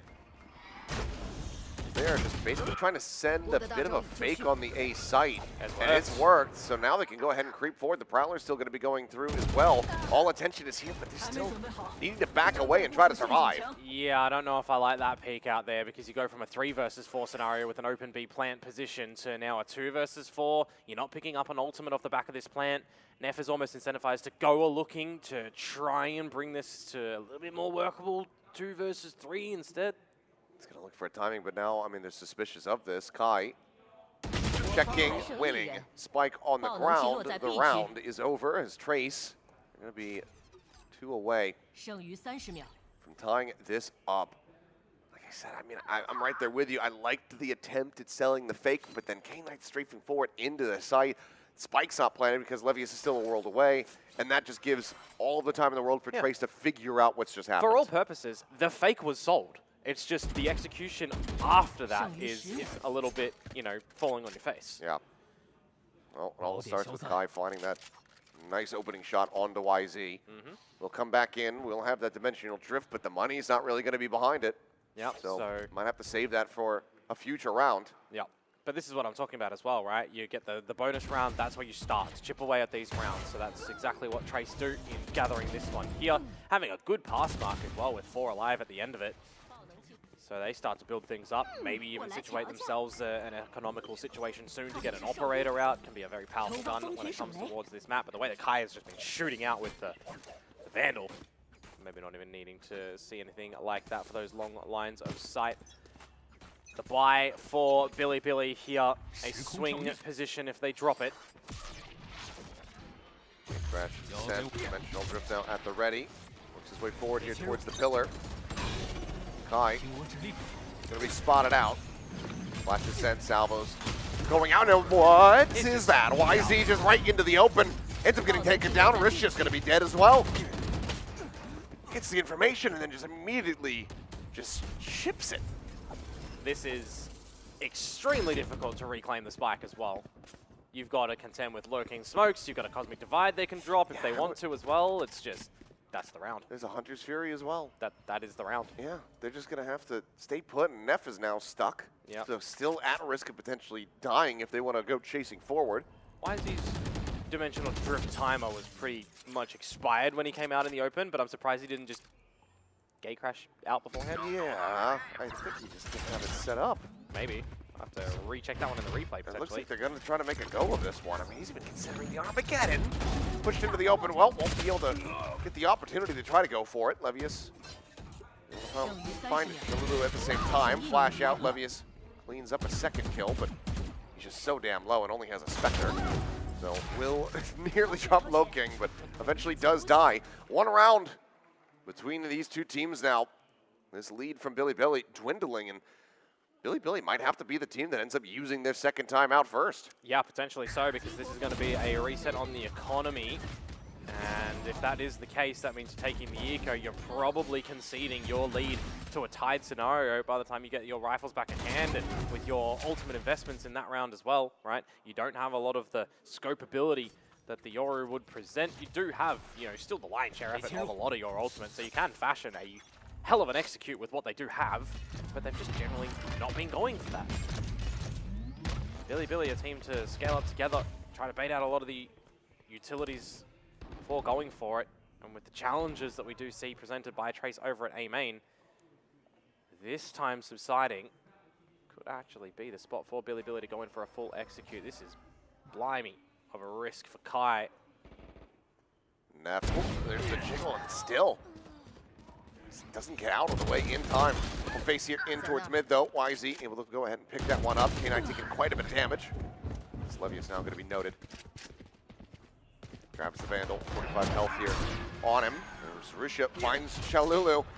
Armageddon clears out the whole rest of Art. And the spike is going to start working its way across the map now towards the B site. Yeah, there's a bit of confusion for Trace at the moment. Not sure exactly where things are going to eventuate, but now they know. Getting the read on it, and Kai intercepts. Uh-oh. YZ, I mean, doesn't have any util to try to work his way forward, but it will be the back off here from Kai. One shot with the Outlaw and he's dead too. Yeah. 20 seconds to get a plant. The spike has been retrieved. And now they're going to bring it back to A. Yeah. And this is where Rushi has pushed himself in the defender spawn. Feng Feng, Hunter's Fury. Well, this is where we play the Benny Hill theme a little bit. Hunter's Fury would be good to just interrupt it and try to win your offensive time alone, but a little bit of harassment going to be here from the Yoru, but Russia still able to find that headshot, the swing in, and YZ capitalizes. Kai trying to be the hero, gets that 3K, but can't quite seal the deal on the round. Bilibili somehow scraped by with a victory. Yeah, scraping by is the right terminology for this round as well, because it gets a little bit chaotic and confusing. Like, Neff just becomes a statue and dies at that point in time. Then you've got the toing and throwing, the over peak in the middle of the round, the good timing from Russia peeking on out, and then trades at the end. Doesn't give you good confidence for either of these teams with these sort of plays, but these are the situations where that happens. It's Valorant. It gets scrappy. It gets ridiculous. And Bilibili won't be seeing a tied scoreline just yet. No, not quite. They keep themselves afloat, keep themselves in the lead. I think Kai maybe spotted out there for a brief little moment. K9's just going to backpedal, clears out the stealth drone. Bit of a difference this time as well with the push from Trace in towards A main. They don't have Kai on the line over at B like you. So now with the gate crash, he will meet with Midi. But you've conceded a lot of that B long control, and you don't have an Armageddon in play that is generally a thing on this map, right? We've seen so many teams get stuck there and Armageddon down. A minute to go. It's going to be the fallback for Trace. See what the decision is going to be for Bilibili now. Just shipping it across over towards this B site. Prowler helps keep some interest here. Do you contend with the Armageddon back hauls? Kai has to be aware of that. Steel Garden as well as that Armageddon. Lobbed in. Fake out. Absorbing the pressure there from that Prowler. Hunter's Fury now going to be called in. Interrupts the spike plant for the moment. Not connecting there on Levy's the follow-up. Doesn't manage to find Neff, so kill's not found, but a hell of a lot of damage is pushed out. Take a look at him right now, and everybody on the side of Bilibili pretty much shattered. And shot on the wrist show, the shock dart landing. K9 going to be taken down. Spikes still not in play. is held in the corner here is Neff. No real way to try to get this one going. He tries to fight his way forward, but the spike is just going to be dropped this round. It's absolutely gotten away from Billy. Wow. Somehow, at the end of it all, it's a flawless for Trace. Yeah, that's a little bit of a draw on the floor situation as well. How is that one actually became flawless for them? You've got all the Billy starting to come out in towards the site. You've got a heavy investment of those ultimates as well. You know, Steel Garden, Armageddon, there's a returning Hunter's Fury, there's a Cosmic Divide, there's a Nightfall, like we just go on. And then it just results in a flawless from Trace. That sets themselves up quite nicely to try and equalize things right now, given that Billy won't have a huge investment unless we do have the raid boss Wisey yet again trying to deliver something individually. Well, that's a real Wisey. He's going to be able to find one, so just a trade on the Yours here to kick off the round. And Trace got to tie this up. Low King, however, eating an immense amount of damage from that Stinger. Has to fall back. Don't think a Frenzy at this range is going to go good for K-Knight, so just play as a glorified camera there. Yeah, just tucking back. For now, though, one weapon they would love to try to grab, or two of them rather. The Vandal. Starting to scale forward and be able to get these in hand. So a bit more firepower about to be obtained. Levy is still holding over here. Everything is going to be kind of just dry contact, though, from Billy here on out. The Haunt, the only util. Levius about to find out as these salvos get ready to fight. Oh, no. Doesn't go for it here. Both players very much unaware of each other's position, but how, as those salvos send, Levius, his eyes are still turned to the front, not realizing that Chalulu was there, but might not matter after all. The trade comes in from Neff. Vandal's now in hand. Low King previously tagged down to 19. BLG are looking good to pull off the Thrifty. That should just about seal the deal on it. Midi originally brought forward here onto this stage. Called up by Trace for this tournament. Would be a hell of a performance for him to get this clutch, but time is working against them. Just clearing every angle that he possibly can. Underground going to be spotted, readjusts, finds the headshot. Pusher going to be taken down. Time getting further and further away. Shorty, the reposition from K-Knight, he's just dancing around him. He'll find the kill, he'll put him down. Thrifty confirmed as Billy just continue to keep Trace at that arm's distance. That's twice right now where we've had situations where Trace should be winning the round by the scales tipping in their favor, and Billy just somehow steal the round back. And I mean, narrow focused is the point in play for Levius there as well, seeing the salvos just whistle by his head and not recognizing where the body is there. But hey, it still worked out for them. Bit of a rough one to eat there as Trace Esports, and because of that, well, yeah, you're diving into your last remaining timeout in the regulation phase. 9-11. Any slip-ups here would concede the map point. And Billy got to be feeling pretty good, especially considering that they haven't had to commit that second timeout quite just yet.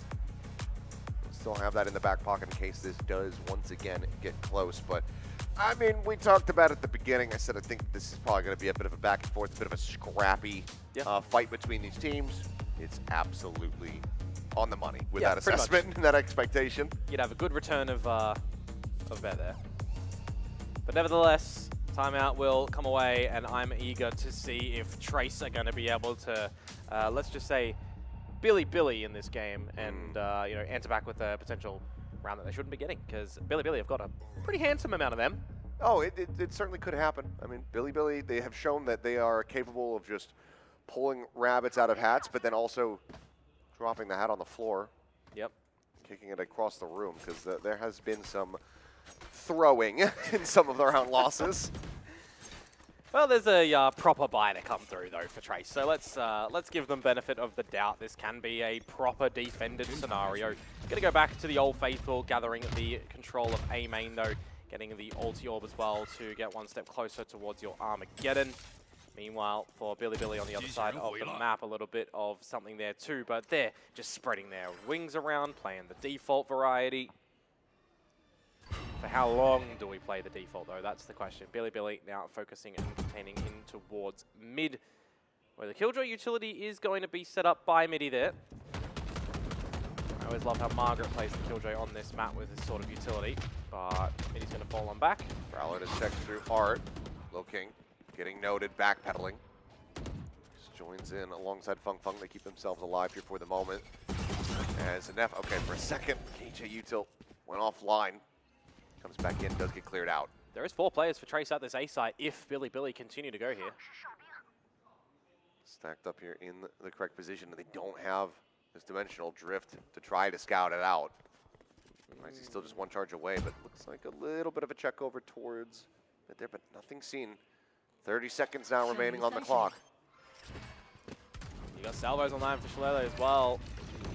It'll be rough, used early. Not sure that that's where you wanted that haunt to go. No. A bit of a shallow one there.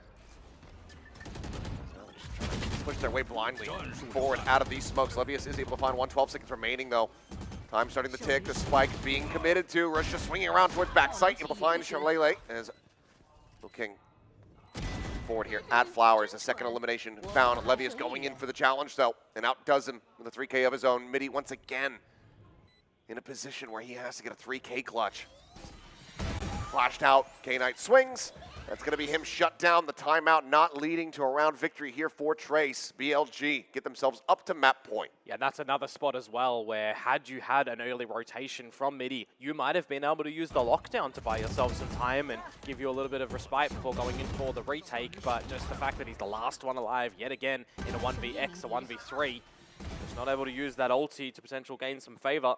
And that's a non-conversion on the back of Trace's timeout as well. Billy setting themselves up on map point. They've got 3 to play with, so it's pretty close.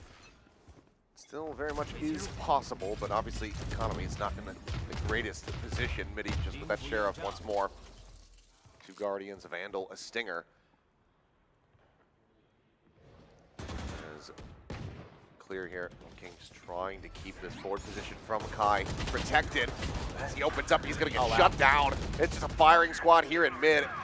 As Billy are coming out on top. Armageddon does end up getting sent, but YZ will pull off a flawless, gets that 3K before the missiles can even land.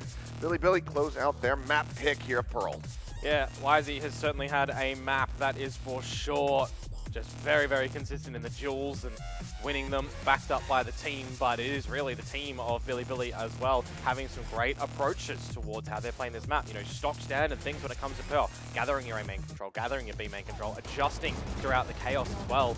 You know, you got a lot of these components where we've got some individual peaks that are ill-advised, getting shut down, but we've also just got some great chemistry coming on forward with some really great looking players. Didn't quite get to see exactly which number he closed out at. I think he might have just hit 30 kills there, did YZ. 29 or 30. 29 or 30, yeah. Either way, a hell of a performance from him. With, you know, what, 22 rounds played? Yep. It's pretty good. But similarly, Kai, still a good map despite the loss. I think that that's a good sign as they get ready to go on to their own map pick, because in all likelihood, Kai is probably still going to be playing as Yoro as we go over to Split. Yeah, potentially so. I mean, you know, for the entertainment viewership, another new map for the day, of course, for Split there, and Sunset if we need it in the 3rd. It was the choice, of course, of Billy for Pearl here, so you do go into your own map pick as opposed to trading them like we did yesterday. So Split, whether or not it's going to be better for Trace. How confident are they? They're warm, that they're ready, that they're liking, you know, what they're hearing from the coach side of things in the game itself, because there's a bit of time to, you know, have a discussion before starting that next map. Yeah, should be a bit more comfortable here, but I think the main thing that I want to see is just maybe a little bit more of a step up from these rookies on the side of Trace. We saw, like, you know, we saw what they can offer just yesterday, but this was a bit of a quieter start there. A couple decent shots at times for, you know, for Midi. Shalulu, for the most part, a little bit absent there, but obviously just big numbers is Here we all go. we have to 29. say for the side of YZ. Just one shy of it. Nearly drops the 30 bomb. Either way, very good performance from him, and it's kind of crazy that he was able to break away that hard, because Neff at the beginning was the one who was very much carrying the team. Yeah, I mean, 340 ACS is still nothing to scoff at. Even Kai, right, still putting up some really good numbers there, but for the team, just a little bit more behind. A pretty fun map, nevertheless. Billy should be happy with the result. You know, not ecstatic, but they'll be happy with it. Yeah, I mean, it's one of those things like, okay, we got the win, but also, good lord, this didn't have to be as close as it did. Or as it was, because we kind of tossed a couple of those rounds. There was that round where YZ runs out of time with his dimensional drift and he's just out in the open, immediately killed off. But yeah, I'd say overall you're going to be satisfied to be able to get that win, and now just be one away. All you got to do, close out split, boom, you get your money, you deny Trace $20,000, and you eliminate them from the tournament. And you continue on for another good old game against DRX next. So we'll have to wait and see if that is. Maybe the 5th time will be the charm. Maybe 5th time, yeah. It's something like that. I forget if it is exactly 5, but yeah, they played against each other quite a few times. It's good when you get teams going onto the international stage and getting rewarded for all of that as well. Yeah. Billy? I mean, we always talk about the rematch buff.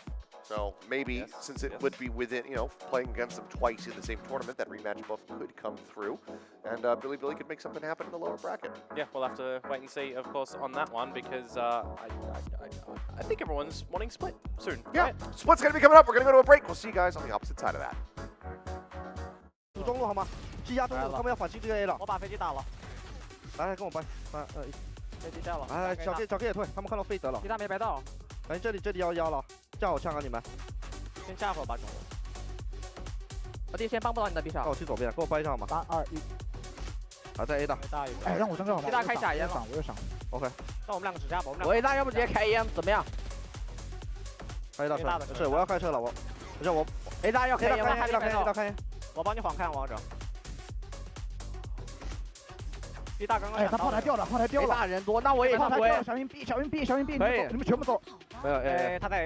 我开花。哎，留个烟好吗？我要打快速回防。我没有这个烟，我没有行了。哎，他们要夹我这儿。老外。有。没烟了，他们要夹我这儿。没烟了，好吗？哎，A 大滚。爆了。B 小，还有一个中。别大，就3个 A 了，打他。一小 K， 震他了。两个，还有个经理，中路一个，爆点一个，爆点打他40。走了。那 B 小，我在 B 小，我在 A 的。架墙。我在这。A 大来了，老外躲起来。nice。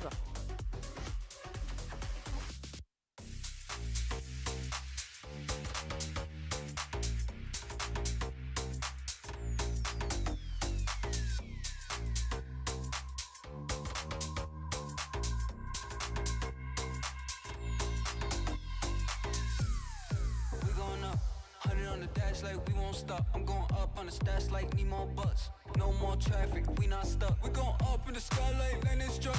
Stay on the ground cause it's on us. Put your hands in the sky like turn this up. We gotta move, yeah, get on your feet. We was pushing out a bike, now we hopping out a big truck.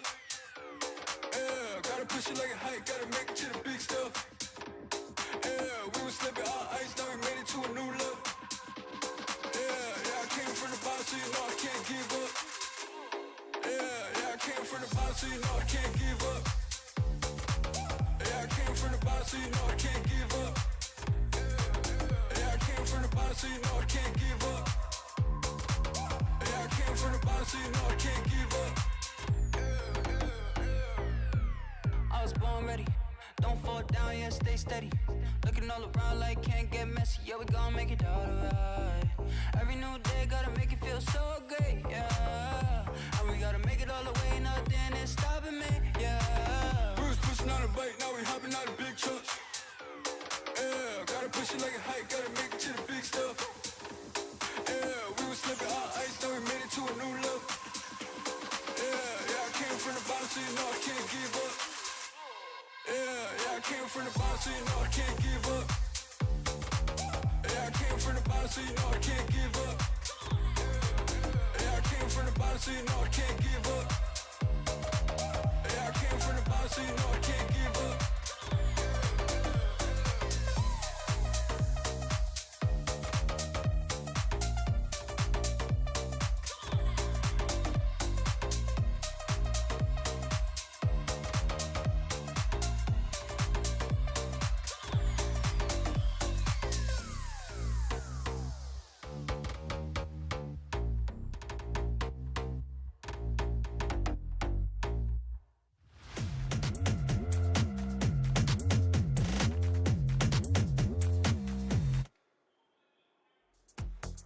Alrighty, we are back and about to go into the second map here in our second series on the second day of the ACL.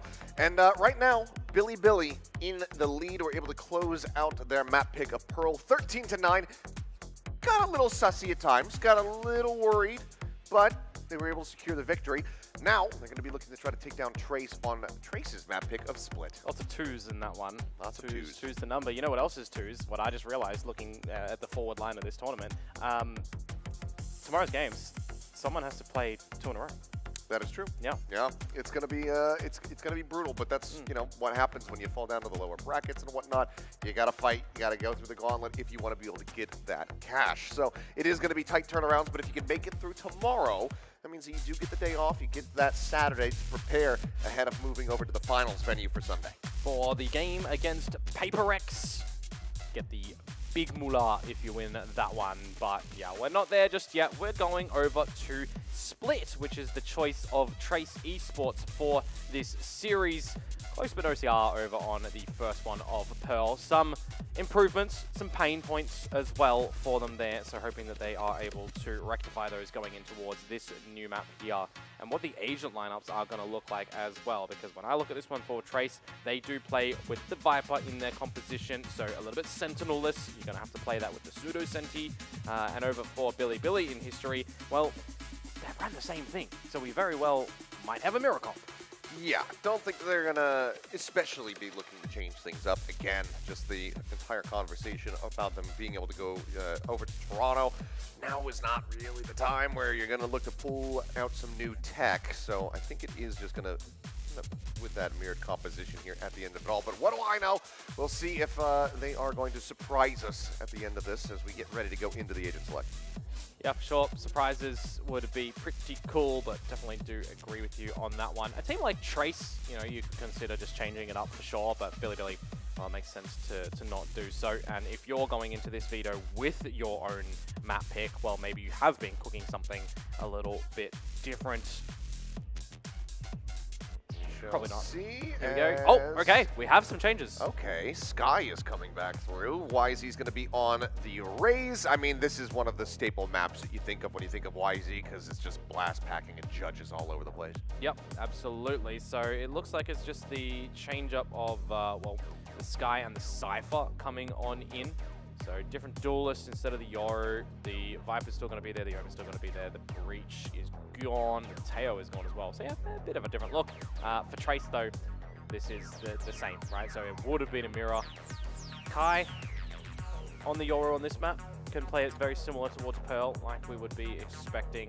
I'm a little bit more interested to see what Billy actually have to deploy here too, because, well, we hadn't seen Sky for the longest part. She was kind of obliterated with the nerfs, like Teho will be soon, but, well, PRX were happy enough to still play the Sky, so I guess it's still showcasing that valid agent on this map. Alrighty, well, getting ready to go into this do or die time here for the side of Trace. Need to elongate this series, push it to that map 3, show a sunset for the first time here at the ACL. If they want the money, if they want to stick around. Otherwise, they will be eliminated. And Billy will be going up against DRX once again. Heavy A-lean for Trace to start things off. A lot for K9 to try and do. Spotting out early with the utility. Very quick rotations needed. Tap attempt, nothing going to be found there damage-wise. Going to be a quick little reposition here from K9.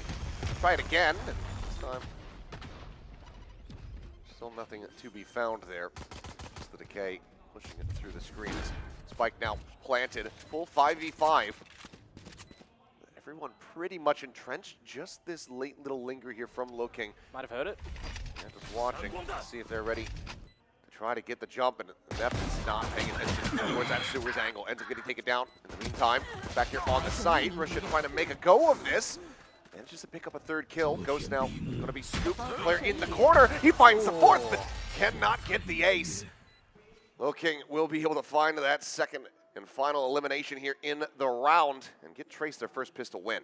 Gets very close at the end there, though. Nearly Billy catching their third pistol of the series, but Trace will pick up one by the narrowest of margins and afford themselves the lead.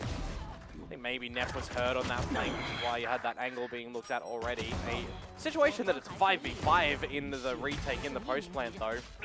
You've got a lot of corners and a lot of utility that you potentially have to still keep in check. Well, given the kills, Rusha says, well, I think I've earned a sheriff.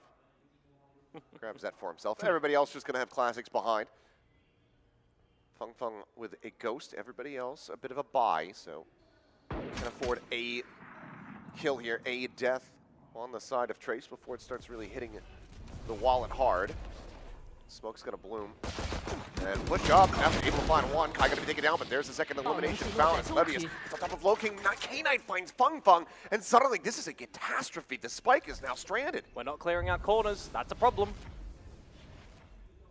Oh, this would be a very brutal round to drop.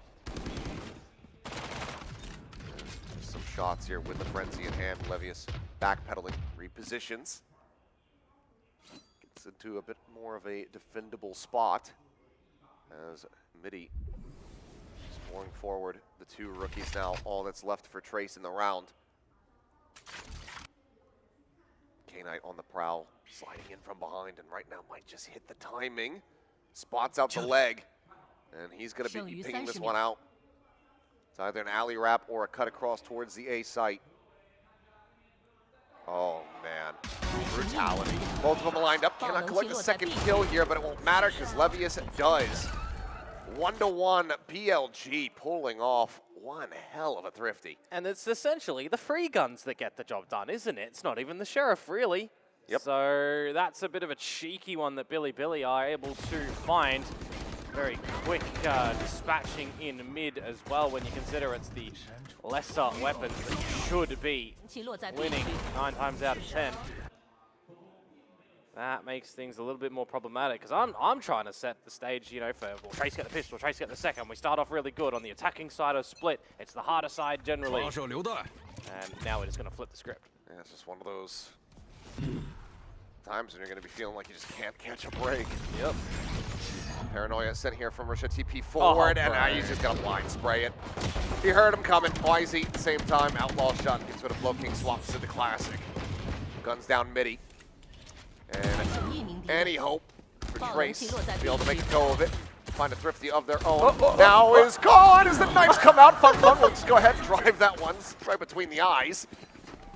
So we were right about the knife in the series. We were just wrong about which series. Which series it was. Which component, yeah. Yeah. There you go. Funny, though, how it's the knife going the other way in that spot, too. Yeah, the guy who's completely corralled is the one who...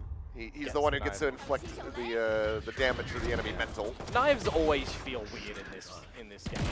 Like they feel like they should connect and they don't. They feel like they shouldn't connect. Like how does that one not connect for Russia? Anyways, the party has stopped in the beginning of these first 3 rounds. Now you just laugh that one off. It's time to focus up, or maybe not. Timeout. While looking very cheerful. As even though the team is getting a little bit silly. Which music is this one? Well, given that we haven't floated the graphic at the bottom. No! Okay. Yeah. Figured that they were probably just trying to prep that one real quick. It's all good. It's been quick. Yeah, that's I guess a fortunately, you know, again, the CN arena is pretty good, as it turns out. And it honestly has no right to be. Because no right to be good. No, because they built it so fast. I'm impressed. Like, they constructed it in like 60 days or something. Wow. And it's awesome. Like, yeah. Yeah, I don't mean that to sound like a jerk. I'm just jealous. Yeah, I love you put it that way. I love the Siam Coliseum as well. I think that it's an awesome storied venue. Used to be, you know, obviously OGN's. May they rest in peace. But yeah, the VCT one, like they got that thing constructed so quickly, and the fact that they have very little issues is so so what you're saying surprising. is we need to hire them for Pacific to quickly come out with a really, really cool new venue. Yeah, let's get a 1-month build, brand new VCT arena somewhere in Seoul. That would be very nice. You'd love that. Oh yeah, be great. But yeah, no, I mean it's awesome. I think you should try to check it out at some point in the future. Obviously, for this event, we're busy. Nothing's going to be going on Saturday, but you know, down the line, if you ever want to just pop over here, watch some Valorant in person, it's definitely worth checking it out. You get in the elevator and it makes all the like the sounds of like the doors shutting and everything like that, like from the game. Oh wait, really? Yeah. So it has like the ascent, like door shutting sound as you're getting into the elevator and stuff. My jaw's on the floor. That's awesome. You know what else is awesome, folks? The game. We're back in towards this one. Trace with the guns. Billy as well. Oh, and Levy's with a nice shot. Kai going to be joining them there as YZ gets put down. K-Knight is able to find one. So enemy Yoru on the floor. But given the player advantage, entry power not going to be as big of a concern here for Trace. Big duel to win for Russia. Belated bonus round and such with the way that this started. 3 versus 3. And Trace, they are navigating to the more set side of Billy. Here in nail, but K-Knight just a little bit faster to register the position. Russia on the reposition now. Sliding forward, getting deeper here into Garage, and still hitting the shots. Cleans up another big round here from the Omen. 3K, and the lead maintained. Yeah, so this is the point in time where maybe you actually want the coach intervention. We just have a bit of a tech pause. You drop your first proper gun round, I guess you would say as well, to Billy here. That sounds to me like it's a good idea to have a discussion. Yeah. You know, we had it pretty early from Trace over on Pearl after round number 5. Well, this is now after round number 5. But not going to come out into play. Going to be the lesser weaponry for Trace. Hero Guardian in hand for Feng Feng. The Outlaw, obviously, the big concern as they try to push towards this B site. Very quick up mid, though. Trace, what do you want to do, though? Option towards B or towards A, where you've got your toxic screen already. You've not seen any pushes into Garage. Midi is just holding back, so forcing out the stealth drone on that one. You have slotted Feng Feng towards the vents as well, so this looks like it's going to be a B play. Not sure if YZ was fully spotted. Either way, he's getting back here on this deeper angle. Do they just try to flash into this position? I'd have to suspect that they have to have some idea about this, but now they have it confirmed. YZ on the peak, able to find Kai, takes down Cohort on the opposite side. Boombot nearly goes off. Re-peek, and even blinded up. YZ just playing the timing, finds himself a third. There's the fourth. No ace, because Levius is holding it down heaven. And that is going to be a flawless here as Billy now stretches the lead 4-1. Yeah, he's just very patient on that line with the Outlaw as well. The right weapon for the right time, given that, you know, light shields or no shields and stingers would have been a potential play at best from Trace in this round. You also pick up your showstopper. You got neural theft from the shadows online. So if you're needing some quick information parts in the next round as Billy, well, you can find those. You can do the damage. You can have a rotation out. There it is. There's the timeout, though, to come through from Trace. Big discussions, because from here on out, remember, this is Elimination Station as well. Drop this Yadunsky. You take home 10 grand as Trace, actually, because they did get the victory. Yeah, but you know what's better than 10 grand? 30 grand. Skip a chance at 100,000. You just keep racking up all those wins. Yep. Make that run to the grand final. Well, Billy, you could do that here as well, right? You get your victory, you keep going, and then you go to Toronto and you keep going, and you get more, and then stage 2 and you get more. They're on the path. And right now they're looking much improved from what we had seen just yesterday. And again, taking Haven out of the equation, it did wonders for them. Correct decision. And I think that if they do end up closing this series out, we will see them ban Haven versus DRX as they get ready for that that rematch. Could you imagine if they floated it? They floated it. I'd say it would be ill-advised, but maybe they would have something up their sleeve at that point. Not sure. Either way, unfortunately for Trace, they find themselves in a pretty much identical situation as the first map. 4-1 the scoreline as the timeout does expire. Very close towards a lot of the ultimates here, though, for Trace, and there is a bit of a play towards A, at least now, instead of everybody more functional towards mid, where Billy are just going to be resetting these toxins, pivoting across, playing big old default across the map. YZ striking position there in mid. He's going to reposition though, tucks back through the vent.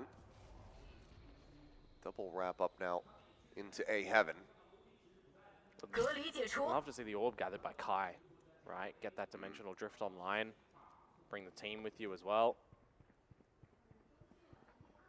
But he has snuck up towards the ramp, being checked at the moment by Levius. As he removes himself there, though, there's an opportunity for Kai to do something dastardly in this round. And we'll see if he's going to be able to do it. YZ repositions over here towards Mail. Ready for the peek, and nope, gets the spot out. Call for the team to rotate towards the A site, so you want to see K-Knight here, maybe sneak himself back into the site. Don't get stuck at the elbow. Ping has come down, but yeah, Levius does go ahead and get the counter rotation. Back over towards the correct side of the map. K-Knight stunned up here. Toggles the camera. There's the reveal, and Levius is in pole position to play off it now. Kai struck. The time getting away from them. Showstopper from beyond the grave. The Lele will get taken down from Lulu, I should say. As, yeah, just going to be picked apart. Too much info gained for free there for the side of Billy. Yeah, just too slow from Trace. A little bit indecisive, it feels like at times. You know, you're wondering from an outside view, what is Kai calling for here? He's not spotting anybody from Billy. They're not seeing anything in mid too. Eventually, they decide to go towards the A, but they've done nothing around the map to actually gain any favor, right? You've got a kill trip reveal coming out there for the good kill, and they've just got strength in numbers from the early read from Billy. These are the sort of things, like on a map like Split, why it can be so defensively heavy. If you're, as an attacker, not trying to force them into uncomfortable situations, forced errors, it becomes very difficult to do things on the attacking side. That's right back over now to the Outlaw here for YZ. Peeking over 2 players. Potentially at risk over on that sewer side of mid. YZ going walkabouts. Slides down, gets himself here around the corner. As Flash does connect. He's been spotted, but they were ready for Levius to also be here. Not going to fall for the fake out. Levius able to back away, gets himself out from the salvos. As YZ on the re-peek, this time nails the shot. Levius peeks in for a little bit more. YZ will find himself a second kill as well. Just the one casualty. And it's Fung here on a very late lurk. He's going to have to work his way through the vent, but obviously this has been considered given the boom bot. Yep. See if there's any damage that Fung can find. It's only going to toy with any semblance of the economy of Billy here. Let's take his picture. There we go. Well, there's the reveal. There's the kill. 3K. Just trying to get that next showstopper up and ready. YZ already halfway to it. Yep. Bit flat from Trace after they've gained the pistol. From there on out, a flawless run from Billy. Let's flip it up. Let's get Trace in this game now. Guns are going to be plentiful again, but I really want to just see something early from them, gain a little bit of this advantage. We've not seen Billy really change it up, right? It's always been the Cypher at A, the Raisin Viper at mid, and the Omen and Sky at B. It's still there as well. 5 ultis across the board for Trace. Dimensional drift in, Rolling Thunder, spot anything. Normal things. This feels like one of those rounds where if they can't find the win, if you get that heavy investment off the ultimates, then it is just going to have to be another timeout used here in that first half. K9 looking to get stunned and picked. It's a little bit of damage, but not quite fast enough to be able to find the catch, so he does manage to get out, slides his way up towards heaven. Spike for now, though, planted. Viper's Pit goes down 2 now. Cutting off screens. Dog forward to try to get on the hunt. Kai does spot out one, so Russia going to be eliminated. In a good spot here, but up and over the top. YZ actually lands, turns back, finds Kai. And I traded before he's able to find an elimination of his own. It's still in play. Spike is not within it. Full flash there on Shalulu. Being blinded up. For insurance, you still do have this Armageddon, but now it's going to be absolutely necessary. That plus the salvos. Yeah, it's done. Should do it. Yep, that's going to be a second round victory here for the side of Trace, but again, heavy cost. They get themselves the clutch here. And 3 players still alive, and I don't quite... No, he's still alive there. Oh, actually, I think he might have killed him. No, that was... Was it? Yeah. Okay. Well, we'll get the confirmation. Either way, it's, you know, again, a necessary win, but it's a lot invested. And they barely get to hold on to anything at all. Yeah. I think Midi still survived at the end there. Okay. I think he was the one that got the kill and then behind this box here. Irrespective, more importantly, the round goes Tracer's way, right? Big investment of the ults as well. It's all five to get your, we'll call it your first round on the board, really, because the pistol round was so long ago. We'll see if that is going to be the opening of the floodgates here for Trace. See if we can get the ball rolling, but now there's an operator in play. And going to go ahead and double check the fake out. Here's the TP forward onto the site. Should know that the Yoru has gotten entrenched as Spicy catches him right before the bloom. Now you get in towards the site though, as Trace trying to establish a plant and defend it from a deficit with no ults. Neural Theft is now going through here. Just using Midi's corpse against them. Reping coming in. Connecting, and that's going to be just Risha out from screens, able to find Kalulu. Neff finding one before getting traded back, and YC is still just pushing elbow now. The showstopper online at the ready, but won't be necessary. K-Knight out in the open, will be able to find it, and unfortunately, they pick up the round prior, but they can't get anything back-to-back. Yeah, one of the problems when you go a little bit fast in towards a site and your opponents give it to you almost scot-free, right? It's just that you haven't found any damage before trying to set yourself up for a post plant. You lose Midi, you get neural thefted. I feel like from there on out, it's just very clean from Billy to try and close that. You're swinging together as a team. You're just making sure that you're doing what's necessary. Gorgeous shot off the operator and then the showstopper. Yeah, no, it wasn't needed, but you know, it's fine.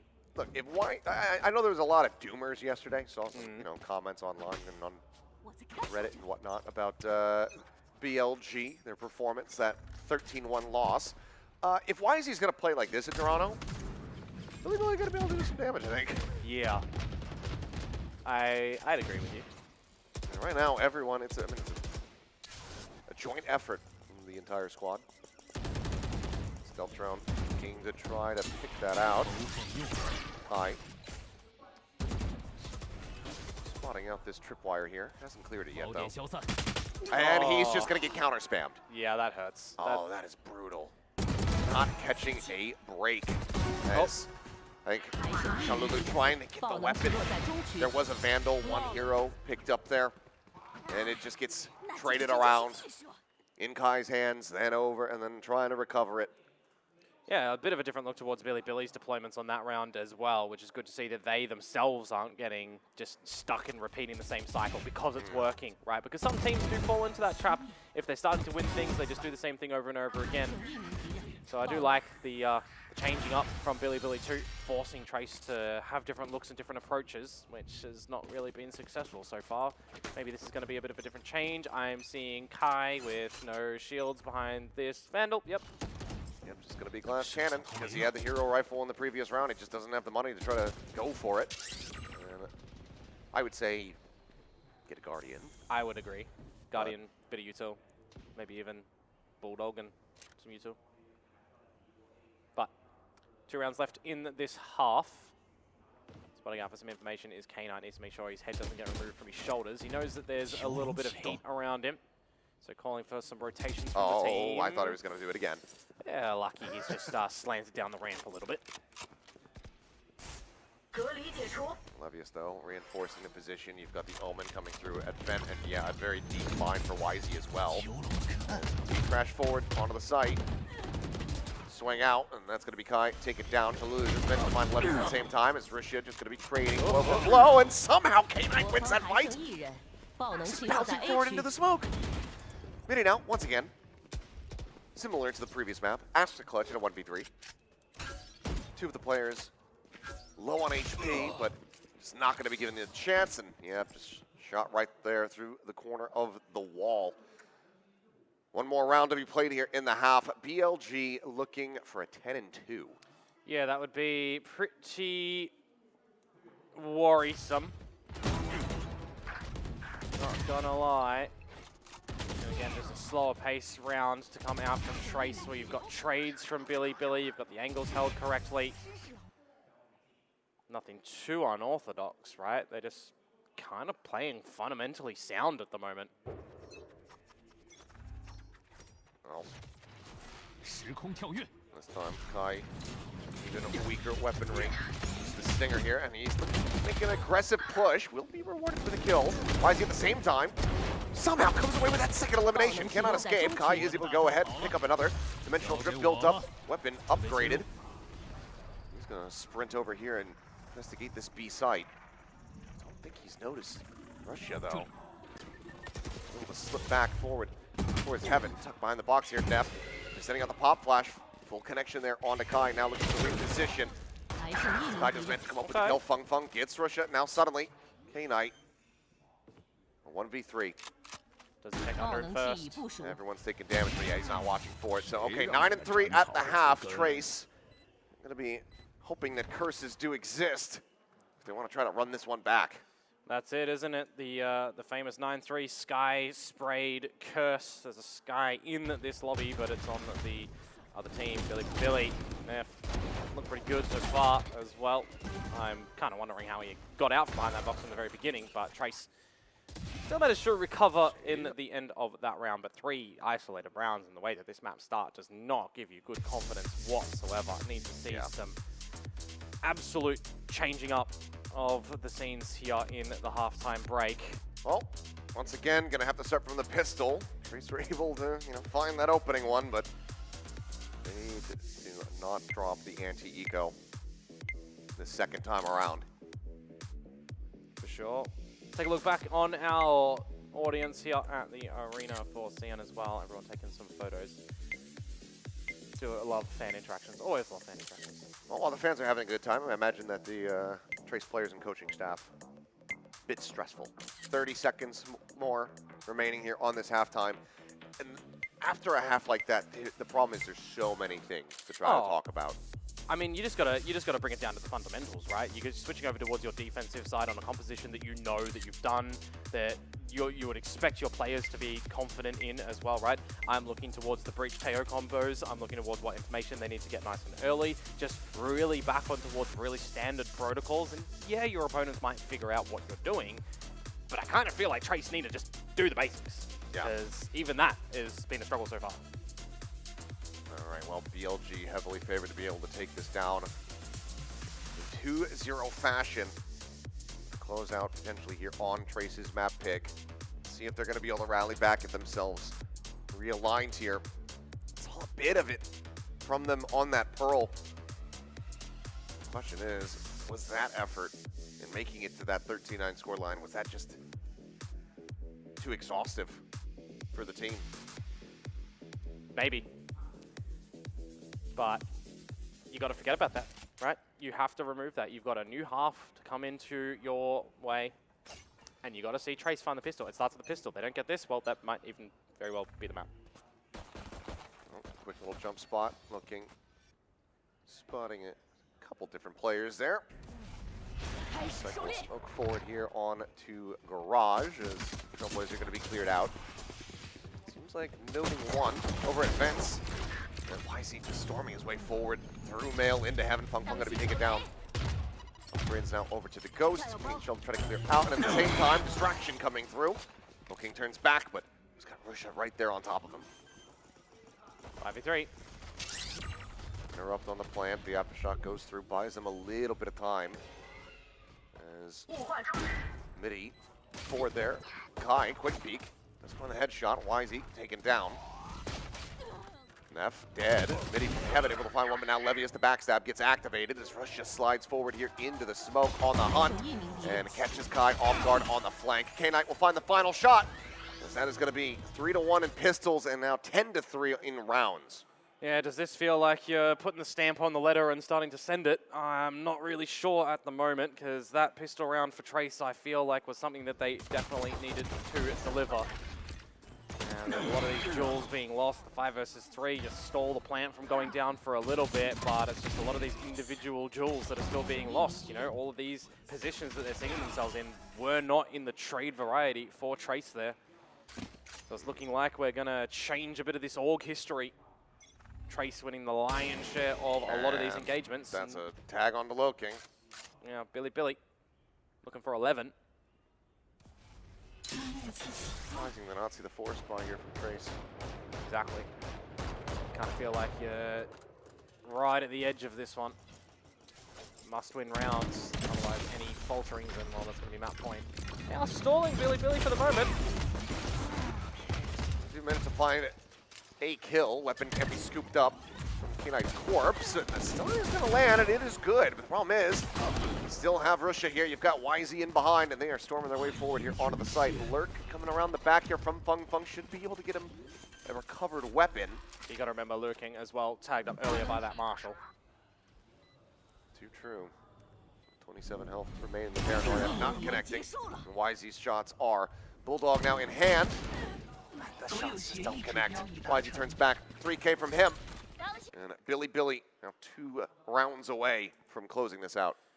It's comeback time for Trace. This is the edge where you have to start it right. You've got your bonus round coming forward. Your opponents are weaker. You're 11-3 down.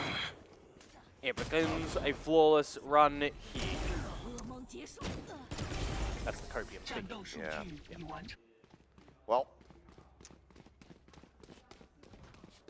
if there's a time to do it, this is indeed that time. Let's see. Can they close this one out here? Well, that's a good start. Why is he going to be dead?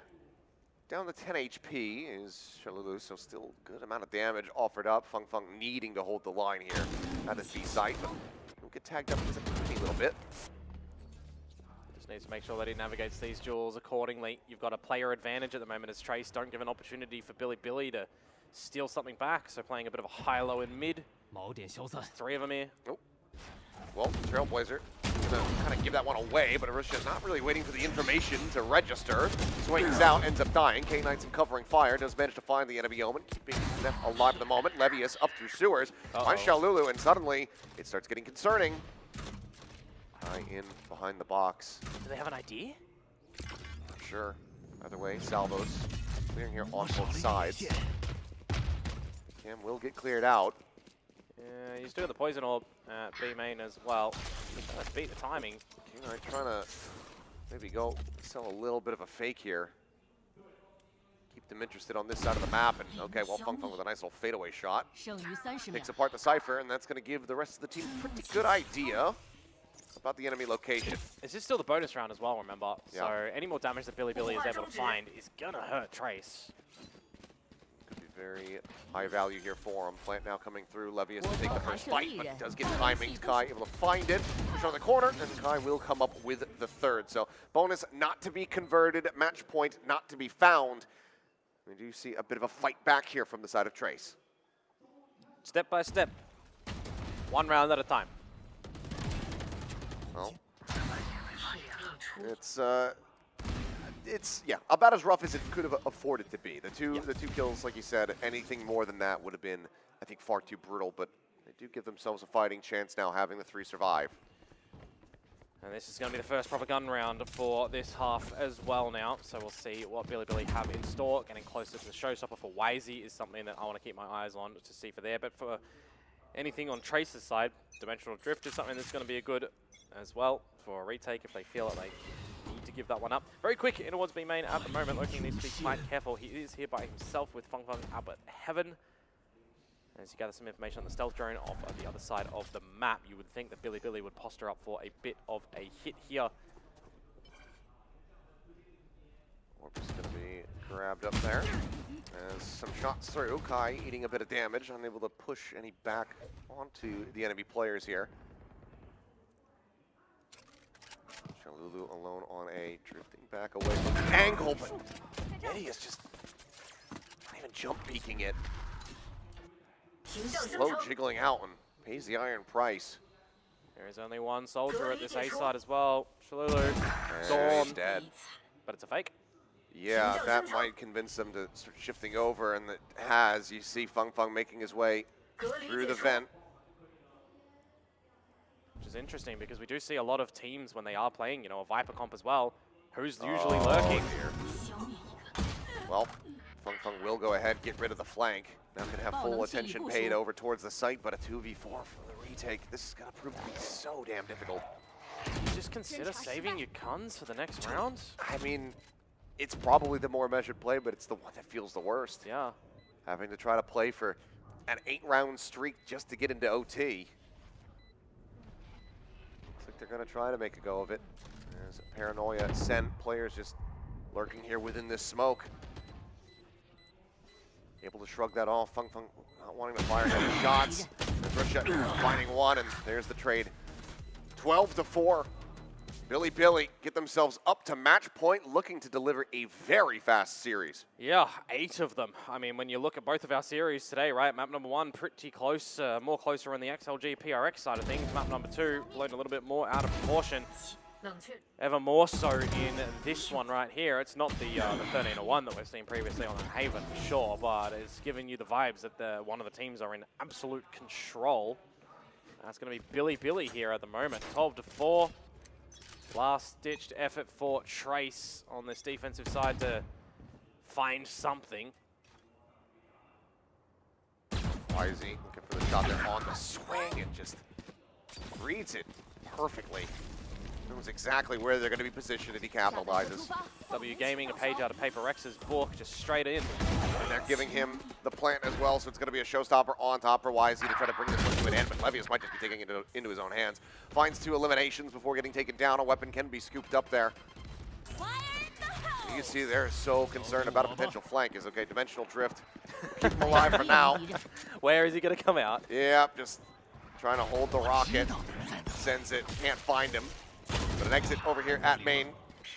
Trying to fight back, but full flashed up, and a knife to deliver the win. 13-4, Billy looking reinvigorated after the loss yesterday. They show up and they take down their former Chinese opponents here in Trace Esports 2-0. Yeah, the Org Revenge is starting to come on forward. Right, I highlighted before, Trace is generally the one that's been besting Billy in history, but now we've got 2 in a row for the BLG side of things. They are the Toronto reps as well, so it's all up for them. GG, well played for Trace. You don't bow out of this tournament with nothing. That's At least true. That's a good thing. They got the elimination on Zeta Division. They racked up that 10K little bonus for themselves. Unfortunately, this is the end of the line for them. Billy now find themselves in the money and find themselves once again playing against DRX. A rematch from the match yesterday. Let's see if they're going to be able to get that bounty. Yeah, and that game is going to be a bit of a tantalizing one now that we've actually seen a bit more from Billy today. You also got to consider that that is going to be a monstrous day for whichever team ends up winning as well, because you go from DRX then to XLG. It's not going to get any easier, it would seem. Billy get to stick around. We'll see if Bile is going to be able to do it. Finally get that victory over Termi. Something that he had just never really been able to do either in VCT Korea. Yep. When he was coaching TNL. Always just kind of got outdone by him.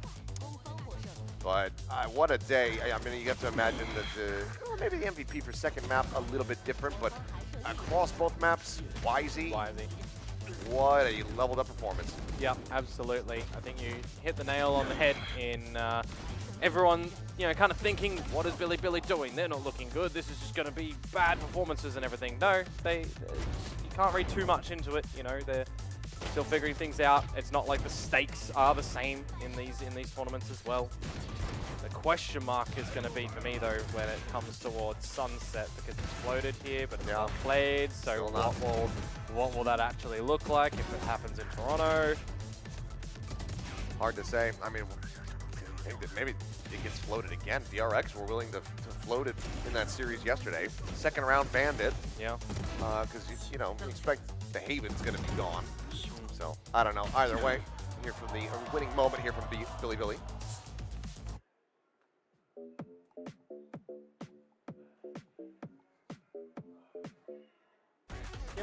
接入假敌，开墙吗？开墙，我要开口了，我开口了，小 K 你靠好吗？我带靠。想爆 A， 想爆 A， 给你想金啊！来 A 没有，他们上铁板，几个？4个。路提宝点了，我来了，在中路可以吗？刚刚下了，接到了宝点了，路提宝点。我要从井家回这把，宝点进了，回防吧。我有大，谁 CT 想 CT， 我来开大。前他跳了，看 CT。开大可以吗？来，开大了。带路枪。我有 L 黑，然后他闪他二木图，elbow 黑来给，在这里标那边，我白了，好了下一个，等会儿有毒，等一下，等慢一点，包里，慢一点，包里，炸他，elbow，前包 ，nice 哦。 Well, there you go. It is going to be YZ at the end of it all, picking up the MVP. I mean, it's just another massive bomb of the game from him. Just kind of dunking on people.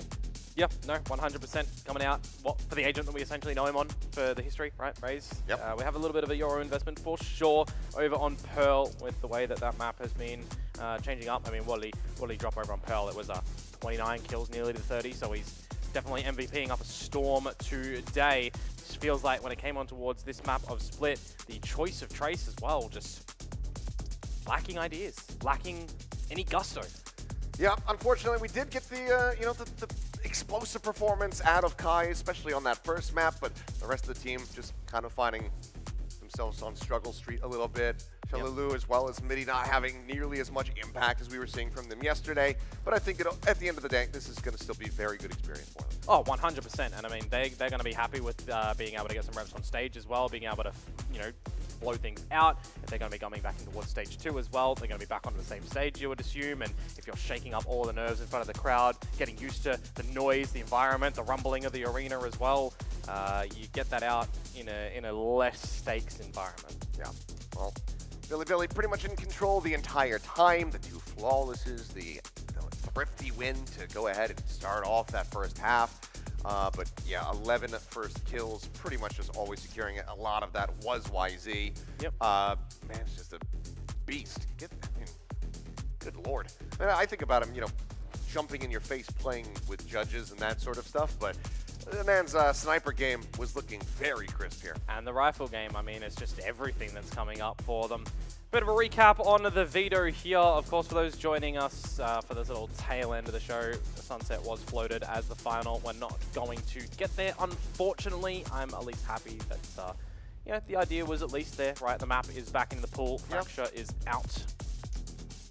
Well, there's always tomorrow, and then if not tomorrow, then there's always Sunday as well. Maybe once we get into, the best of 5 for the grand final, that Sunset comes through. That's what I'm going to hope for, I guess. But, double veto advantage, we assume. So maybe you just get rid of that, and then whichever map you don't really like, whichever team, Well, it's Paper X, Paper right? X, so. Whatever map they don't like. I think they would float Sunset. Yeah. They're probably willing to float Sunset, especially, you got Mind Freak. Well, they did we today. were talking about it, so. It was banned by XLG as the second last. Yeah. So, So, I don't think that they probably don't want to ban that one at all. So, we probably get to see it there in that, but for now, we're going to send down on the stage for the interview. 今天本场比赛的胜利，站在我身边的是王浩哲选手，先和大家打个招呼吧。Hello， 大家好，我是 BLG 的王浩哲。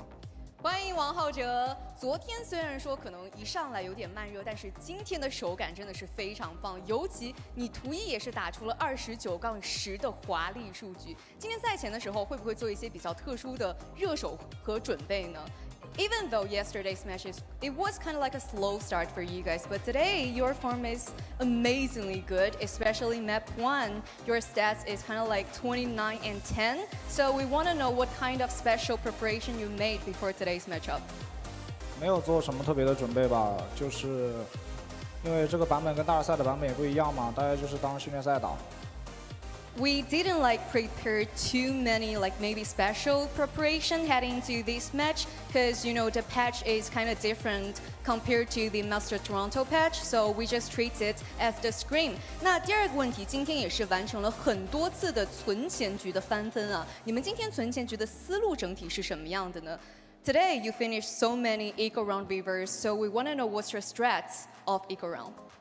就是大家正常防守就好了，然后就正常打。 We just do our own stuff, play as normal as we did. Maybe in the defense side, we just do our own stuff. 那第三个问题，我们也是看了 BLG 的纪录片啊。当时其实和 Stage 1的奖杯失之交臂之后，能够看到你还是有一点情绪化的。所以说这次来到了 ACL， 你的目标是什么呢 ？We watched your vlog of Stage 1, and we can see after maybe missed a trophy, you're a little bit emotional, cried a little bit hard. So we want to know what's your goals of this ACL. 就没有吧，我觉得我们就把这个当成大师赛之前的一次历练吧，然后就是总结那些跟国际强队交手的经验。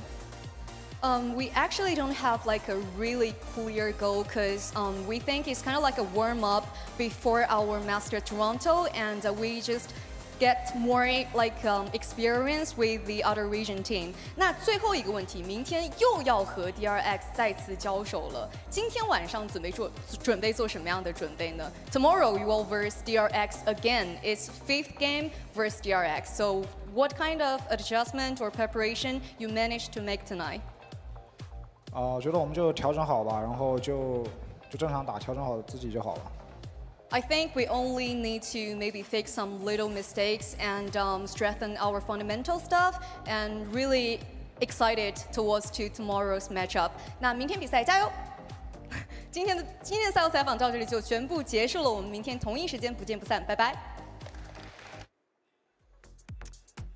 Similar story, once again, not that much time to try to make adjustments. DRX has often had Billy number, but the 5th time might just be the charm. YZ, I mean, again, I think if he's going to play like that, they're in with a shout because, I mean, you know what you're going to get from Kunmin on the opposite side. Yeah, I mean, if he's saying that they're just going to fix a couple of their little mistakes, but he's already, having a performance like this, what are they actually looking to change on up? That's the real thing. But yeah, back against DRX, our assumptions are going to be minus Haven. Play whatever, and play like he did today.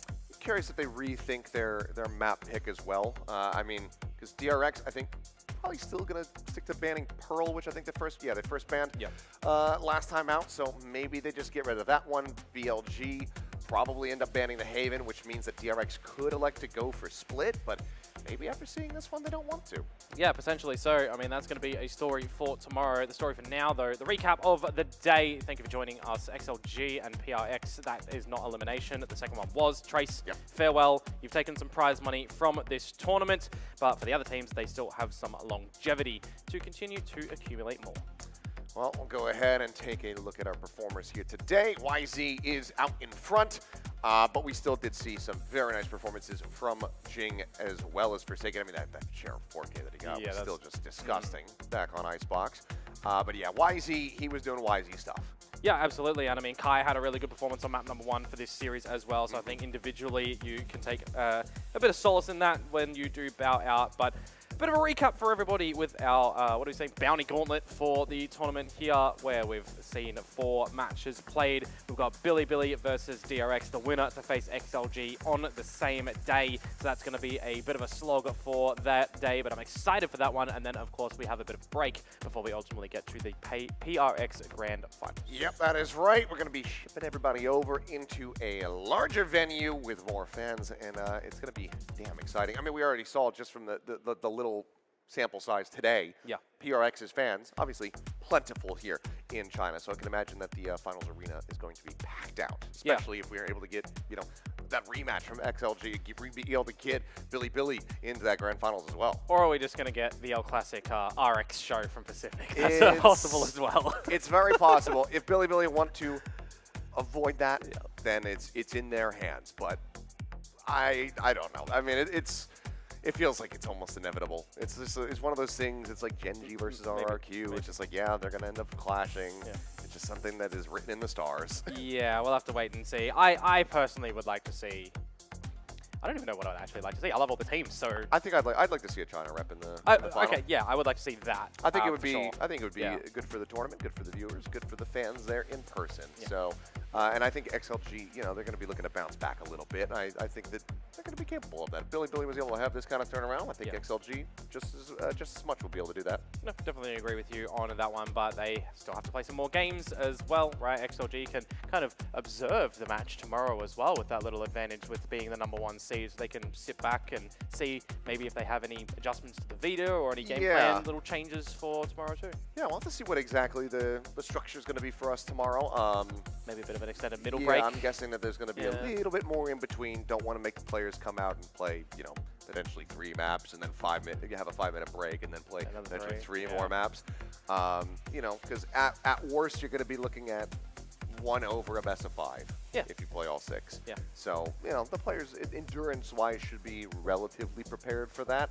But at the same time, probably want to give them a little bit more space in between to try to assess. So maybe, yeah, between those two series, we'll have a bit of a longer break, maybe like a 30, 45 minutes. We'll have to wait and see. Something like that, but we'll find out. We're kind of just flying by the seat of our pants right now. Yeah, and I mean, if you talk about longevity, Billy did just have a monstrous amount of games that they've had to weather. A couple of weeks ago, you had XLG, the exact same thing to try to get through and towards CN Grand Finals. So China team's a little bit more ready for a potential really long day. Possibly, but at the same time, you also had DRX, who were sat back watching this series to see who they're going to have to play against. They probably had a decent idea that it was going to be Billy again. Yeah. And that's probably going to give them a good amount of confidence, because Termy's probably just like, well, I always beat Vile. So. Ready for this one. So, I don't know. Either way, I think we're just waiting for the casters on the China side to go ahead and wrap up, and that way we can say goodnight, get out of here, get some good rest, and get some hot pot as well. That's going to be your first experience. Yeah. Never been a Heidi Lau. And for anyone that knows me from any other, I can't handle spice whatsoever. Oh, it's not going to so be that bad. Make sure I don't get tricked, yeah? It's modest spice. Again, you know, Even modest spice? Modest spice. Oh my. You're going to be getting that nice little numbness in your mouth. Anyway, that's us done and dusted for this evening. We're going to be back tomorrow, same place, same time. So make sure you tune in for more ACL Valorant action.